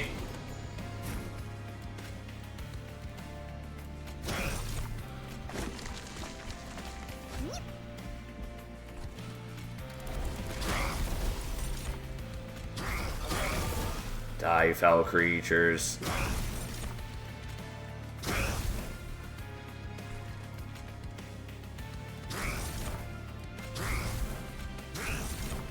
Okay, we're gonna do that so I don't have to take more pyro damage. Okay.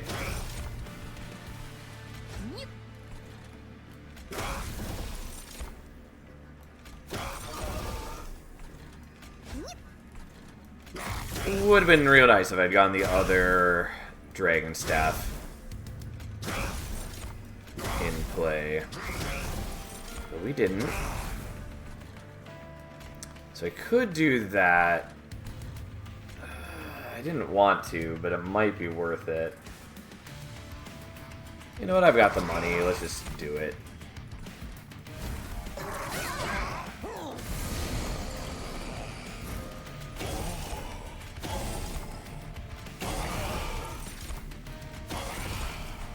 I technically should have played the morsels first. Oh well.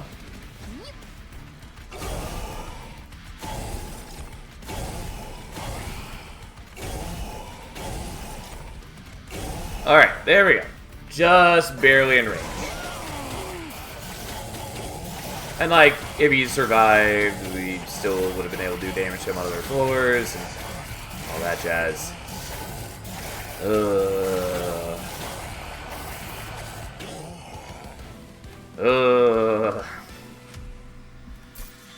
At least we have a bunch of gold. Mind Cage doesn't help. Neither do any of those. I mean, I kind of want the Void Binding, except that it doesn't solve our problems. The Crucible Extension, honestly, vaguely appealing. But no.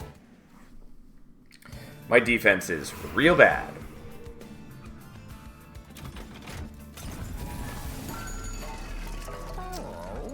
Yes. Happily will take Spark Flint Catalyst. Manifold Mirror is sort of cute.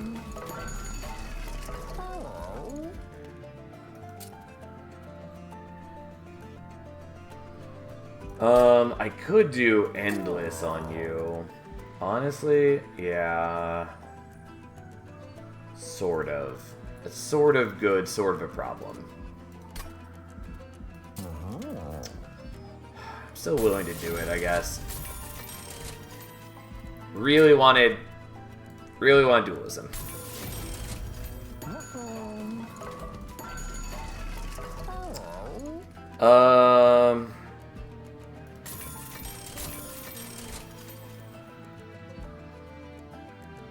Sure, honestly.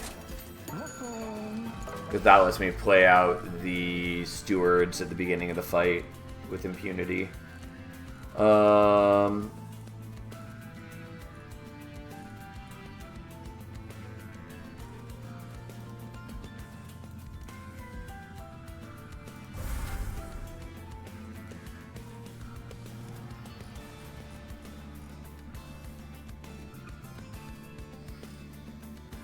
Do I want a Making of a Morsel, or do I want a Shade Splitter, or do I want to get rid of the Lava Armor?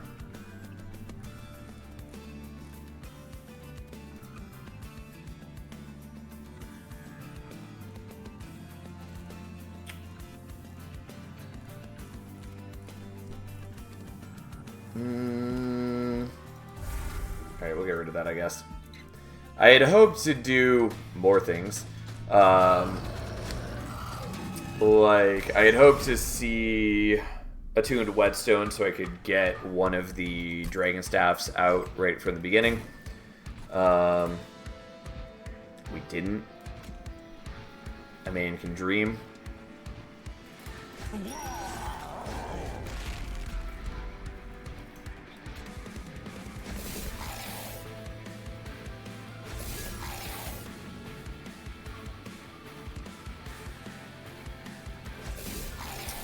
Unfortunately, Dominion is going to cause me grief, but this way I at least get to dodge some of the corruption from these guys, which is appealing.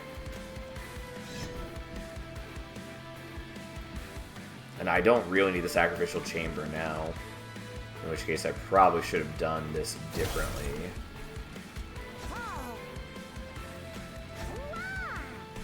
that's fine. I am not surprised that I have the other Dragon Staff and unable to play it, but that's okay. We're doing what we can. My deck is pretty messy, but unfortunately the corruption on the whole team is pretty bad for me, but it is what it is.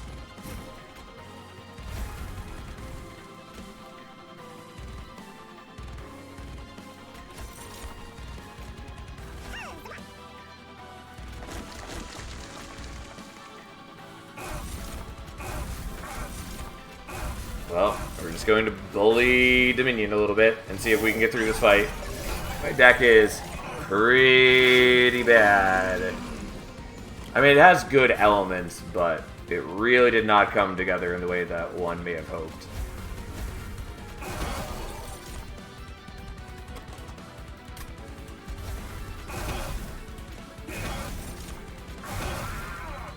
Those dudes and their bells, they are indeed quite bad.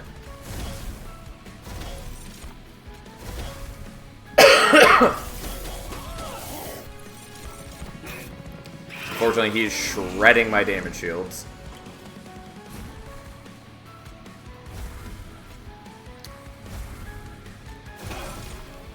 And I should have played the Endless one in front. I didn't for some reasons, but they were bad reasons. And they are to be regretted.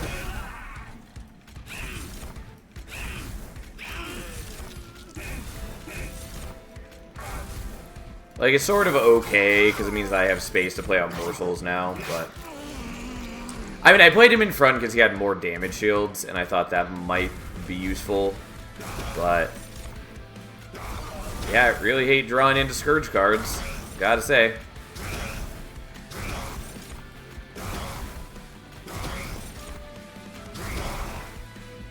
Also would love to have the other Dragon Staff on, but hey. The Scourge cards are really fucking with me, but there's not a ton I can do about it. I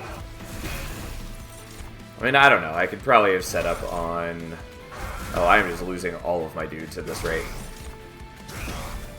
They ran out of damage shields all at the same time. Fucking... okay, maybe I do need to be setting up on the bottom floor. I think the Scourge cards are just too awful for me.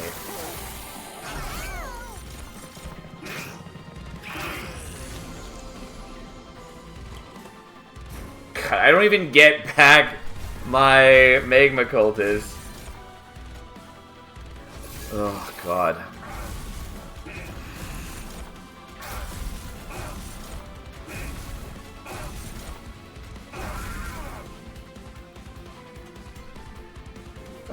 I mean, I can win like this, so that's fine. We'll take the damage and suck it up and...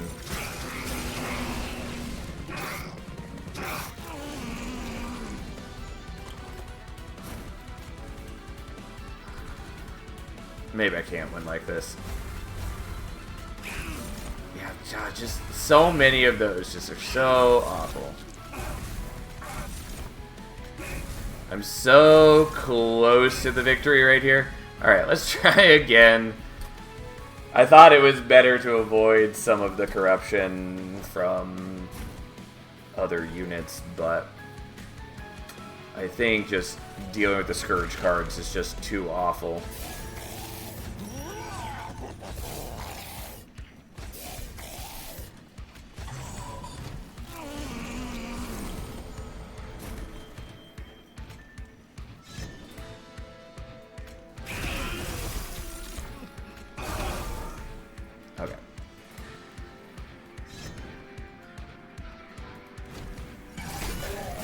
I don't get to play out like half of my deck, but that's okay. I should have played out the morsel first, especially because I also get extra draw from playing out the morsels.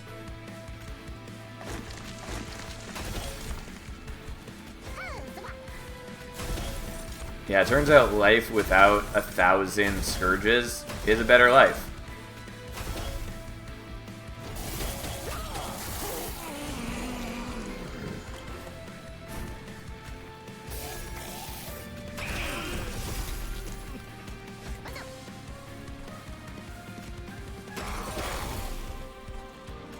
Go forth, my army of morsels.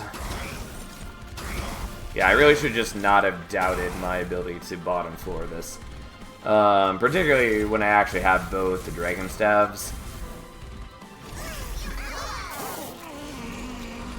Should have thrown a morsel mid. It's fine, I kind of wanted him to come bottom floor, since I assume that's why you're talking about it.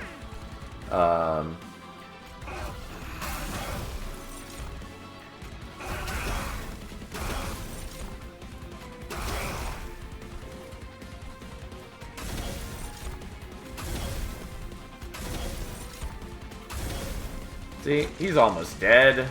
Oh, actually I have more flickers. I, for some reason, thought I didn't. God. He's not quite dead. He's just basically dead. He's definitely dead in a moment.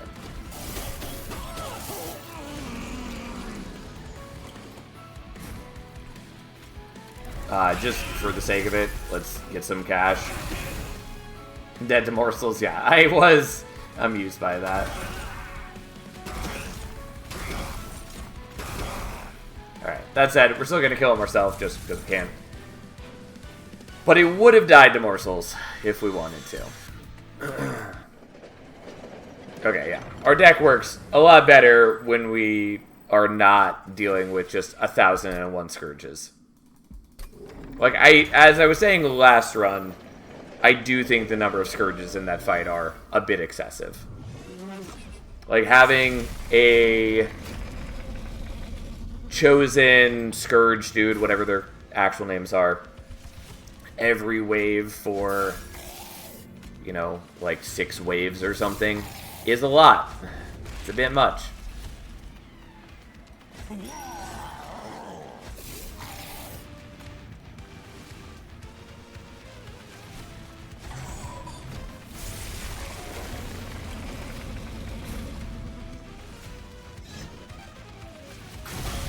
Okay, we're gonna do this just in case we draw into the other staff, which we did. Okay, I do really want the gem troves too, and maybe that's wrong of me to do it this way. I don't know. Here we are.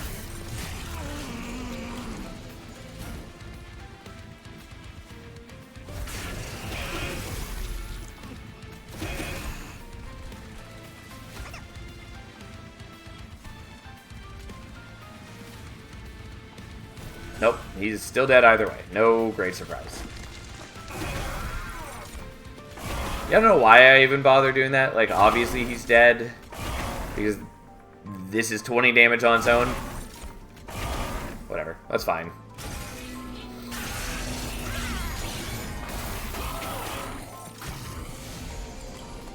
This is why we gave you Endless.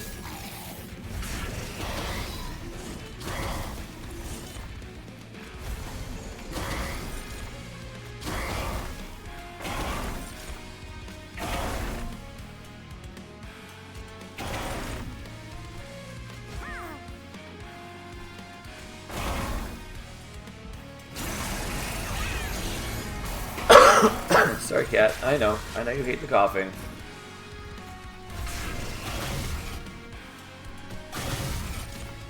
I should play these first, I suppose. I have so many flickers.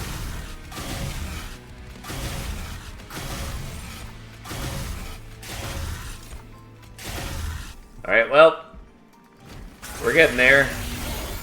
Entropy's down. Savagery just needs one more round.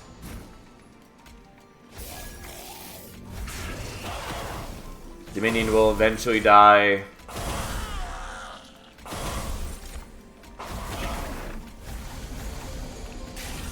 Alright, may as well do more damage to Savagery while we're here. Technically, we can do that to Dominion as well, but we don't have any Pyre Gel on Dominion, and the Flicker's doing 1 damage is not going to be very impressive, so...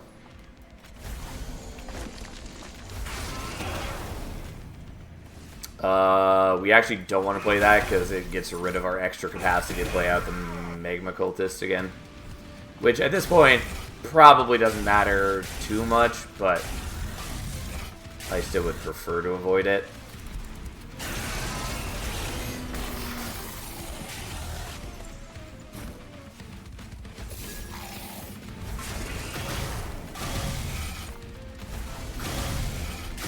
Okay, he's down 2. Look at him go. May as well get rid of your damage shields and do a tiny bit of damage to you.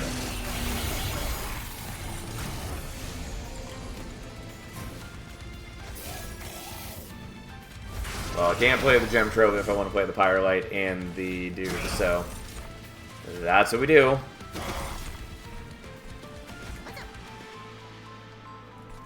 Yeah, it doesn't matter because we're getting the kill here either way. But for my own enjoyment, we're gonna slaughter this. Yeah, Titan fight way easier for us than the Seraph fight was. I mean, the Seraph fight wasn't bad as long as I was setting up bottom floor. It was really just the Scourge cards that ruined me. Anyways, a clean 45 damage. Ooh boy. Oh man, how exciting. That was not the cleanest run by any means, but hey. It had a lot of good pieces, but like I was definitely lacking in defense, and if I had just hit like Dualism earlier, that would have been so much better for us. Or if I had hit like Hell Furnace, yada yada. There's a lot of things that I could have hit that would have made that just a lot cleaner. Anyways, we'll do one more run.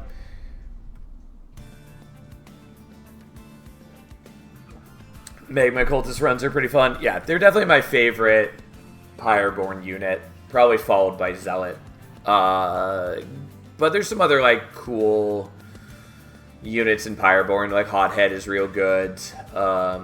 Greed Dragon can be solid. And I like that Greed Dragon gives you a reason not to be, like, cashing at your Horde. Since it's almost the only thing in Clan that gives you that tension. There's also Inequivalent Exchange and whatever that Pyre Healing one is called.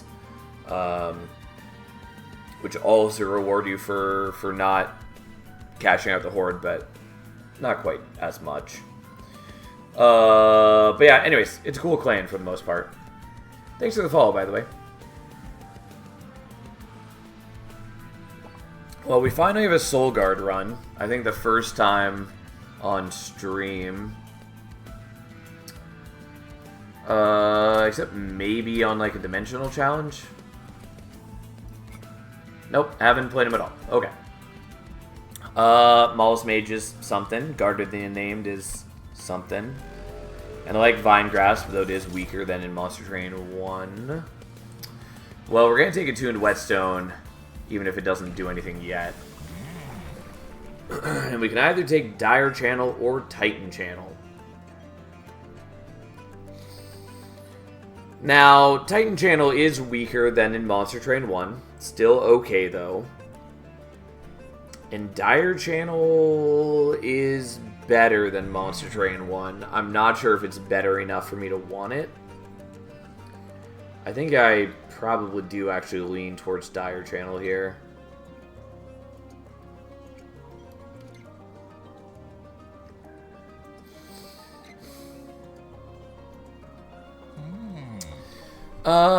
Yeah, at the moment, I'm okay with taking that.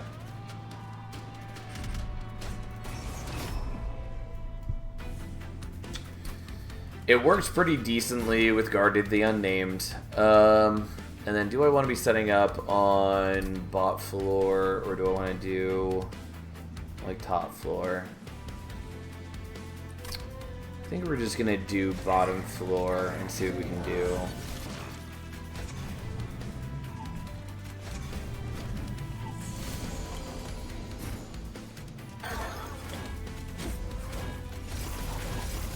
Okay, you're not dead, but you do have Frostbite, which is something.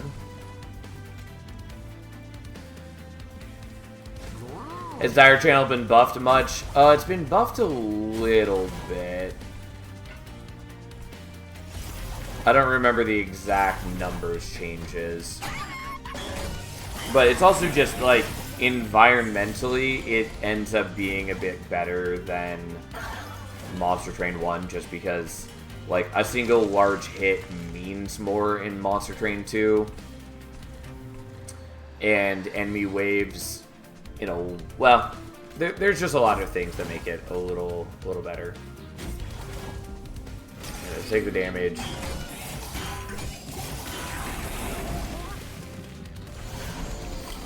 Okay. And then we have the kill. I didn't know exactly how much we were going to need to get the kill. I think we probably could have gotten by without taking the vengeful shard damage, but that's okay.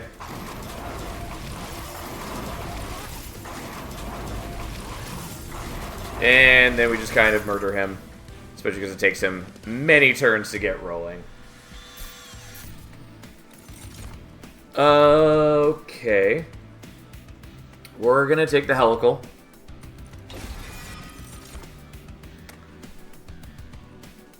I might want the sharpen, though ensnare is real good.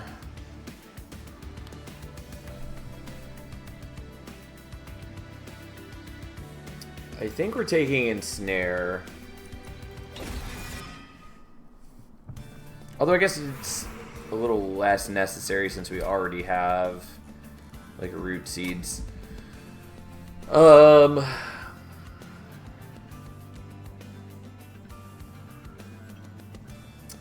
I'm pretty okay with going to the Merchant of Steel, because there's a lot of good things it can get me. Merchant of Magic is good, but we have another one coming up. Although I could also look at the Merchant of Arms. I have attuned Whetstone, so like if we get an equipment, we can pull that out for free. Also, you know, if we hit Zone of Silence or Inferno Room, those are both very strong. And being double Monster Train 1 claims, we have a way higher chance of seeing them, because they don't have any clan-specific rooms. By the way, we're going here.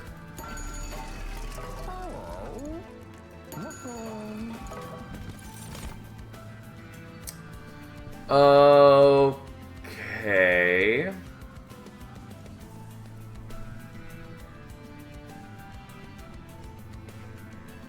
So I mean, like, dualism on Nameless Siren is pretty solid.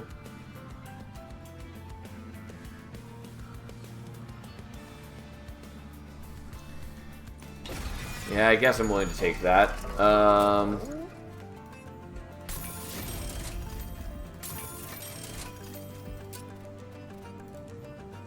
Sure, that's what we're doing. I did kind of want, like, Smidge Stone, but this is good enough for now. It's now just better than Guard of the Unnamed, since it gives more armor per incant, while also getting rage.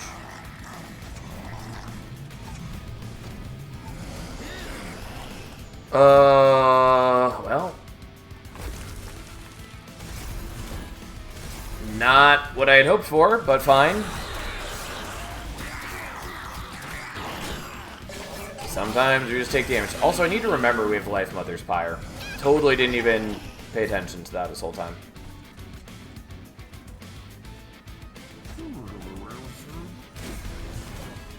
Okay, so I can kill that. And we're just going to do this for the extra incanting.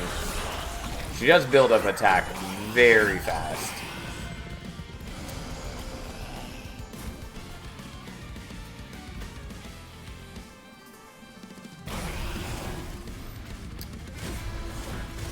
Alright, sadly I don't get to play with the Calcified Ember, but I need to be building up armor.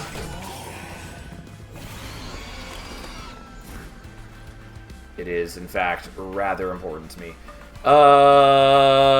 It's very possible that we hit the other Vine Grass before top floor, so we'll do it like this.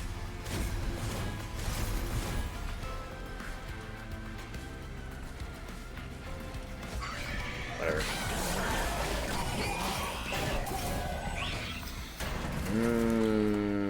Okay, well, there's that. We'll just explode you.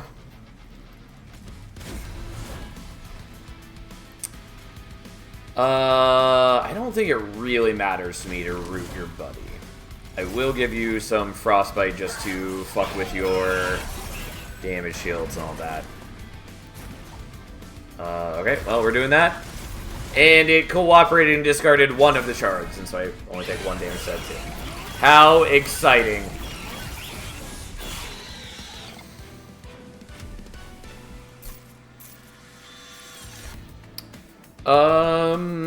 Crypt Builder is potentially decent. And there are some cute things I could do with it with Life Mother's Pyre, depending on what we end up seeing.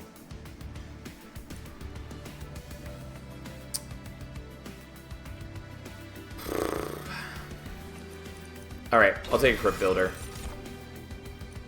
I don't need Restoration Detonation. I kind of want the Razor Sharp, but I am going to skip that.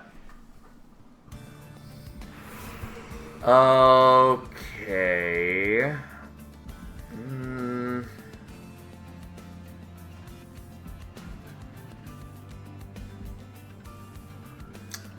feel like I should probably go to Merchant of Arms.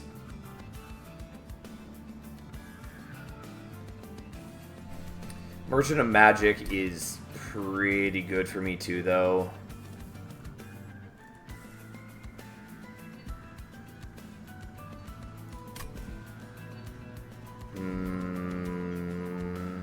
And we don't get another Merchant of Magic for quite a while.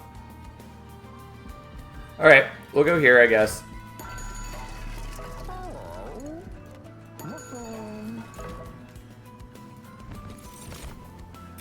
Who cares about wilting sapwood? Like, why? Why? Why do I care? Like, technically I could give it Incant Armor, or I could just not. I'm not worrying about that. Okay. Double stack on Root is kind of cute. I don't think that matters to me, though. Permafrost on the Crypt Builder, kind of cute, but no.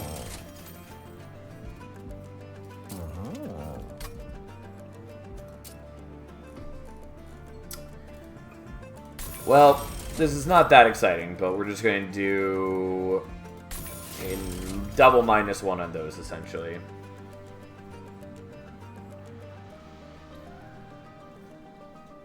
See my cat, like, chasing something. I can't tell what she's chasing. And honestly, like, that's not terrible. I think I'm willing to do that, even though I generally hate magic power upgrades. Also, we do have the Malus Mages, but we might not be using them permanently. And then there's Dante.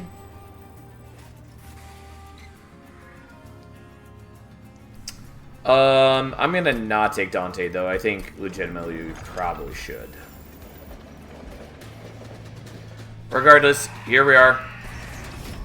Knockback is not great for us.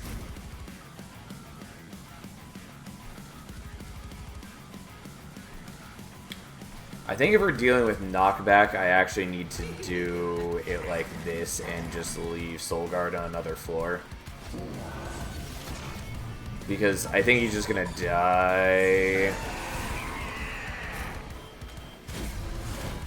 Like, yeah, I could sort of Vine Grasp to change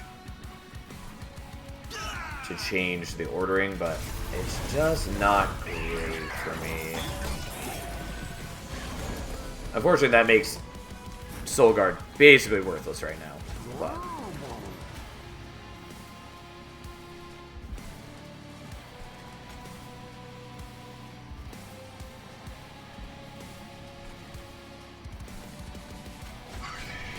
okay.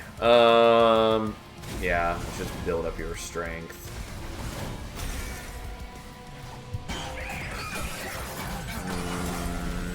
Don't love the sap, dude.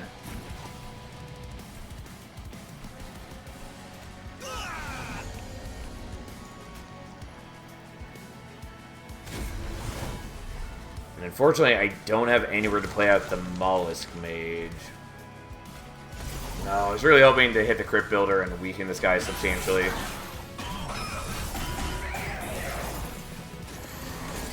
But I didn't. Alas.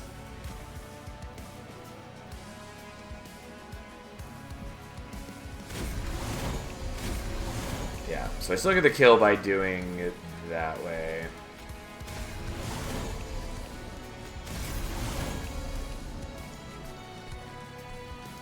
Because the rage just ends up being better for me than the sap. And like, yeah, it weakens the other guys, but they basically do no damage anyways.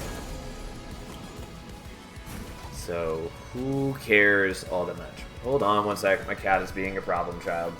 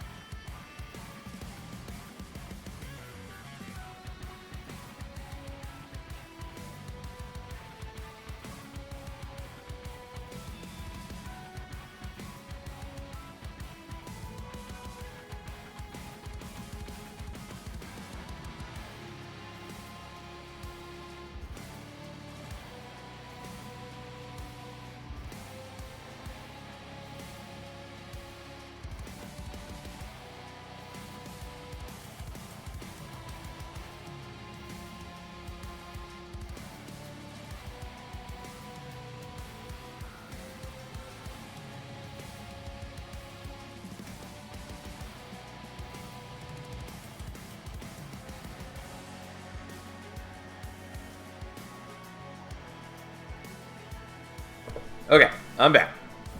So, what were we looking at? I could pull her up to the front. I think we're still best with her in back. I can do Crypt Builder to kill one of these guys.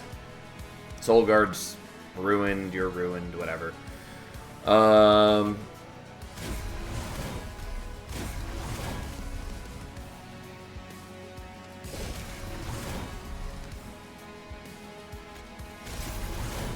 Okay, that's fine, because we can play this out, and then we get the Crypt Builder for sure, and then we get the kill there. We're mostly just trying to build up defense at this point, because we definitely win in Relentless once we get there.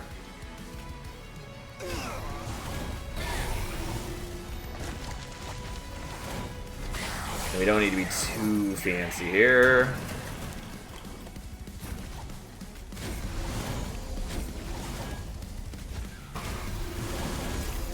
Oh, you're actually surviving now. I mean, I think something was surviving regardless, but it was almost great. If we'd gotten the Vine Grass that turn, it would have been nice, but alas, we did not. Anyways, doesn't matter.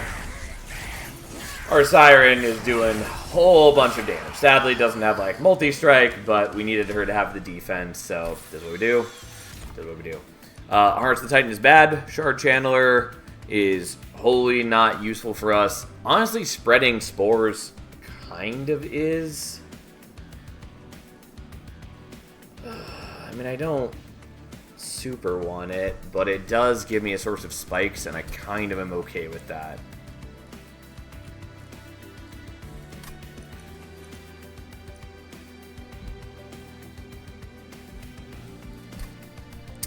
I wish I knew how much HP Dire Channel got at rank 3. Because I currently don't know.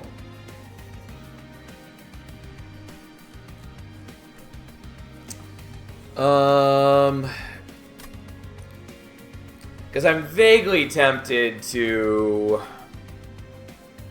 like take spreading spores, try to build up a regen and spikes, and use that on Dire Channel, and like leave him as my frontliner, and use that to also wipe out some backliners. Like, that's not terrible, but I also kind of just would prefer to get other spike cards. Although we don't really have the option to see any at this point. Okay. Weirdly, I'm going to take Spreading Spores, though it is going to cause problems for me. We're not going to take Woken Hollow here. And we're going to take Capacity.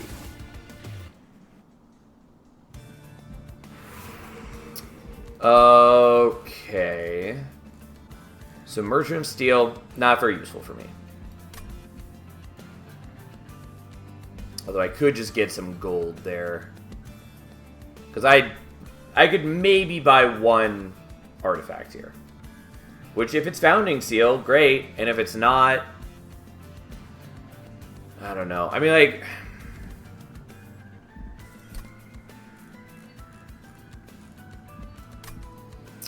I guess I do also have Life Mother's Pyre, so by going to the left, I can just get some extra gold. I think that's just what we're doing.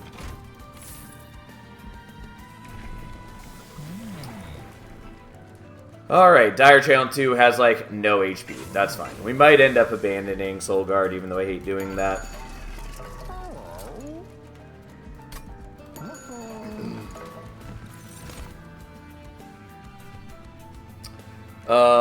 Do I care about Boiler Room? Kind of, maybe.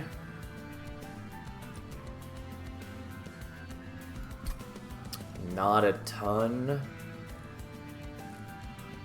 Do I care about Enchanted Chamber? Also not a ton, but maybe. I mean, it's fine. It does make, like, the Helical better and the Crypt Builder better.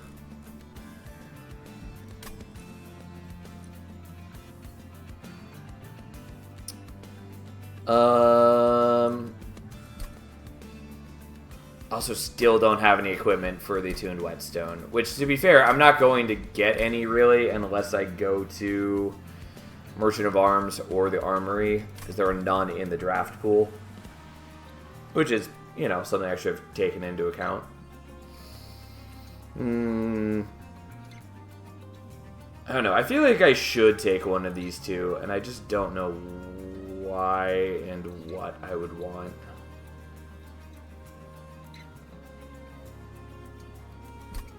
I feel like Enchanted Chamber is pretty okay.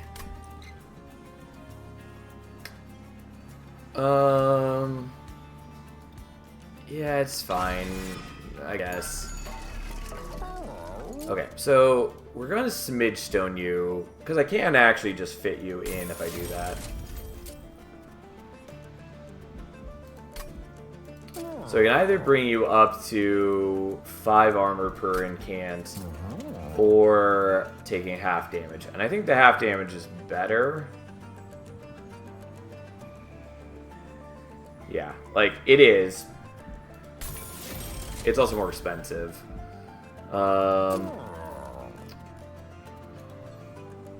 And then we're duping the Nameless Siren. There's a lot of things I'd like to do, but that's what we're doing. I don't, like, super need the Guard of the Unnamed, but it was a pretty low investment to be able to fit it on the floor, so I figured we should.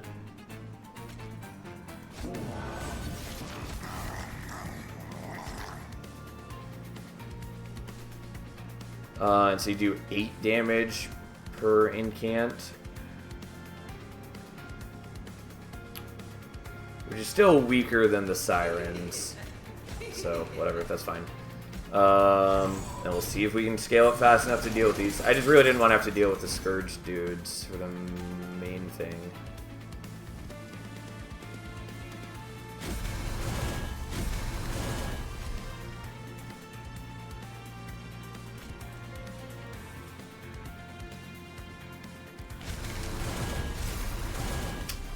Well, unfortunately,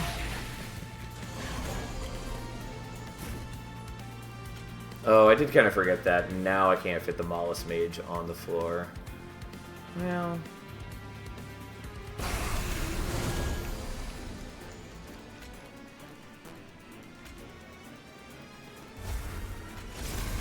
And of course it discards that way. The least helpful way.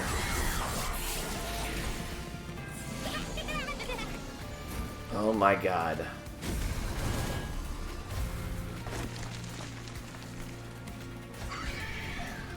Truly unhelpful. Yeah, I'm just bleeding out right now. Ugh.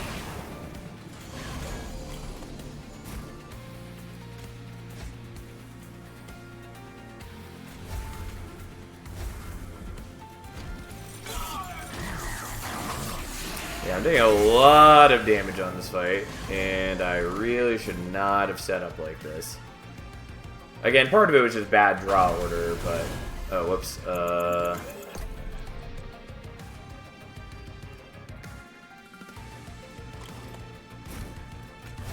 I don't want to take all that damage.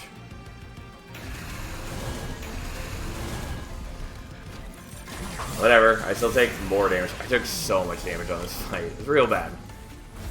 I mean, I win, but like, oh. God, that was awful. Really need to refine my deck. Ugh. Yeah, 34 damage taken. It's not good. Still not used to seeing Ice Tornado as an uncommon. I'm pretty confident it used to be a common. It would sort of be okay for me, though I'd have to minus cost it. Urchin Spines I don't care about. Titan's Tooth I'm sort of okay with.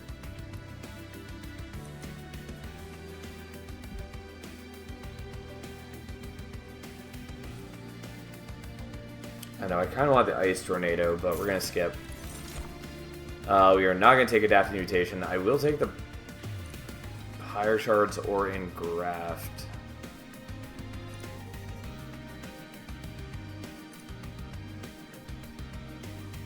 I'm going to take the Pyre Shards, weirdly, but here we are. Okay, give me things I care about.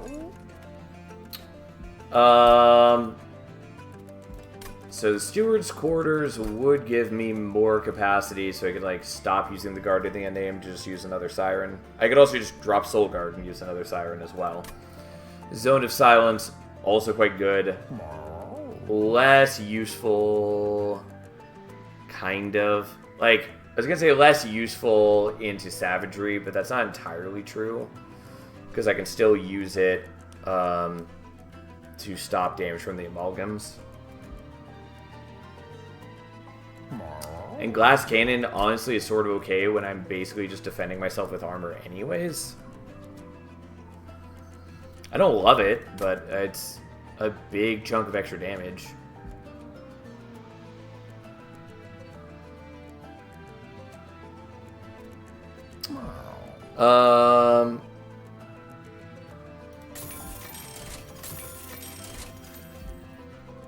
Yeah, I don't need the Overgrowth Carapace.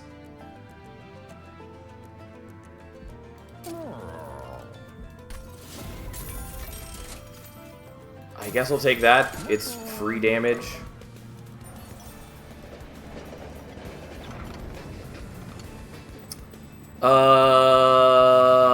I forgot this event existed because I haven't seen it since we started streaming. The penitent suit, an elegant name for a torture device the winged inflicted on their own. Thanks to the banished, they've been reclaimed. And now instead of punishment, the suits have been reforged to empower those who can endure their trials. When penance is paid, absolution awaits.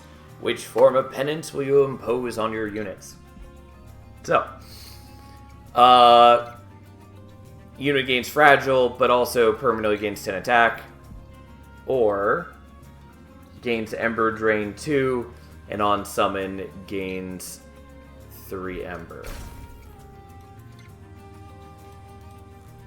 We're gonna do that. Frailty, the acceptance of vulnerability to achieve a greater power. An ample choice.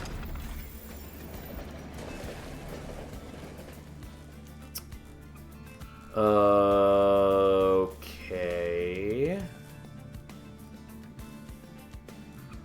God, my deck is a mess. I really need to remove so many things from my deck. I honestly might just do the root seeds. The ensnare is also pretty okay. But I think I'm doing the intrinsic root seeds because it gets me better immediate scaling. And then it also gets me extra draw for the coming turns, which is useful.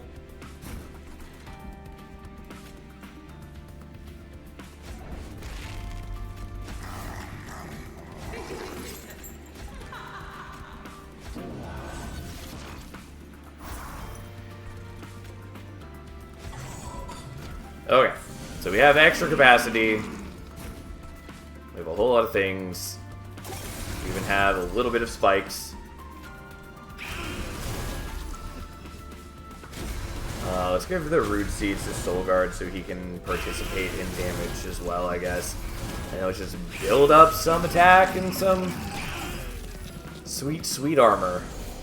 Especially now that I am fragile and need to not die. I mean, the fragile barely matters.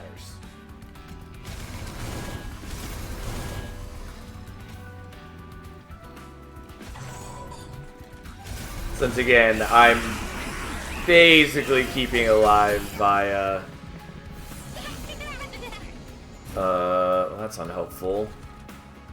But yeah, I'm basically keeping alive via armor anyways.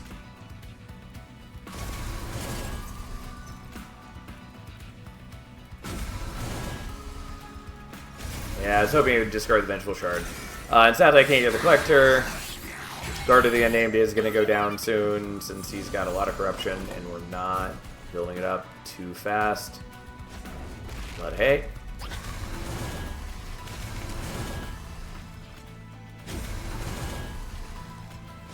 We're doing what we can.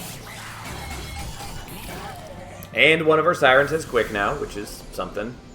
It's not incredible, but it is something.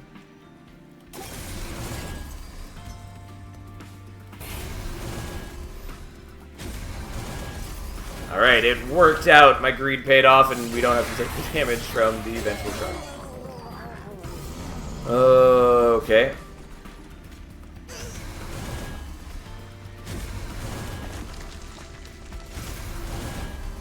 Alright, well, this is all working out. Honestly, I'm so surprised that that event was there, because I totally forgot about it. I did not remember it in the slightest. I mean, the moment we saw it, it refreshed my memory, but I can't recall the last time I've seen that event. Alright, spreading spores is already being a little awkward for us, but fine. Anyways, we easily murder Quoto. That's not the problem. Gifts for Guard is good. I do also like Guardian's Amulet, but we're going to take Unnamed Tome here. It's just very, very useful. Focus Growth I kind of want. I'm pretty sure that we want the Preserve Thorns.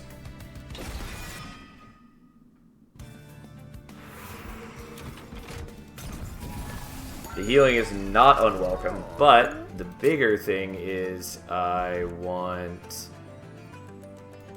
that...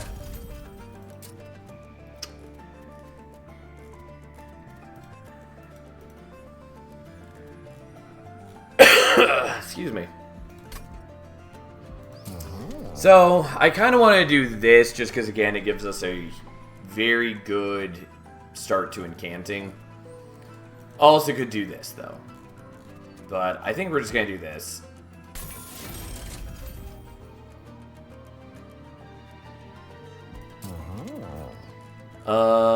There are a lot of things I would like to change about my deck.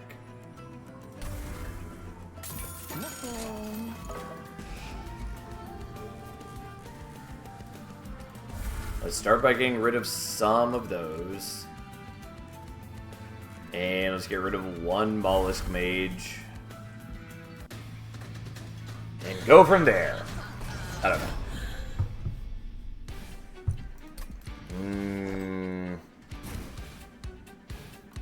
Okay, so we're up against Kale.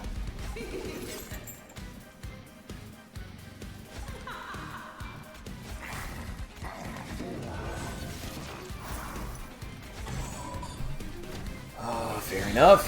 Fair enough.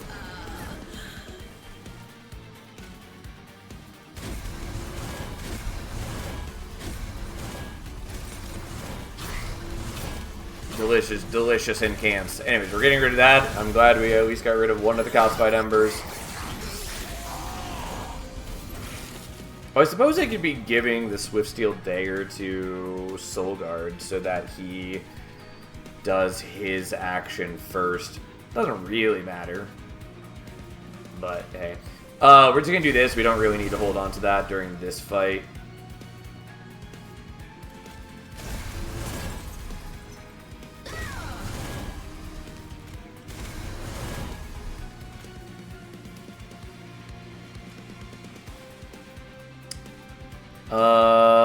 And I could do the Enchanted Chamber, but I kind of wanted to leave capacity open for the Mollusk Mage.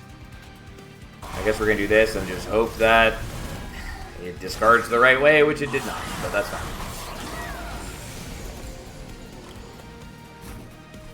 Okay, didn't really need you, but we got you anyways. I should also probably get rid of the Spreading Spores, since it essentially is meaningless to us now. We definitely just have a much better deck without fucking around with it. Anyways, we're gonna do that and just get rid of it. I'll take the damage, who cares? I very much want to get the garbage out of my deck, and that's our chance to do so.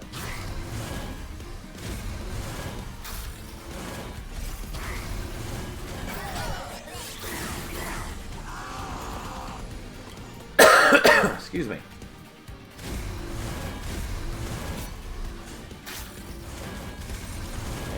Go, my beautiful Preserve Thorns. A card that I really only care about when using an incant deck. I mean, it's okay with the Luna too, if you're building up a bunch of Conduit.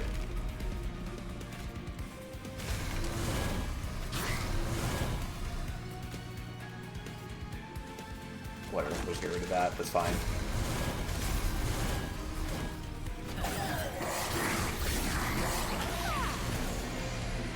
Our big, beautiful Siren Squad does kind of just murder everything.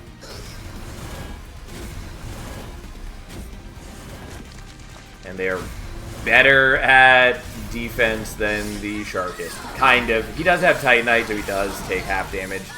But even so, they are building up plenty of armor as is. These are all very good for us.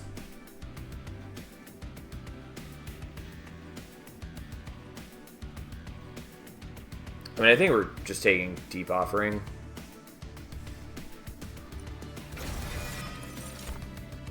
We're taking Ember.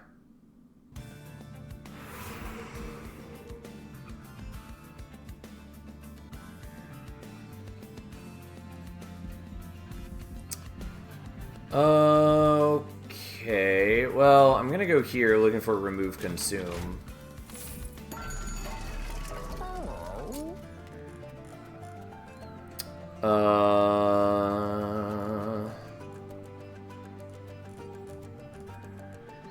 I mean, the Holder of Vine Grasp is honestly okay. I don't love it, but it's sort of okay. The Ensnare is pretty decent.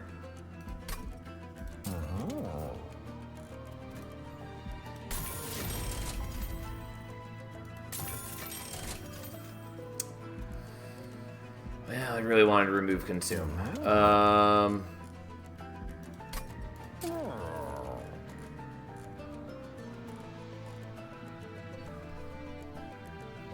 Okay, well, what we are going to do is we're going to Intrinsic on this, and I'm just going to Spell Chain it, which is the same as essentially just giving it double stack.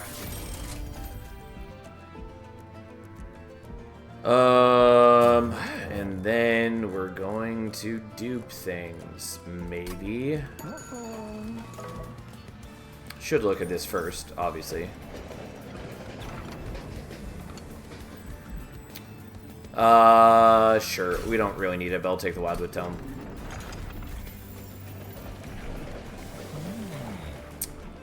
Yeah, Dire Channel does not have a lot of life, but he does do decent damage now.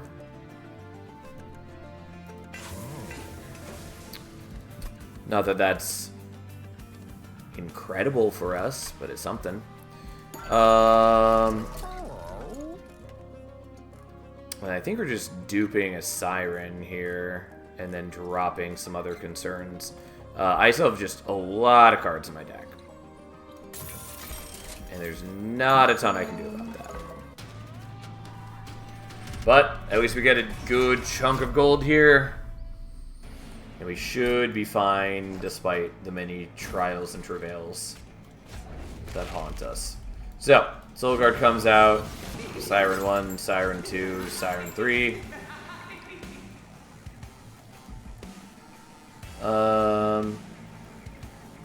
We'll give that to you. Why not?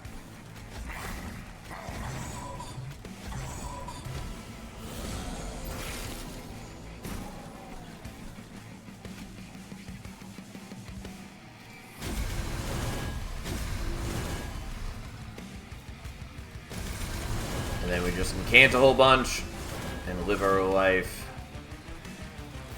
Yeah, we don't need to worry about these. And I don't know that I care about playing out the Spreading Spores. I guess I will just for the sake of it.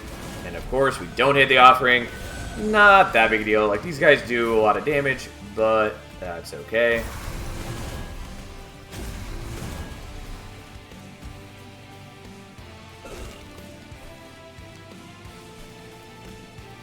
We're going to be in good shape overall.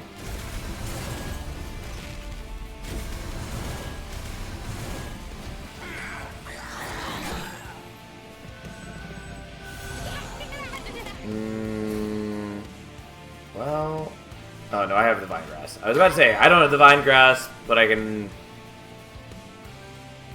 force him to wait for a turn so we have another shot to draw it.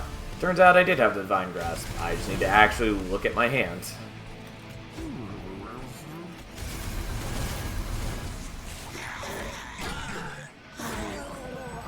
Okay, well, one or another, we're in good shape. Even if we're now drawing a bunch of Spreading Spores that I don't really care about.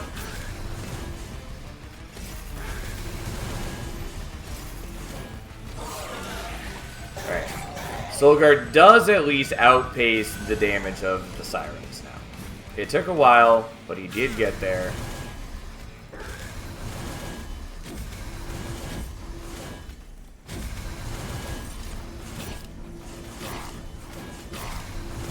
And then we just kind of incant till the end of time.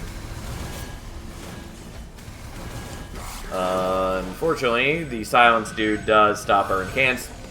Doesn't matter too much since we were already strong enough, but also we'll just shoot him dead. My deck does get a lot messier as time goes on, since I'm adding a bunch of cards to the deck between the Stings and the Spreading Spores. Overall, not a big deal. The big thing is just that I am drawing 10 cards a turn and incanting a whole bunch.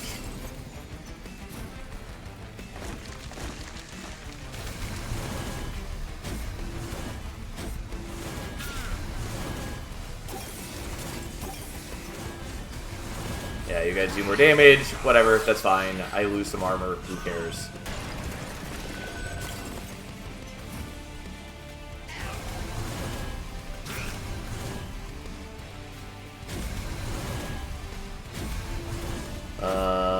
Soul Guard may die during the Seraph fight, but we also might just swap him out for another Siren, since the Sirens do have defense.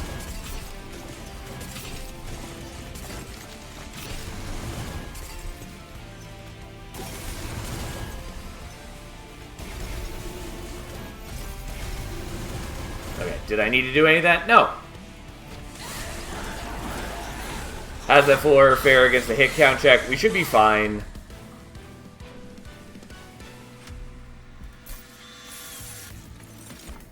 And there's Frenzied Swarm.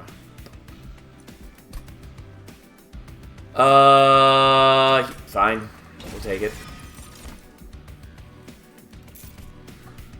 And we're not taking Bramble Ash. Alright. The penance has been completed. Your unit emerges from the penitent suit, transformed from its pain. Much like a tree growing around an obstacle, or sprouting new leaves after a branch is cut off, they have learned to continue on. Not all who have faced the penitent suit have emerged whole, let alone stronger. All that is left now is absolution. So, we now just get rid of the fragile, which basically doesn't matter to us. But so be it. It's a cool event. Okay, so there are a number of things I'm happy to see here. Not helpful, basically not useful. The spikes dealing extra damage per stack are fine.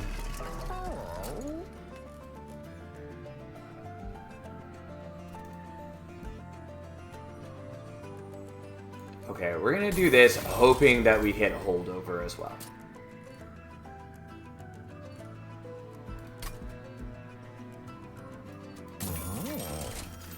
Beautiful.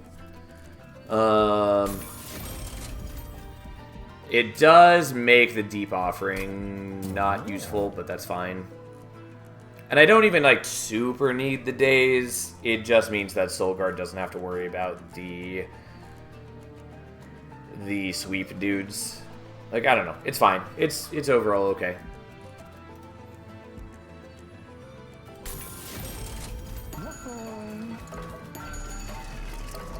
And then the spikes don't do anything for me now. I could take Totem Fragment. I don't think I give a shit. So we're going to get rid of Spreading Spores, even though it does mean we're not going to master it, and I should probably leave it in just for that. And we're going to get rid of a Foregone Power.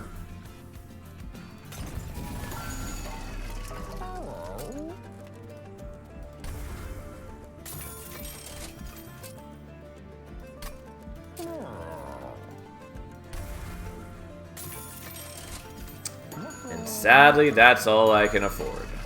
I mean, I can put Magic Power on something, so we may as well. Whatever. I have a lot of rather unnecessary things in my deck, but it is what it is. That's what we got. And admittedly, I kind of just want to make another Siren, but here we are.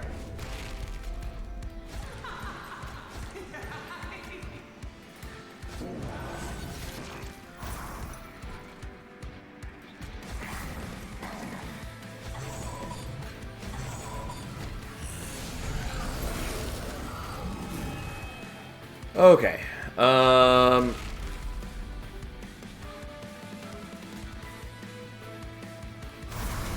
also kind of meant to get rid of the Deep Offering, but that's fine. It's just a dead card for us.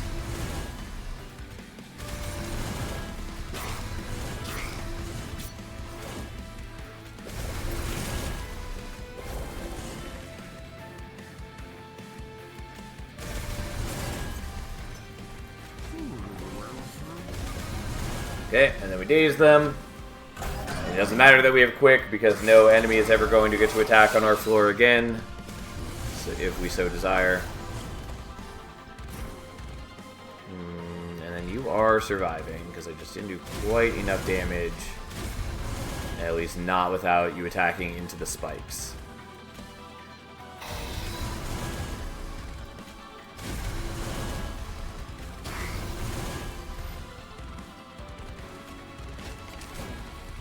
Alright, sadly I can't use the Foregone Powers either. Oh well.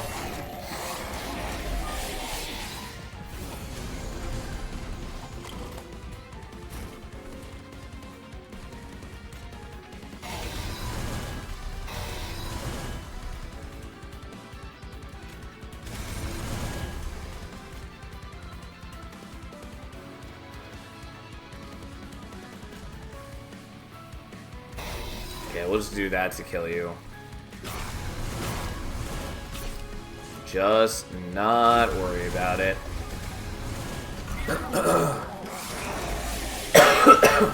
Alright, we have way more than enough defense, because even without the days, we're also building up a bunch of armor.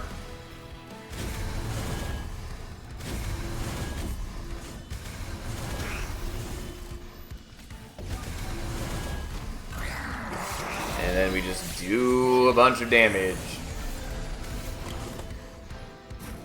We're a little clumsy, just because these waves are so large. But we still have enough to clear everything.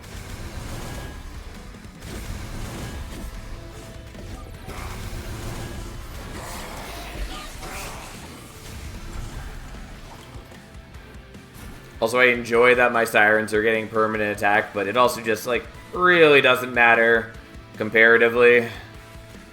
Because, like, yeah, they start with 40 attack or whatever, but at the rate that they gain attack, it doesn't matter.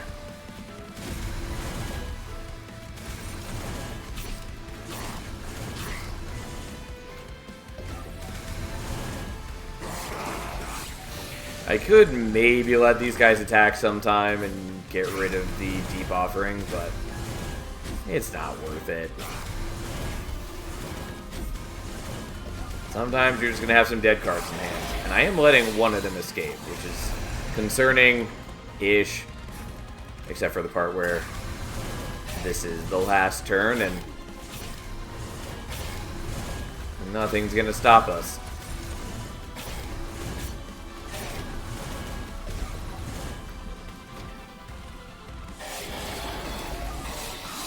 Alright, our Mighty Sirens is hit for 800 some. Soul Guard shoots for 1,000.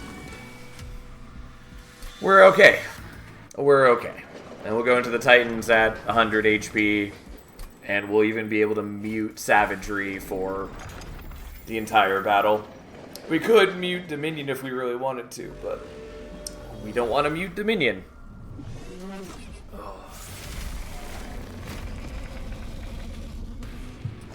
Watching the classic and Cant line work in Monster Train 2 is so satisfying. It is. It's fun to play. Like, it gets a little samey just because you just kind of spam out what's in your hand. But overall, it's still very satisfying to do. I saw someone complaining recently that they thought that Nameless Sirens needed to have, like, double... Well, both the Sirens needed to have, like, double the incant scaling that they currently do. And I'm gonna say right now, I disagree with that suggestion. Like, yes, these guys are only as strong as they are because we have dualism on them, but if you, like, doubled their base scaling, that gets even more ridiculous when you are putting dualism on them.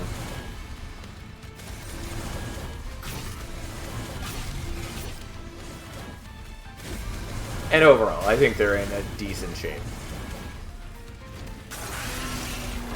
Okay, so we still have to defend ourselves against the attacks of Entropy and Corruption's going to be building up, but overall, we're okay. Like, you're not going to hurt the Pyre.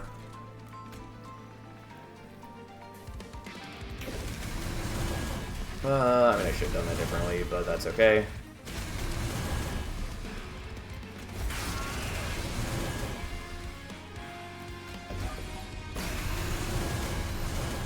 There we go.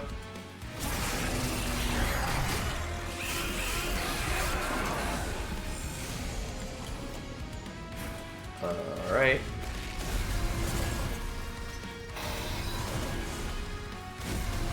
These things always look bad until I get to play my cards. Really wish that I'd been able to remove the remaining, like, foregone powers and all that, but alas. I am taking a lot of damage to my front Siren, but we should still be okay.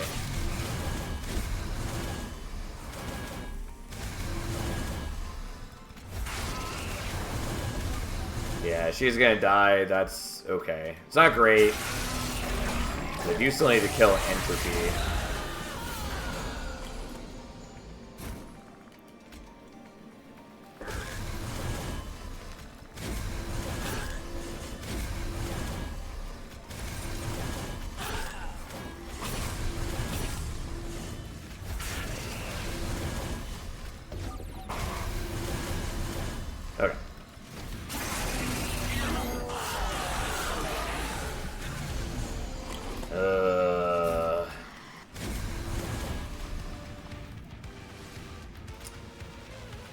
so let's pull you up front so we can just kill you with spells. So we do take less hits to kill you.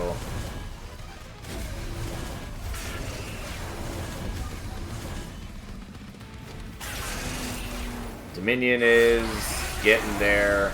Entropy is the one that I'm furthest from, but that's about to get a lot better now that we can start attacking through savagery. Unfortunately, I think he still blocks Soulguard's thing, because he only lets through attacks, not spells, which is really dumb, but...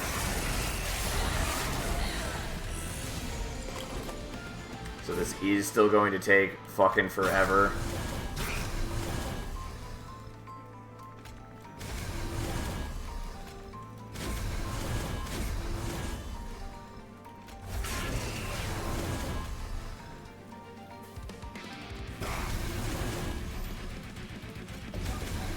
I'm actually not killing you.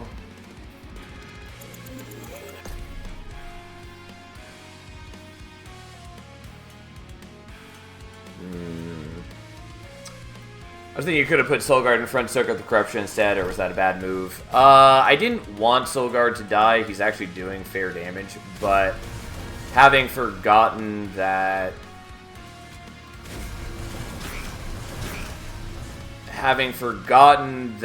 I can't use his ability to shoot entropy, basically, it's maybe better to do that. Because losing the Siren has definitely slowed things down pretty substantially.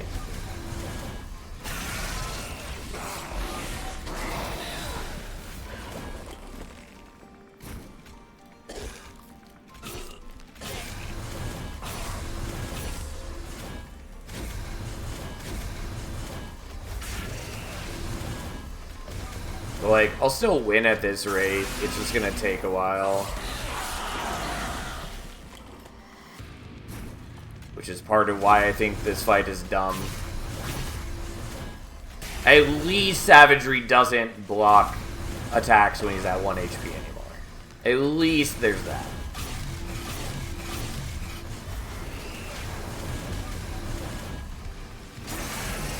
Okay.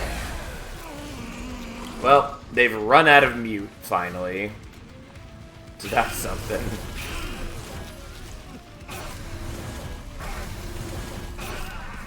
Okay, thank God. We were actually doing enough damage to just wipe the floor.